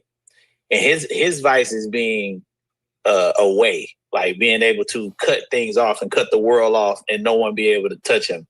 Like some people's vice is shopping. He enjoys the fact that just can't get to him. They want access, and he be like, "Yeah." They want the access, and he enjoys to do. Dog, we all when you see Dr. Dre, dog, we all admire the fact that at any given time, bro, Dre can cut access off to anyone whenever he wants. Like you cannot get to this man. Like literally, you can't get him on the phone, can't get him by his house, you can't see him, you don't know where he at. He is like a ninja. And so like Eminem does that, and that's what I be trying to explain. That's why I was explaining to Game when it came to Dot, but he feels as though because he was one of Dot's inspirations that he should always have that access. Sure. But that's just not what it is. I be trying to people have their own way of having to deal with certain things. Nah, bro. I don't care how much they try to. Now, I can see both sides. I'll look at it like this. Should Kendrick Lamar be paying homage to the dude who put him on? For sure. But how much homage does he need to pay? At what point can he stop, accepting in a little brother role? Because it's kind of like, at what point does Michael Jackson, excuse me, at what point does Michael Jordan's high school basketball coach stop saying, "Oh yeah, I'm the one that found him in PE class in 9th grade, and I put a basketball in his hand, and now he's Michael Jordan"? Like, at what point can you does he not owe you anything? When is the debt clear? When is the debt paid? I don't know. Like when decorate that goofy-ish, it's still goofy, bro. That is weird and goofy-ish. As simple as that, bro. It's weird and goofy. If you and this man had a relationship and you now like want to cut him off, then tell him. Don't duck his calls, bro. Like, bro, that makes no sense. If Kendrick Lamar had a relationship with the Game when the Game was somebody that he needed, when the Game was showing love to Kendrick, putting his arms around him, taking him on tour, right? Like doing things that big. Yo, if the Game is helping usher you into the industry and showing you mad love when he didn't need to, I feel like the least you owe him is hey, bro, I don't rock with you because of this. Pete, but I ain't trying to hear the decoration for that goofy stuff, bro. Oh, nah, he's just mysterious. He just, nah, man, he just be disappearing. He just, nah, man, Dot is like Jesus. What if this nigga just don't want to be bothered? Jesus Christ, Jesus Christ be gone for 2,000 years, he ain't come back yet. That's how Dot is, Dot imitates Jesus Christ. Man, hey, bro, y'all cannot, hey, Stat, you usually fair, bro. You can't decorate this goofy-ish. I watched about 4 clips today of Stat. He sounds like a fair guy. You can't decorate. This is goofy stuff. You can't hop on the phone. Hey, bro, this is why I don't rock with you. Especially if y'all had a relationship in a rapport. I don't agree with that goofy stuff. Well, that's Flacco's dissertation. I'm not really sure about that one. Flacco's saying a lot of things, and none of them really are substantiated by anything outside of his just talking. With that all being said, man, we're about to get up out of here to the next one. Red dots to the left, you know the rest. Their prayer be blessed. We are gone. Okay. It says, this is in the Big U indictment. It says the LAMTFG has developed information that Henley is victimizing professional athletes. CH1 and CW have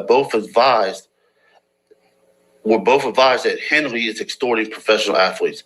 The FBI Houston division has interviewed multiple professional athletes who LAMTFG believes are victims of extortion. Now, let me stop right there.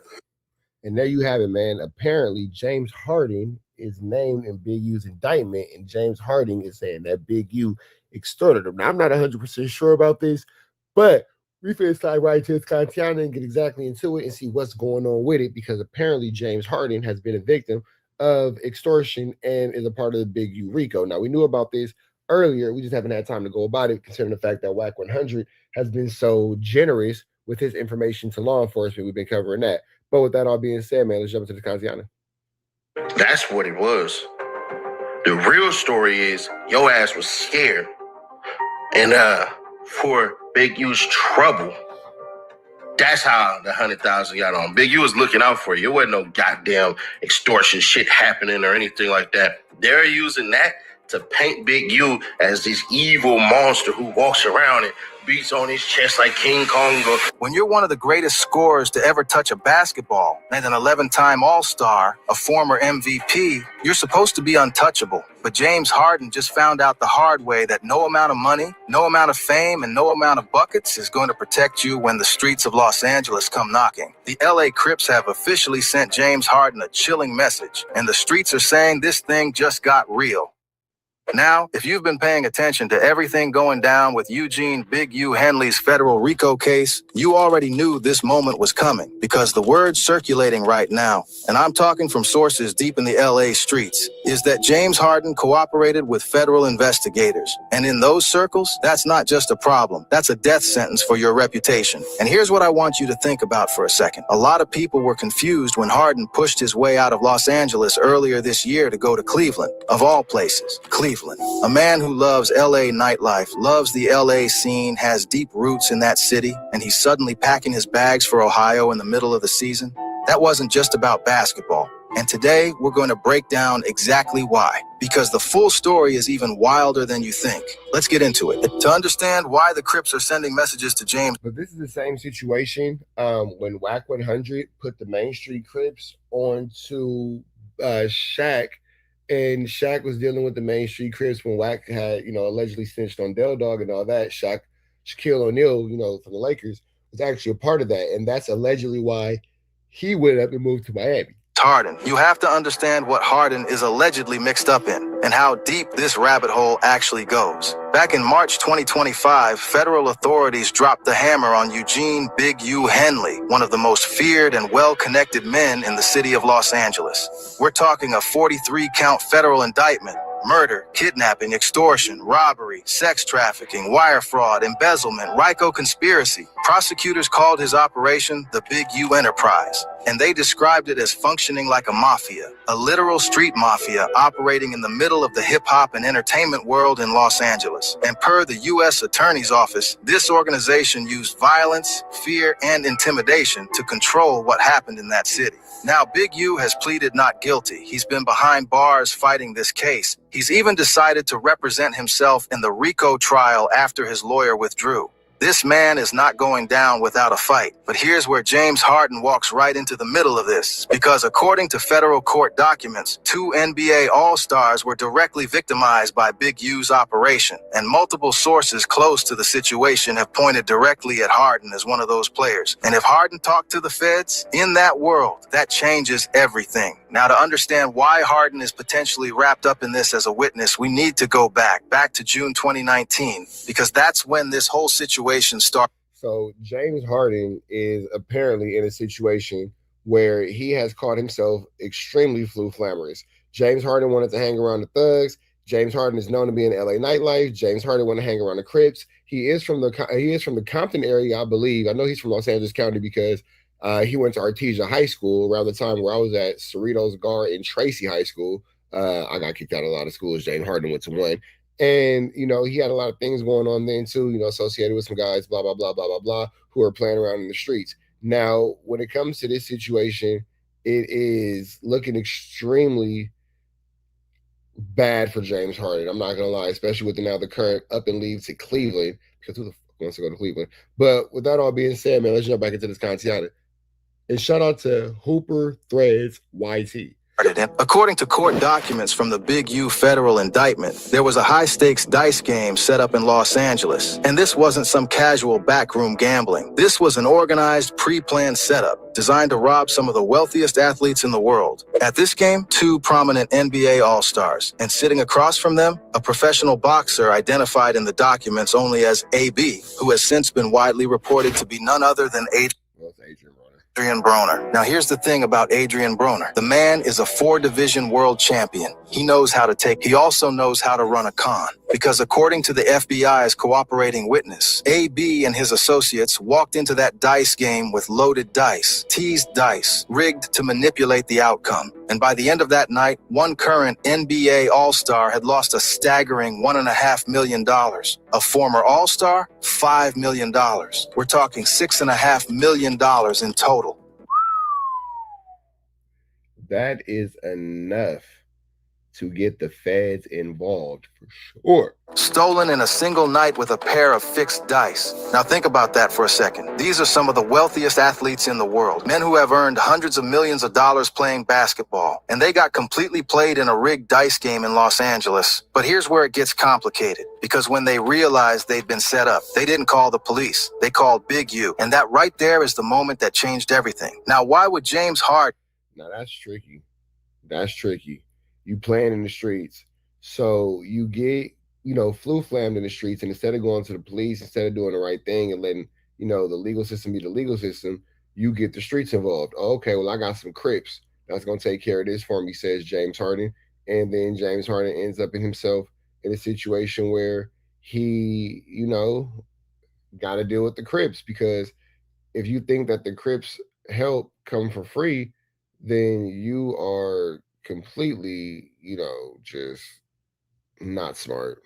Or any NBA player for that matter, call Big U to handle a situation like this. You have to understand the world Big U operated in. Because in Los Angeles, Eugene Henley wasn't just a music executive. He wasn't just a reformed gang member doing community work. According to federal investigators, he was the unofficial gatekeeper of the city. The check-in system, this is the key to the whole case. Prosecutors describe it as a scheme where entertainers, athletes, and celebrities visiting or operating in Los Angeles were required to pay a tax, a fee for protection and clearance. And they weren't just paying for real protection. According to the feds, Big U and his organization were manufacturing the very threats they claimed to be protecting people from. The FBI special agent on the case put it plainly. Members of the Big U enterprise used Henley's history and reputation to control Los Angeles through violence, fear, and intimidation. So when those NBA players got scammed out of $6.5 million, they turned to the one man in LA who they believed could get it back. The man who supposedly had the power to make things right. Big U, and here's where it gets grimly ironic, because according to the court documents, Big U didn't just go handle the situation out of the goodness of his heart. He sent his Rolling 60s associates to press AB and rough him up for not checking in, which was a violation of Big U's rule. Damn. So AB got hit with the flu flare? But that just goes to show that even when it comes to AB being a boxer and having all those things going for him, nigga, you are not exempt from the Crips. You know what I'm saying? Apparently AB, nigga, you better fall in line. You better play the situation appropriately, because you are not exempt from the check-in. That the world titles are not going to stop you from getting this pack out. And then in a recorded conversation, Henley was caught saying that he and AB should charge the victimized players $100,000 just to initiate getting their money back. He turned the victims into another revenue stream. Let that sink in. Harden and the other player allegedly... That makes sense, though, because why do you think that, these guys are just supposed to, for lack of better words, just put their whole selves on the line, put their gangs and all that stuff on the line for these basketball players and these athletes, just so they can get their stuff back with nothing? Like, there should be no form of payment, there should be no retribution, there should be no nothing. Just go help James Harden get his stuff back, and that's just the end of it. Why the fuck am I doing that? Why the fuck am I doing that? Why do I care about James Harden getting booked by Adrian Broner when nobody's doing anything for me? Lost millions in a rigged game, then paid another $100,000 to the man they thought was helping them. And prosecutors believe this is a textbook example of the extortion pattern that defines the entire RICO case. Now, here's what nobody's fully talking about. When federal investigators were building their case against Big U, they needed witnesses, victims who could testify to the extortion. And who better than two NBA All-Stars who paid Big U directly? Prosecutors had monitored conversations. They had cooperating witnesses. They had recordings. According to insiders like Wack 100, who spoke on this publicly in late 2025. Isn't it crazy how Wack 100 always comes into the mix, bro? I swear to God, this was not intended to have a Wack 100 in it. This video was not intended to have a Wack 100 in it. We just found a random Wack 100. I don't know if you guys ever seen Wolverine versus Deadpool, when it's like, oh, we haven't had one of these in our universe in a while. Nigga, I swear I did not expect a Wack 100 to come into our universe.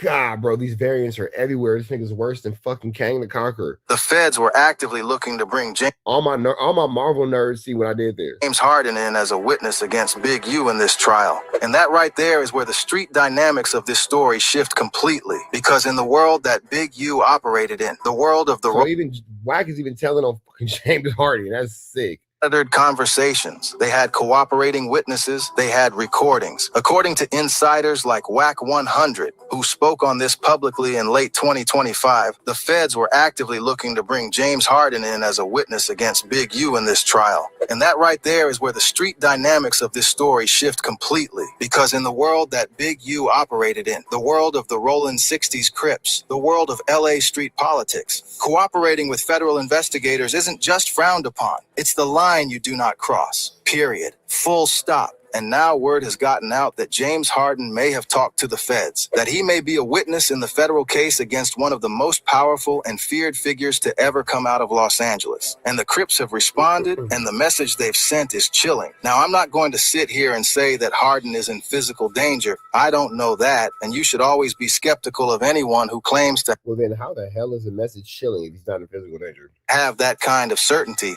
But what I can tell you is this: in the culture and the code of the streets of Los Angeles, this is a situation with serious implications. When an organization like the Rollin 60s sends a message, people hear it. That AI is crazy. The Rollin 60s. Feel it. And suddenly, everything about James Harden's move to Cleveland in February 2026 looks a whole lot different. Think about it. Harden had a no-trade clause in his contract. Let me say that again. He had control. He had a player option worth $42 million. He had leverage. He didn't have to go anywhere. And yet, in the middle of the season, he waived that no-trade clause and sought out the Cleveland Cavaliers as a destination. He left lovely Los Angeles for Ohio. The official narrative, he wanted to compete for a championship. He wanted to be around a winning culture. And look, that may absolutely be part of it. The Cavaliers have built something. But you know what? Let's get the away from these ninjas. With this trials coming, this indictments coming, let's get the away from them. Real with Donovan Mitchell and that core. That's a legitimate basketball reason. But the timing, the circumstances, the fact that this is all happening while federal investigators are circling and the streets of LA are buzzing with his name in connection to the Big U RICO case, you can't ignore that. You cannot look at all of these pieces on the board and not see what's actually happening. James Harden got out of Los Angeles. And right now, with the Crips sending chilling messages, it looks like he may have gotten out just in time. So let's put this all together, because this story is bigger than basketball, and it's bigger than one man's trade request. In June 2019, James Harden allegedly lost $1.5 million in a rigged dice game run by a professional boxer with loaded teased dice. He and another former All-Star turned to Big U, the most powerful gatekeeper in LA, to get their money back. Big U sent the Rolling 60s to handle it, then turned around and charged the victims $100,000 for the service. Classic extortion. And when federal prosecutors built their... Yeah, for sure. But then my question is, what's the penalty to these guys for employing the services of local street gangs versus, actual police officers? Because, that's a fair question. RICO case against Big U, a 43-count indictment covering murder, kidnapping, fraud, and organized crime. James Harden's name ended up in the orbit of it all as a potential key witness. Now the streets have responded. The Crips have sent their message. And James Harden, one of the 50 greatest players to ever play this game, is currently 3 time zones away in Cleveland, Ohio, putting up 25 points a night and trying to win a championship. Coincidence? You tell me. My prediction? When this trial moves forward, more names are going to surface. More athletes, more entertainers, more celebrities who were caught up in Big U's web, either through the check-in scheme, the dice game scandal, or the donations that allegedly ended up in Henley's personal accounts. The federal government doesn't build 43-count RICO indictments without lining up a wall of witnesses. And James Harden may be one of the most prominent voices they have. This story is nowhere near over, and the next chapter could be the most explosive one yet. What do you think? Did Harden leave? It's going to be a Flu Flammer, Skulldugger, an extremely larceny situation, man. Make sure y'all hit that like, that comment, that subscribe button for everything we got going on here at TNN Trap News Network. Hit that red dot, throw it to the left. You know the rest. Say a prayer and be blessed. We go. So we finna slide into this content, man. Wack 100 goes off on Dogface and fires back at Munchie B. With that all being said, man, hit that like, hit that comment, hit that subscribe button. And later on today, me and Dogface are scheduled to go live at 5 o'clock Pacific time, 8 o'clock Eastern time, and that is going down today. And if you don't know what today is, it is Thursday, August the 6th. So make sure you tap in with that. We finna jump into this conversation, man. Let's see what's going on. Clubhouse TV. Good one. In the block. Wow, what's going on with Wack? What's up with him calling Dogface and all that last week? Or just know what he talking? Oh, I don't know. I don't think. Well, what happened? He can't talk to Dogface? Clubhouse. Well, the video said. Tell me what a video said. Tell me what he said. I gotta watch it. Give me a second. That's all that shit. It's always in the title. That's what make people watch it. You don't know what they said, but you asking me about it? That's crazy. Right? That's crazy. I don't know the video. I just know that I read the pre-thing, so that's why I want to ask you about it. The little summary of the video. Oh, well, what is the summary? Dogface is a nigga made his name off my name, but I don't know if he was on Clubhouse. I know. So what, no, that what part. About? What, he mad because I know where he live at? What he mad about? I'm gonna watch it. I should have watched part of The interesting thing about that, and Wack is maintaining that he knows where Dogface lives. This is what Dogface just posted. So as you can see, Dogface has posted this to Instagram, and it says, "Hey, rule report. This your man spot? Gosh darn backyard bigger than the actual house." So this is where all Three Fingers activities take place, huh? This is absolutely barnacles, flu flammers, and it's extremely skullduggerous and larcenies.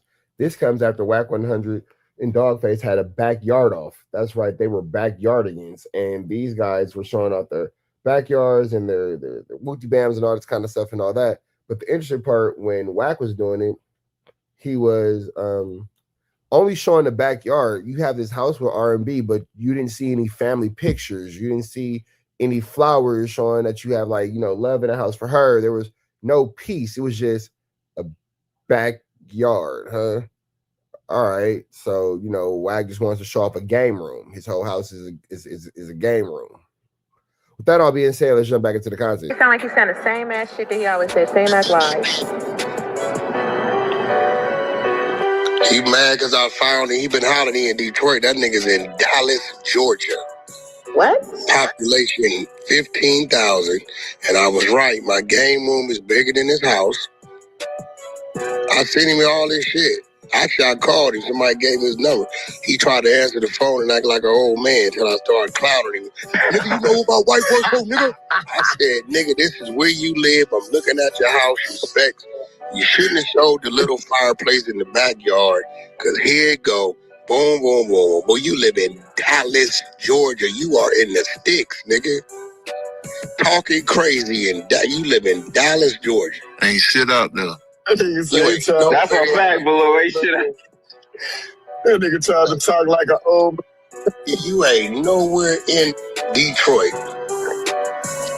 Nowhere. You in Dallas, Georgia. When I gave him his address, and then I put this backyard and shit up to his skip up on my Instagram, he went crazy. I said, bro, I was right. My game room is bigger than your house. Here go your shit. And then let's take it back to this. And I could be wrong, but the only one of these properties that look like they have an external external property or building on the lot is this one. So I would say maybe not this and maybe not that would be the property. And I would just assume, I don't know, that this is actually the property in question, with, again, you know, this part right here being that external house. You know, we'll cross that out. And when he's mentioning this game room, I believe this is it, because he showed a covered fireplace.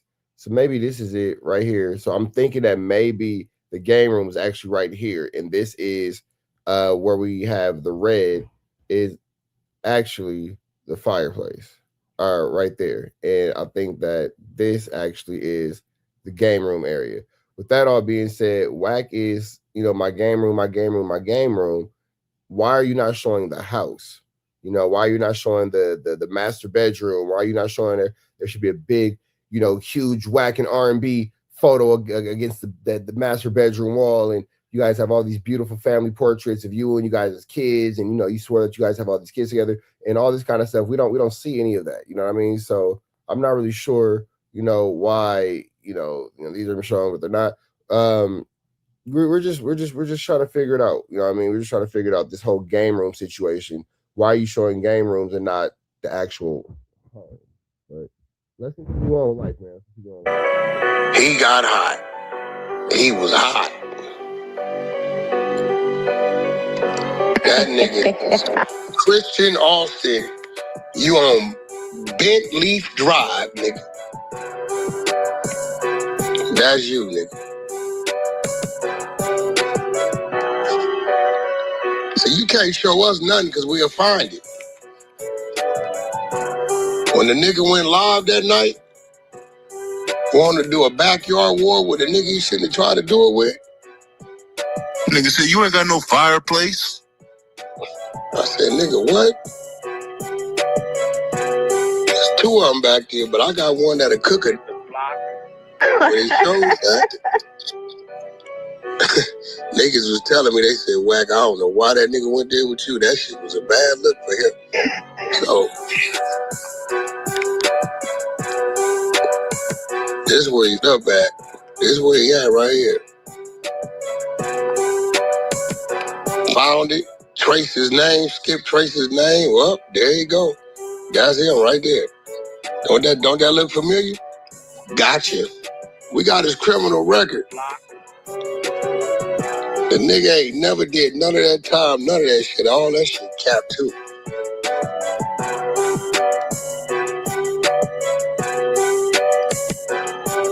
Oh, that's cap. We need to go over his rat paperwork, actually. I don't think we ain't hit him yet. What that chimney is that in his backyard? That's a chimney.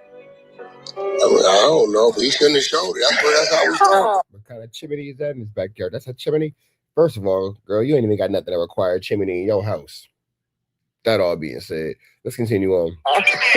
And then Wack said that he has dog faces snitch paperwork. Oh, he ain't revealed that shit. He must have dropped that snitch paperwork yet and all this and all that. Well, my question is, why haven't you dropped it? If you have this information, you have this content readily available on Mr. Dogface, why are you not dropping it?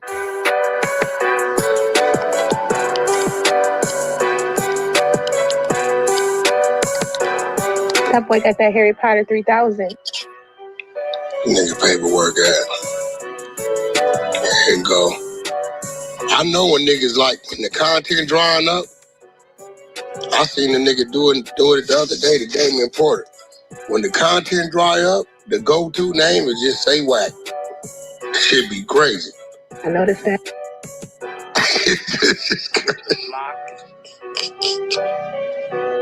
Yeah, that's a go-to. Oh, Dogface. Dogface 54 years old. He just figuring it out. Christian. He just turned 54. You talking about Dogface and his paperwork? Yeah, we got his work. We didn't really go through it. We got it. What was this? What shit is this? Oh, this is Munchie B Mama. Well, they've been working overtime. On his Bridget. So with that all being said, man, we finna get up out of here to the next one. Red dots to the left, you know the rest. Say a prayer and be blessed. We go. What's going on, everybody? What's going on, YouTube? Sporty Gang, man. It's your boy Sporty Face, of course. I'm back with another one. Another fire reaction. I told y'all, man, I'm back, and we're gonna make this content happen, man. Big love to Sporty Face. Make sure you give him a like, comment, subscribe.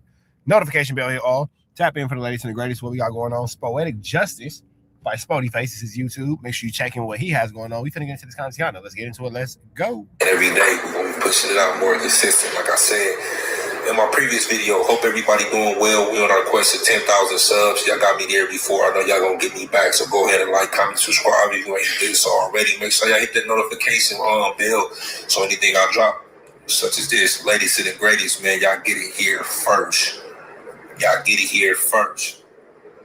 Again, you know, we the last of the dying breed. That definition of real. I know all my real was gonna support and get me back where I need to get. With that being said, you know, I don't like keep my good subs waiting. We gonna get right into it. Y'all see the title. Doughboy, man. I feel like Doughboy, man. He turned it down my fade, man. Shout out to Doughboy. I know he was putting in a lot of work. in that gym, man, trying to slim down and stuff like that. I feel like he just taking the easy route out, man. So y'all hear it first right now, man. When I see Doughboy, I'm breaking his jaw. I'm breaking. This nigga's not serious. Spody Face is doing it for the content, y'all. If y'all can't tell that this nigga's doing it for the content, you don't want to be able to tell he's for the content. You want this to be serious, something is wrong with you, because this nigga is not at all anyway serious. You can tell by his way he's trying to keep the smile off his face. His jaw straight like that. I'm breaking his jaw. It is what it is. I want to test his chin out.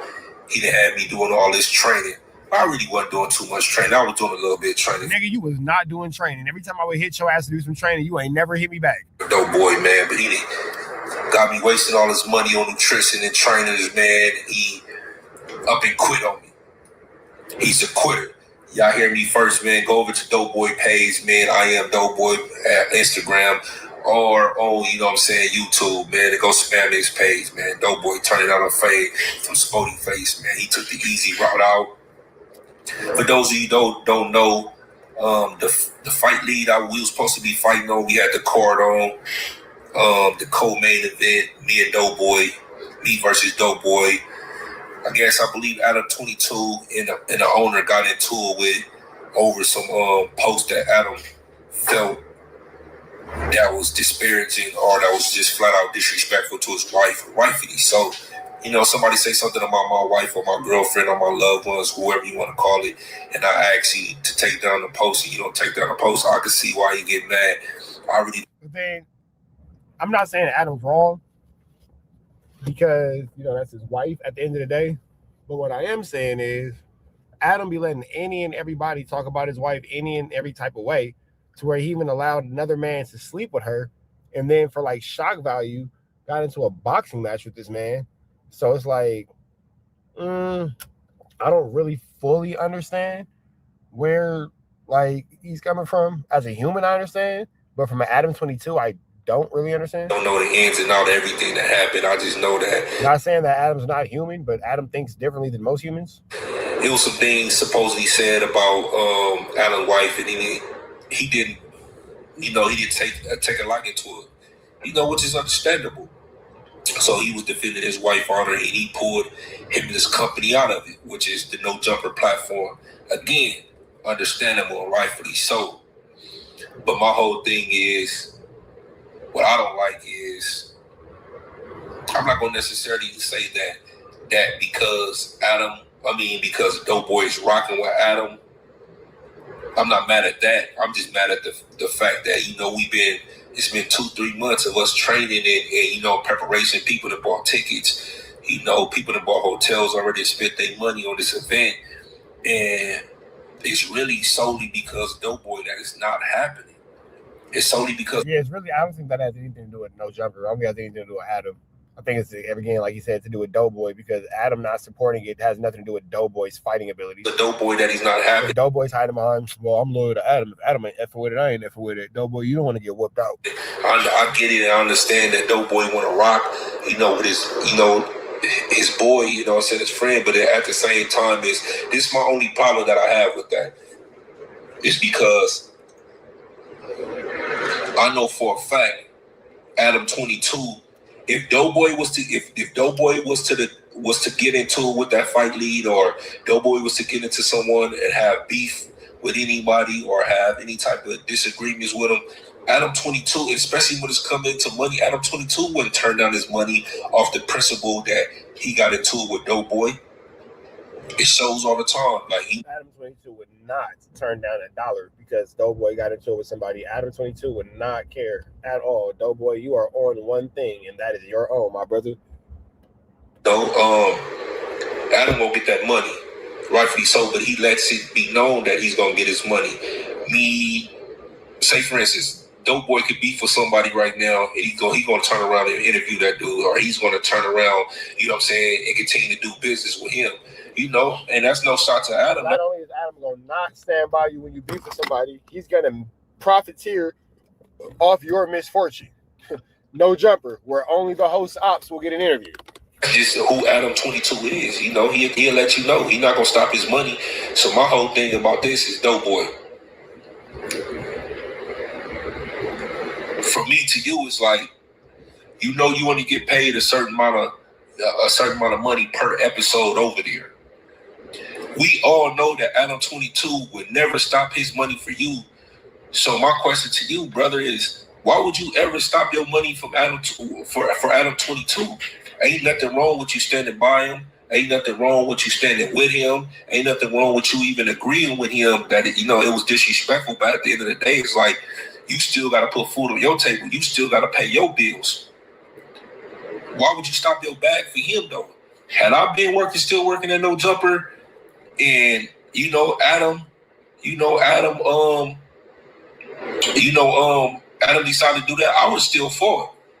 Straight up. It's it's all love and all that, but I know for a fact Adam wouldn't have stopped his bag for me. Now, if it was the other way around and Adam, Adam he's stopping his bag for people like, nah, these my coworkers, I'm loyal with them, I'm rocking with him. But Adam 22 was that type of person, that loyal. We have an entirely different situation, an entirely different set of circumstances. But Adam 22 is not that loyal of an individual. Adam 22 is not that solid of an individual. Adam 22 is not that caring of an individual. He don't give a fuck about you, ninja. The type of, that loyal of an individual, then I wouldn't have no problem with standing with Adam 22 on the side of like, you know what, nah, bro, that was wrong. This, that, another, whether it was wrong or not. Not saying that they was at fault. Not saying that Adam 22 was at fault. What I'm just saying is, if Adam was that, or he displayed those type of characteristics as far as being that type of individual towards Doughboy.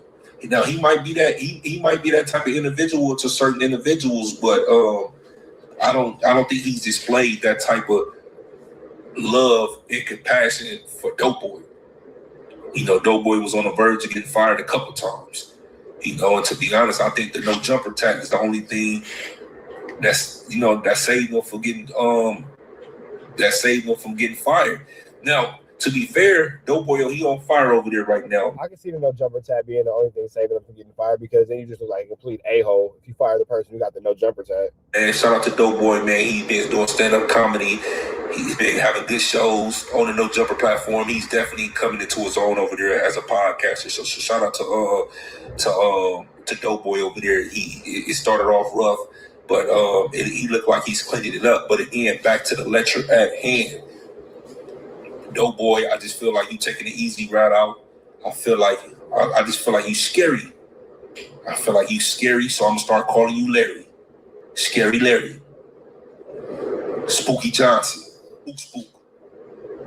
It's like a burnt out. I'm gonna start calling you Larry.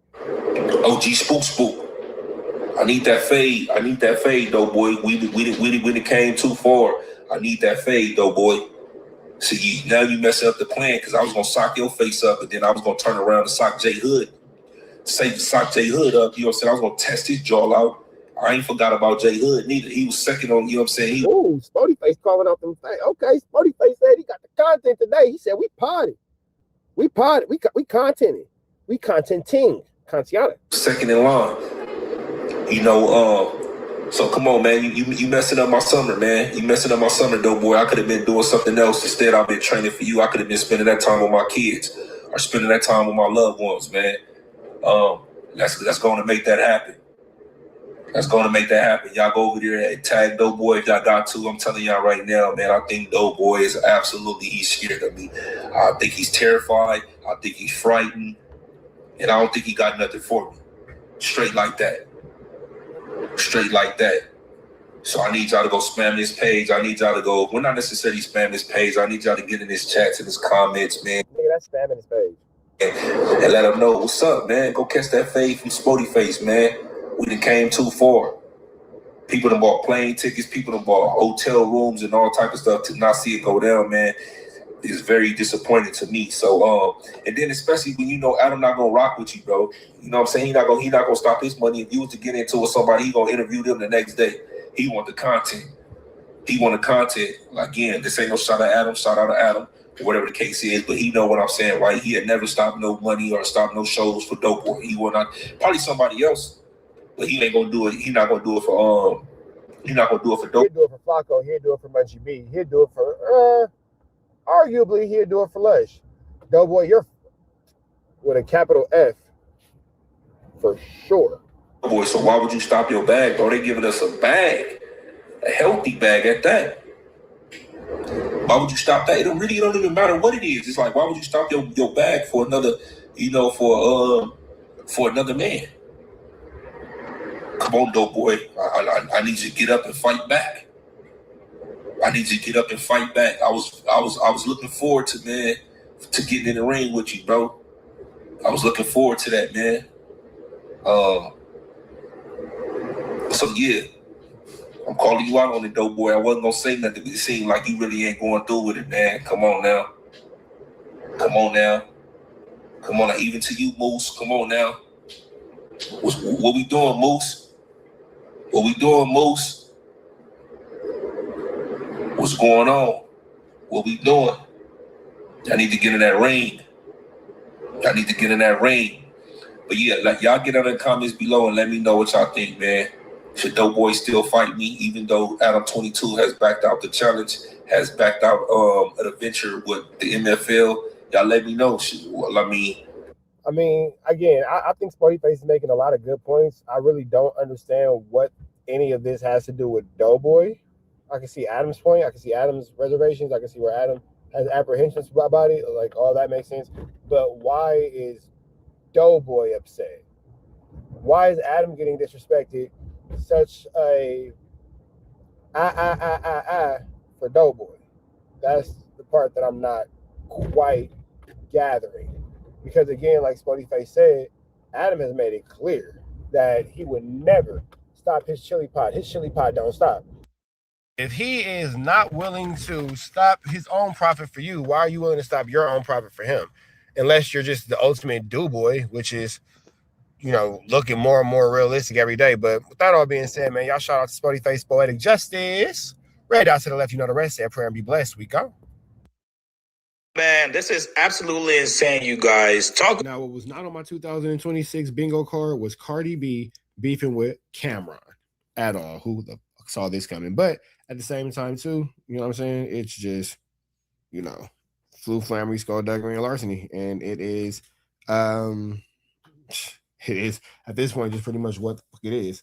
With that all being said, we finna jump right into this content. Big shout out to Chicks Move, giving us news we can use. Now we're trying to get nobody's college. Let's get into it. Let's go. About deja vu. Now, somebody please stop me if you've heard this before. Cameron gives a feature to an artist in exchange for the artist to come on his platform for an interview. Somehow, something goes wrong in between, and now Cam is on his platform exposing the artist. Yes, that is absolutely correct, you guys. This looks like a repeat of the whole J. Cole situation. Now, after his retirement from music, I guess Cameron has been doing business with artists that want verses from him, not by taking their money for the feature, but by having them agree to pull up on him at his shows. You guys all know Cam. Which really is a smart tactic. Okay, you want a verse from me, you want a feature from me, that's cool. Pull up and come do this podcast with me. As a sports show, it is what it is with Mace. He's also got a talk show, Talk with Flea, that he does at Revolt. And sometimes a lot of these shows are based on views. If nobody's watching your shows, best believe you're not going to get a contract renewal.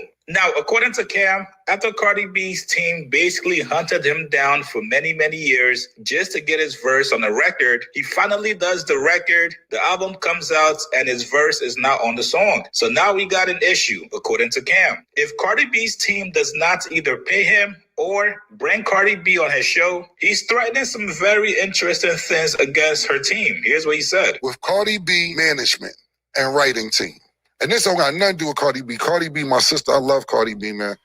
This is really like my sister. We don't see each other that much, but she always show love. She does songs over my beats. I think she's fucking tremendous from where she started to where she's at. That shit needs to be studied. Yo, I love everything about Cardi B. Even before she's a rapper, I love her. Okay, so Cameron's not really tripping on Cardi B. It's her representation. He's having a problem with her business associations. Cardi B. But you got to get the right team around you, man. And what happens is a lot of times you got the wrong people around you. And I'm not saying she doesn't have a good team. I'm just talking about two individuals on her team that was harassing me. And I'm gonna, like I said, it ain't just her team. I'm gonna get the people seen every week. So what happened is maybe 2 years ago, right? I'm chilling, maybe 3 years ago. I don't even remember. Don't hold me to the timeline. So like 3 years ago or 2 years ago, I'm chilling, I'm mind my business. They like, Cam, we need you to do With Me in the World Over for Cardi B. She did your song over. We want you on the hook and do a verse. I'm like, all right, cool, I'm busy. Call me when it's closer to the end of her album and I'll knock it out because I just got things to do. You know, I love Cardi, I'll knock it out. And maybe if I do that, she could do an interview on my show or whatever. And they like, yeah, that ain't nothing. I'm like, all right, cool. That ain't no problem. Cool. They call. Cam, yo, it's the time. Shit coming out next month. We hit the last week. We really need you to do this. I'm like, all right, cool. I get busy. I don't even got time to do it. I fucking didn't even have a time to do it. I'm like, damn. I forgot about it, to be totally honest with you. I'm like, damn, I'm just going to have to miss it because I didn't have time. A year passed. They like, yo, Cam, it's time now. Cause I said, did you tell me this shit last year? I thought I missed the album. Shit ain't come out yet. Nah, you know how these females be, Cam. You know what I'm saying, man? We ain't put the album out yet. We ain't put it out. I said, I genuinely thought I missed this shit. He's like, nah, it's coming out. We need you to do this. It's the last week. I'm like, I bet. I'm busy. I still don't get to do it. Because, you know, this story is what it is. I got to study basketball type of shit. 3 months later, Cam missed the last week. I said, yo, how many weeks is it, man? Look, I love Cardi. It look like I'm not going to be able to do it. Now, we not going to put the album out till you do it. Yo, my nigga, stop lying, nigga. Stop lying. You know what? I'm going to take an hour out to do this shit. So I stopped what I was doing. This is a year and a half later after they originally asked me to do it. I do the verse, and then I get busy again. I'm not paying it no mind. So I heard her single Imaginary Player, so I'm like, okay, cool. The album should be coming out soon or whatever. But I'm busy. I don't pay no mind to it. So I'm with one of my homegirls and shit, and they like, yo, Cardi new shit is dope. I'm like, her shit came out? And that's no disrespect. I just don't be keeping up with albums that come out and all that. I find out everybody shit by accident because I'm just, you know, my majority is, you know, entertainment is this podcast, K-Roll Steve is what it is. I haven't really been keeping up with whose album is coming out. So I want people to take it as disrespect, like, Cam, you knew the album was coming out. You know how people would be. So I just found out, I'm like, oh shit, let me see a track list. My shit ain't on there. So I'm like, yo, I still need my motherfucking interview. If not, y'all gotta compensate me for my time because I know the niggas that manage her and who co-write for her. So they like, I call them like, yo, what's up? What happened? Y'all come. Like, yeah, that's not my fault that you didn't decide to use it. No harm, no foul. But nigga, come on, bro. That's not you can't make that my problem. I did my end, do your end. Asked me for 2 years about this. You know, the younger people loved it, but some people didn't like her flowing on the 90s beat on the Imaginary Player. So we try to stay away from that. Because, you know, it is what it is. Pardon me, What Means the World to You is considered a 90s beat. I don't fucking know what they said. Whatever it is, I did what I was supposed to do. And they didn't come through on their end. I'm not putting this on Cardi because Cardi might not even know this shit. I'm just saying the people around her is making. Now, with that all being said, Cardi B is going to hear this and be like, well, I'm going to go do the right thing by Cam. I'm going to look out for him. I'm going to do this. I'm going to do that, blah, blah, blah, this and blah, blah, blah, that. So that's probably more than likely what's going to come of this. This could be Cameron's way of putting it out to the world. That way Cardi B sees it. And she's like, oh, okay, well, let me go look out for Cam and X, Y, and Z, X, Y, and Z. You feel me? Promises on her behalf, and she may not even notice. You know what I'm saying? So you got to stop making promises on these artists' behalf, and they don't know. So now what I'm going to do is I'm going to start exposing the people that made the promises because it's two people. And once I get the dirt on you, I'm going to put the dirt out. Now, take this as a warning. Send that paper through for my time. Or I'm going to tell how you like to be on all fours and your ass tickled with pause because I know a girl. Yo, Cam say he going the Wack 100 route. Yo, that's next. I'm telling you now. Cam said he got the content. Put your text messages up. What I say? I said he had the content. Pause. I was disgusted when I seen it. But I was like, yes, God, you sent this to me. Get back to these niggas. There is a God. Yeah, you sent this back to me. So at the end of the day, you better call, because the next show is your text messages, and I don't want to put out the screenshots. You doggy style, and you ain't in the back. With it in the arch. Oh, man. Nigga ass in the arch in the air. And it's two niggas, and one of them is my nigga. But I'm sorry y'all to get to this, but you're not going to keep ignoring me. And I'm going to put out, every week, I'm going to put out a list of niggas who keep calling me to do a favor for you, and then when I need my favor done, y'all niggas be playing games. Every week, I'm telling you, y'all niggas, and the niggas I ain't got dirt on yet, you better be airtight, pause. You better not because I'm going to put it out there to get the information, and it's coming right on this show. I'm telling you, you better have a clean track record. I'm telling you that right now. Anything you like chewing on pinky toes, anything you like doing nasty, or anything you got on your resume not good, you're coming up on the Talk with Flea screen. It's gonna be worse than the Summer Jam screen because we got more viewers. I'm telling you that right now. So I'm not gonna say your name this week, but I will say the management and the co-writer's name next week, and I'll tell you they fetishes, what they into. No disrespect, Cardi.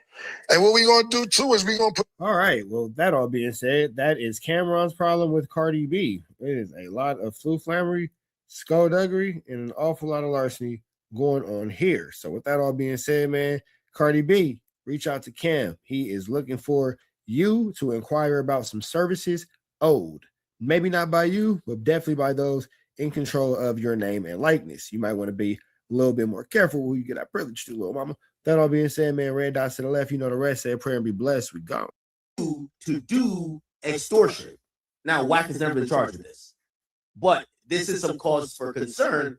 It's crazy that Wack's never been charged with it. Because if this is the thought of the feds, you don't know what they got going through grand jury. You don't know what else they're trying to dig up on you. You have zero idea. Say I read the RICO for 6ix9ine, and then they said, and a blogger who was 6ix9ine's co-conspirator posted this on his page. Nigga, I would have lawyered up. Nigga, I would have been to church, got baptized.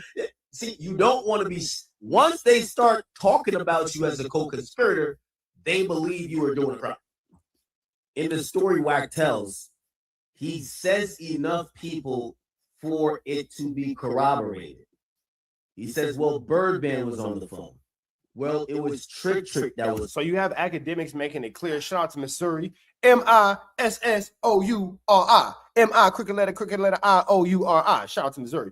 When it's all said and done, man, Wack 100 is the person who told us about this. So it's not like some random person came and give us this information. Academics cannot hide the fact that Wack is possibly and should be indicted for this situation, bro. You are going onto the internet saying that you're doing these things, my nigga. So let's jump into it. Old money. Well, I was with Big U, and it happened at LAX. These are all verifiable things that if Wack was just talking, whatever.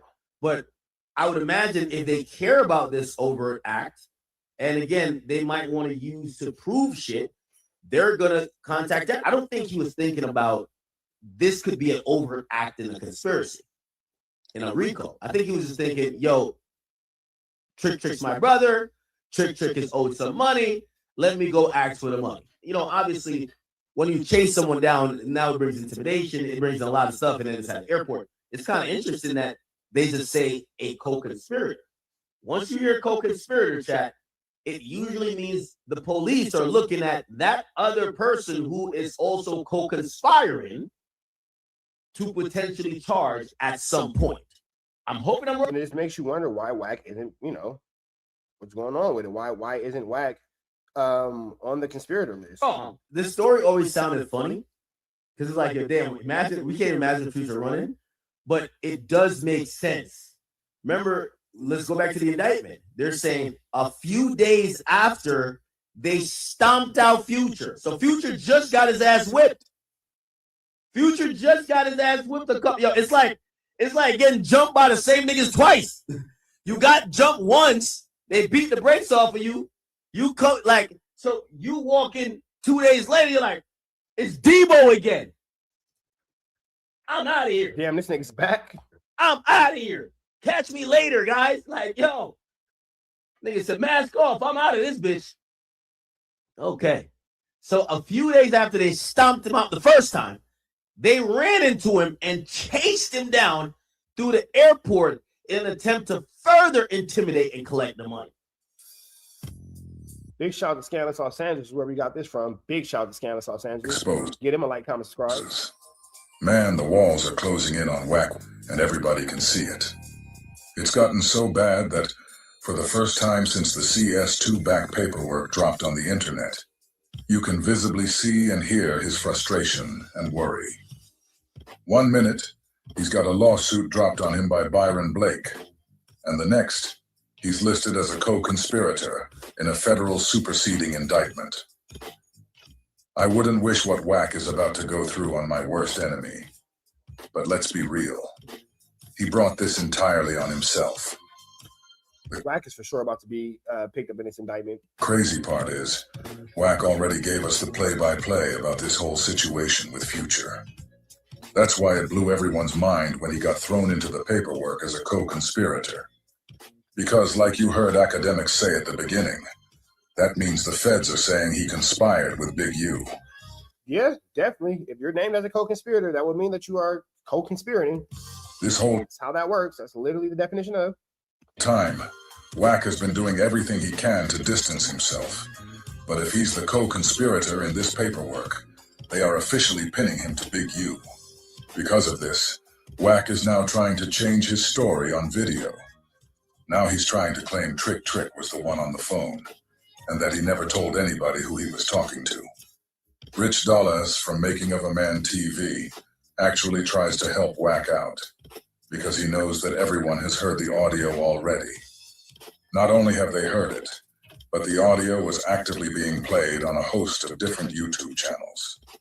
Then Rich decided to play the audio for Wack live on Clubhouse, and Wack's response is priceless, to say the least. No Cap Network. Going on with this new indictment and what you're saying about the Future shit. Well, what about Future? No, they keep, I guess, talking about that. You gotta remember, a bunch of these dudes is like kids. Don't get it. That's the overt act. That's not a charge. And then they'll sit here and tell me that I don't know what I'm talking about, trying to make me feel like I'm an idiot. But in actuality, Wack 100 is charging Big U with something that he actually did. So, you know, there's a snack and bacon in that. Right. No, I think what the thing is that it's a gang of mob disputing that it happened. And then it's home on his homeboys because the story, for one, Future will never touch. Right. And then they said a couple days later, he touched somewhere, which couldn't be because But then see, here's the thing about that. Now, chat, I hate to just keep killing you guys with the same audio and the same soundbite over and over and over, but I think that it's important that I do play the entirety of, you know, the information for you guys, because Wack is maintaining that he doesn't know about anything about Future being touched. But if that's the case and that's the truth, then I don't know how he can explain this. beat the shit out.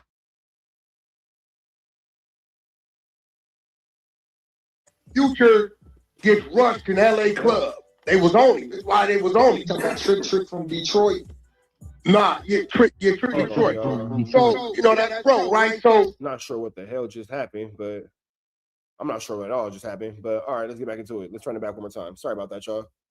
Somewhere 16, you can find it on Google where them niggas had beat the shit out of Future and his security. Future ran out to LA club. Google Future gets rushed in LA club. They was on him. That's why they was on him. Talking about Trick from Detroit. Nah, Trick from Detroit.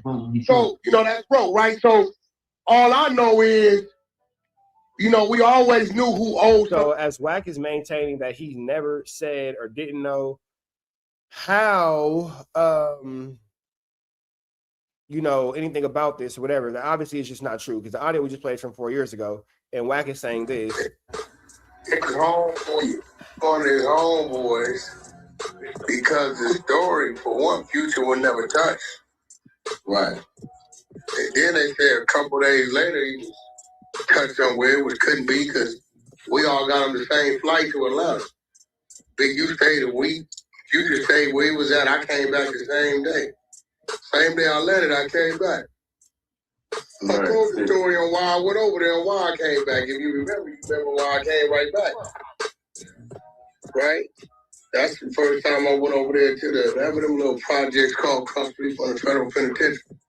Okay. And that's when Big U had his idealism of what he wanted to do. And he talking about something was around the corner for me. Nigga, ain't nothing around the corner for me. I'm out. I got on, right? So Hey, I come real right quick. back. So when I'm reading the shit, I'm like, random. Who in here with me? Who in here with me? Who in here with me? Who in here with me? Who in here with me? Who in here with me? Who's in here with me? Oh yeah, we got touch me going on there. Who's in here with me? Y'all know Blueface got whooped out. What are you doing with a dog? Y'all know Blueface got whooped out? Babe, you know Blueface got knocked out? Did you know that? No. The same fight with Krishan starts off the beginning. Nobody shows at the beginning when Blueface got fired on. That was. Man, what? This nigga down. Hello? What's up?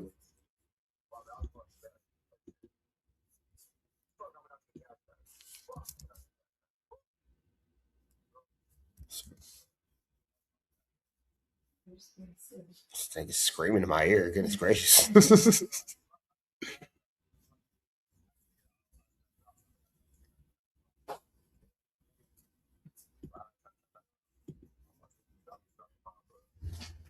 You want to call me back? Okay. Well, yes, just go ahead. Just go ahead and call me back. Go ahead and call me back. All right. This nigga has a lot going on. My bad, y'all. My brother called me, and I'm really confused. Like, he has a lot going on. Matter of fact, he has so much going on. I'm finna stop this live and start a new live. Blueface got knocked out. We gonna get into that. What this nigga got going on?